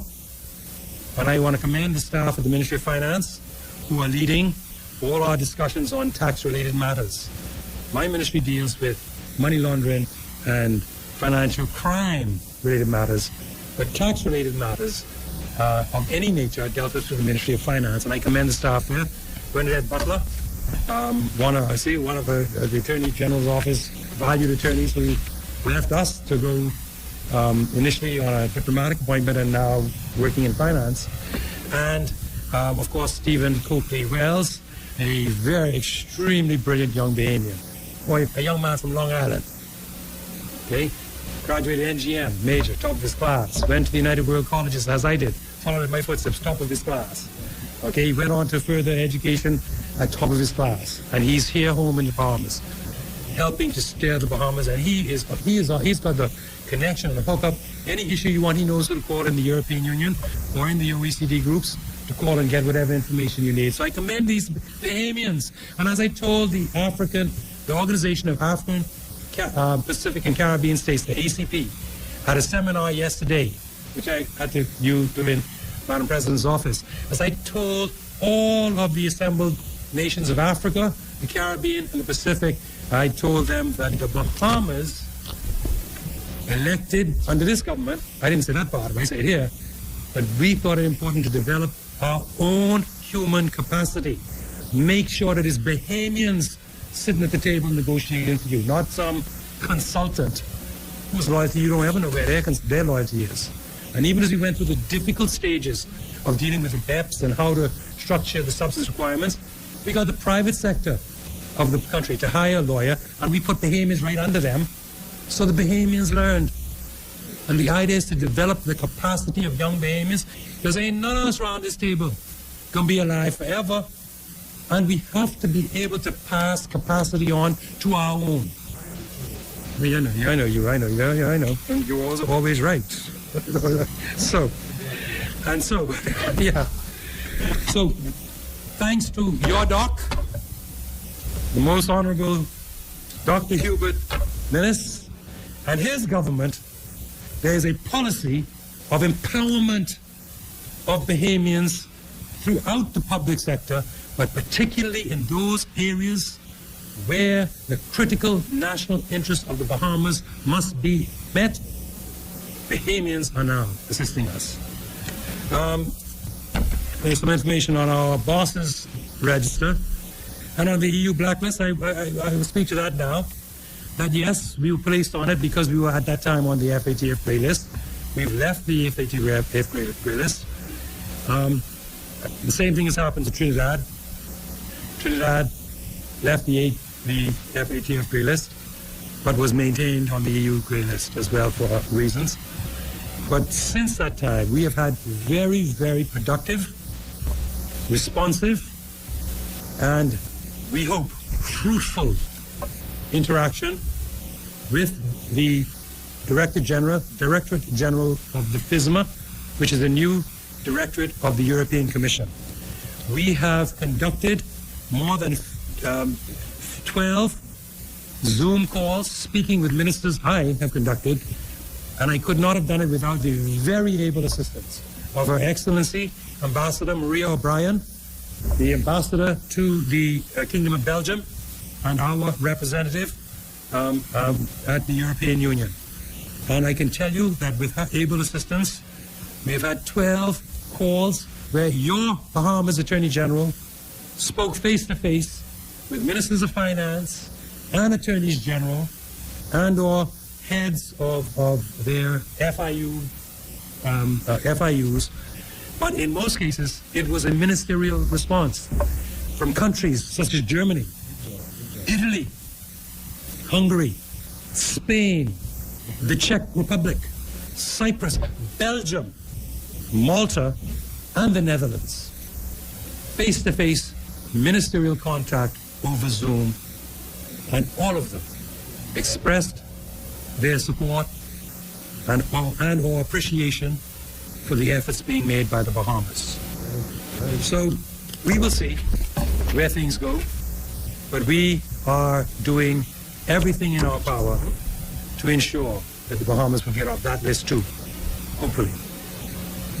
Now, I think really the only other thing that I need to point to is to reconfirm the very great pleasure we had to announce that the Freedom of Information Office is now established, that we have a retired Justice Keith Thompson, who was appointed as the nation's first Information Commissioner. And on the 6th of May, the former Assistant Director of Legal Affairs, Mr. Shane Miller, has been appointed as the nation's first Deputy Freedom of Information Commissioner. The government has engaged a consultancy, and I believe that they have chosen somebody now through the, I think it was an IDB facility, and that consultant will, in very short order, be here in the Bahamas. Yes, it was an IDB facility, and it's a part of a $30 million loan program for the Citizen Security and Justice Program. And they have selected a consultant, I'm given to understand, but that person hasn't been confirmed as yet, but a consultant has been nominated out of a number that applied and will likely be anything, barring anything unknown, will be sent to the Bahamas in short order. We followed, I'm informed, all of the IDB procurement procedures to the T, and so we confidently expect that the consultant will come who will actually now be engaged in the practical setting up of the office and training of public servants throughout the public service. Coming to the Registrar General's office, I wish to confirm that first of all, I want to commend the Registrar General, Sally Ann Lockhart-Pratt, for the outstanding job she's doing in very trying times. The extent to which there have been complaints about the digital services have to do with the outdated digital platform and the problems associated therewith, which we met in place. Well, we started. Well, actually, it was, but it was done. When it was done by my predecessor, it was a definite improvement over the purely paper-based system that was there before. The problem was that it only had partial information, and it also was prone to glitches. These glitches have continued, like paying. If you go and you try to pay, you get a warning sign. So with your credit card, there were a number of continual glitches. But very early in the day, I determined that what we're going to do is not deal with some half system. We were going to go to the best in the region, who have served one of the finest jurisdictions in terms of financial services, most efficient in this region, and we're going to get them.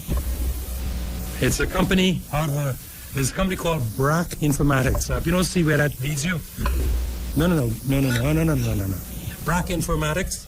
And if you don't see where that is leading you, that's your problem. But we have now consummated the contract with them.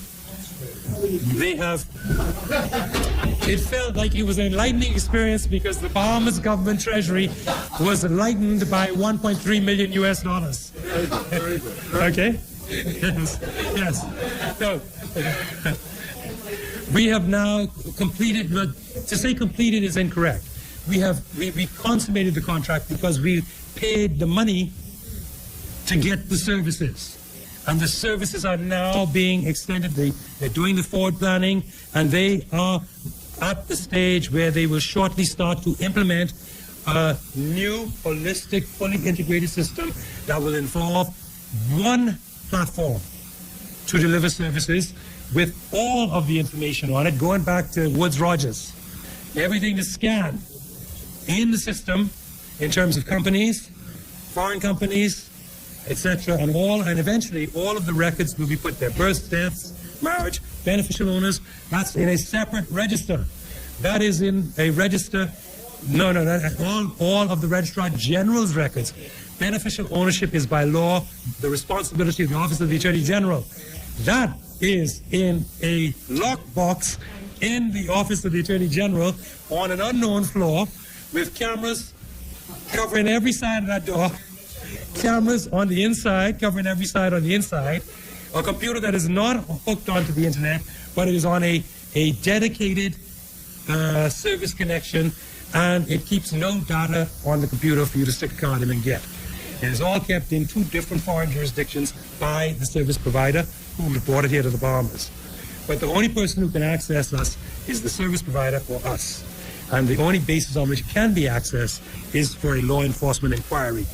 And so I assure you, in fact, the African and Caribbean and Pacific states said to me, many of them, the ambassadors, said, we're having this problem now because we have to have this and we don't know how to do it. So I said, laws.bahamas.gov, go there, get the Register of Beneficial Ownership Act, and if you have any problems, talk to Maria O'Brien.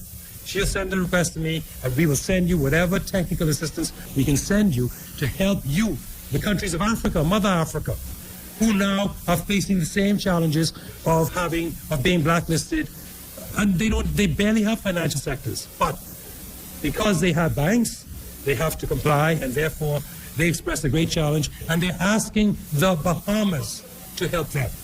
And the Bahamas will. As we help our Caribbean brothers and sisters, we will reach out our hand to Mother Africa, and any sister state, or mother state we should say, from Mother Africa that requires the assistance of the Bahamas can fully expect to receive it. What the Bahamas is doing under your dock, your Prime Minister, the Most Honorable Hubert Minnis, the Bahamas is taking a leadership perception where we are perceived by our contemporaries and by the wider world as a leader in the Caribbean jurisdiction and in terms of financial services at all levels. Not just the services we provide, but also the quality of our governance and setting an example for the region and helping to pull everybody up to a higher level. The Bahamas is perceived internationally as a country of leadership. Why do you think we get the focus? The World Bank would go and find out what happened in the Bahamas and suddenly realize, oh my God, Hubert Minnis government bent over backwards to feed and to pay people monthly, weekly, however it went, who weren't working, who weren't entitled to receive any help. What? Hubert Minnis government has managed the COVID pandemic better than any other country in the Western Hemisphere, from the Arctic to Tierra del Fuego. Then come off of the Bahamas under the leadership of your doc, our Prime Minister, all agencies. This Bahamas is finally attaining the acknowledged leadership in this region and in the world and in the perception of the world that the Bahamas thoroughly deserves. Because you know what? This is the Bahamas. We know how to do it. And under your doc, your Prime Minister, we are getting the job done. On that note, let me just take this moment to close by offering my personal thanks to those wonderful public servants and senior officials, and yes, even, as I said to Miss Johnson, the head janitress, those wonderful staff who, whenever they see me, wherever they're on the 3rd floor, 2nd floor, they say, hey, G, because they know that I love and care for them. I want to thank them for everything they do. They get cussed out, call all manner of things. It's hurtful to them. And so I stand in this space and I will always defend them because I know the value of what they seek to do. Yes, they're imperfect creatures like all of us. We all will make mistakes or errors or slips, you name it. But they try and they do their very best. I want to thank the Director of Legal Affairs, Zanet Bonamy, all of the Deputy Directors of Legal Affairs, That's the director. I started with Ms. Antoinette Bonamy. All of the wonderful deputy directors of legal affairs, the assistant directors of legal affairs, and some of them I tried to take up higher because they've worked long in the vineyard. And they talk about, we have any establishment number. I say, I don't care about no establishment number because I got deputy directors of legal affairs working in other ministries. So don't tell me about establishment numbers. Tell me, I can tell you what I need, and you need to give it to me. And I have people who are being frustrated. They need to receive recognition for their labor. I think of assistant directors of legal affairs, Ken Renuri, Michelle Dean, Kayla Green Smith. All of them in their several forests stand in the gap for the Bahamas. And they're not getting the kind of recognition that they thoroughly deserve. You know, people say, oh, yeah, you know, it was the injunction thing, right? Anyone who listened to the legal arguments would have heard this Kayla Green Smith, assistant director, standing toe-to-toe with the most aggressive lawyer in this country and holding her own on behalf of the government and the people of this country. Very capable. Very capable. The same can be said of Michelle Dean and Ken Renuri, among others. Last time I've gotten up, like Jewel Major is excellent in her relations with all of the international agencies. And we know how, you know, member opposite, how onerous it is once you get these international conventions. They can send you 2-3 questionnaires a year. They send you all kind of things you need to report on a year. But who does that? My office does that. Who leads that? It's Jewel Major. And so she's finally gotten recognition. There are others. And I want to thank them all. I want to thank my permanent secretary, Mr. Celia Strawn, and my former permanent secretary, Marco Roll. Both were excellent permanent secretaries in the way they did their job. Okay? Both are to be highly commended. Because the one thing I know, they didn't always agree with me now, you know. And so they find, you know, administrative ways to slow you down, lock you off. So if they didn't agree on someone, get promoted, they say, yes, Minister. And you check back 6 months later, let me see if I can find that.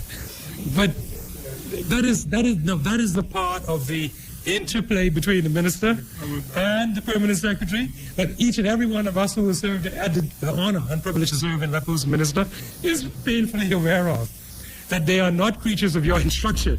They must be creatures with whom you have to reason and I beg, please let me get this done. But I want to thank both of those permanent secretaries because it has truly been a pleasure. You know, the last, I've had other great permanent secretary. Harper Turnquest was a great permanent secretary, my first permanent secretary. A wonderful gentleman. He taught me how to be a minister. Quite frankly, when I was just a junior minister. And I owe that to him. I tip my hat to him in every way. And after him was Jacqueline Murray. Oh boy.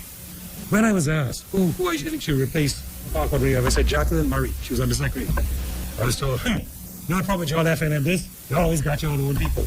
Meaning, well, perhaps of a different political persuasion. She was absolutely a jewel. She was a total jewel. It broke my heart to hear of her untimely passing. Okay?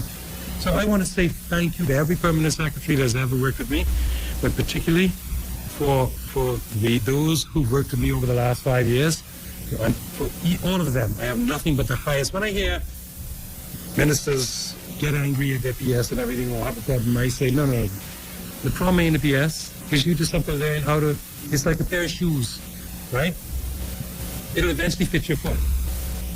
But if you keep bucking your toe, you're just going to get a sore foot. Work with it. I want to thank also, I thank the attorneys, all of them, and I want to thank the Crown, the senior counsels, the chief counsels, the assistant counsels, and I've worked hard to move everybody up at least one notch. And I can tell you that the future is very bright. We have some brilliant pupils and assistant counsels. You know, the last 3 assistant counsels that we sent to Malta to do the course, they all got their passes with distinction. There are some brilliant young attorneys coming up. And they are getting their start in the most challenging office in the whole wide world. And I commend them, and I thank them, and I look forward to watching them as they ascend the ladder because they are truly brilliant. I'd like to thank Dame Anita Allen, the Law Reform Commission, and in terms of day-to-day work, particularly the Director of Law Reform, Tina Roy, her team of draftspersons. And again, this is another area where you've seen debilitating losses, of people just getting burned out. And right now, I'm faced with a crisis that my existing team, I call them the team, are right now burned out from the budget process, the constant ministries that want bills and they want them now and they want it this way. They need to consult to go back and forward. And then if there's some slip in the bill, why the AG office dumb? Why y'all dumb? How y'all could do this? How y'all could put this act before Parliament and then you got 2-3 pages of corrections? I'm sorry, but we only have human beings working there. They are very skilled. They are very talented. They know how to do their work. And why don't we just try saying thank you to them once in a while? As I want to say it publicly. Gina Roy, Talika Rule, Misha Cox. I want to thank the President of the Tribunal, Ms. Indira Francis, Ms. Marilyn Mans, who served for 25 years, is now on pre-retirement leave, and all of the tribunalists for their good work. I want to thank the Director of Public Prosecutions. You know, he's someone else who gets beat up, called all manner of things, but he is a public servant dedicated to justice and the administration of law, and he is making good progress for the Bahamian people. Commend him. Registrar General Sally Ann Lockhart Pratt, and all that she's had to go through as she tries to improve our services, etc., and the loss of 2 valued members of staff as well. And then Christine Johnson again, I think the best janitress in the whole wide world. And so, last but not least, let me thank all.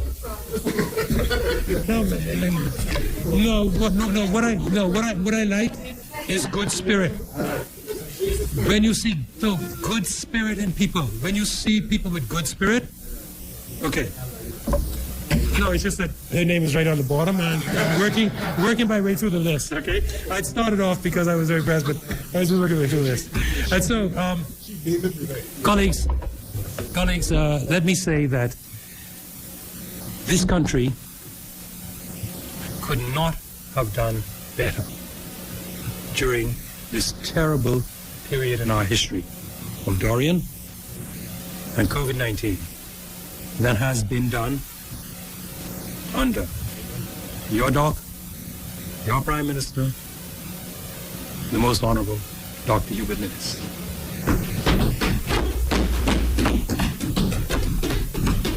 And now, with the excellent support of our Minister of State for Finance, oh Lord, man, crazy.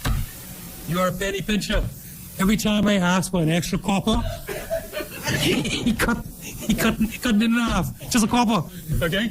But with his excellent stewardship of the day-to-day working, because that is his job, the day-to-day working and the intricacies of the Ministry of Finance, I am sure that the Bahamas, look at that, just about a few days ago, it's announced we are $127 million ahead of projected revenue as of this week. A whole 127 million. And that's just the beginning. That's the start. We can only go up from here by God's grace. On that note, Madam President, amen. The bell ring for me. Thank you very much. I support this budget. Thank you. Thank you, Senator Bethel. As many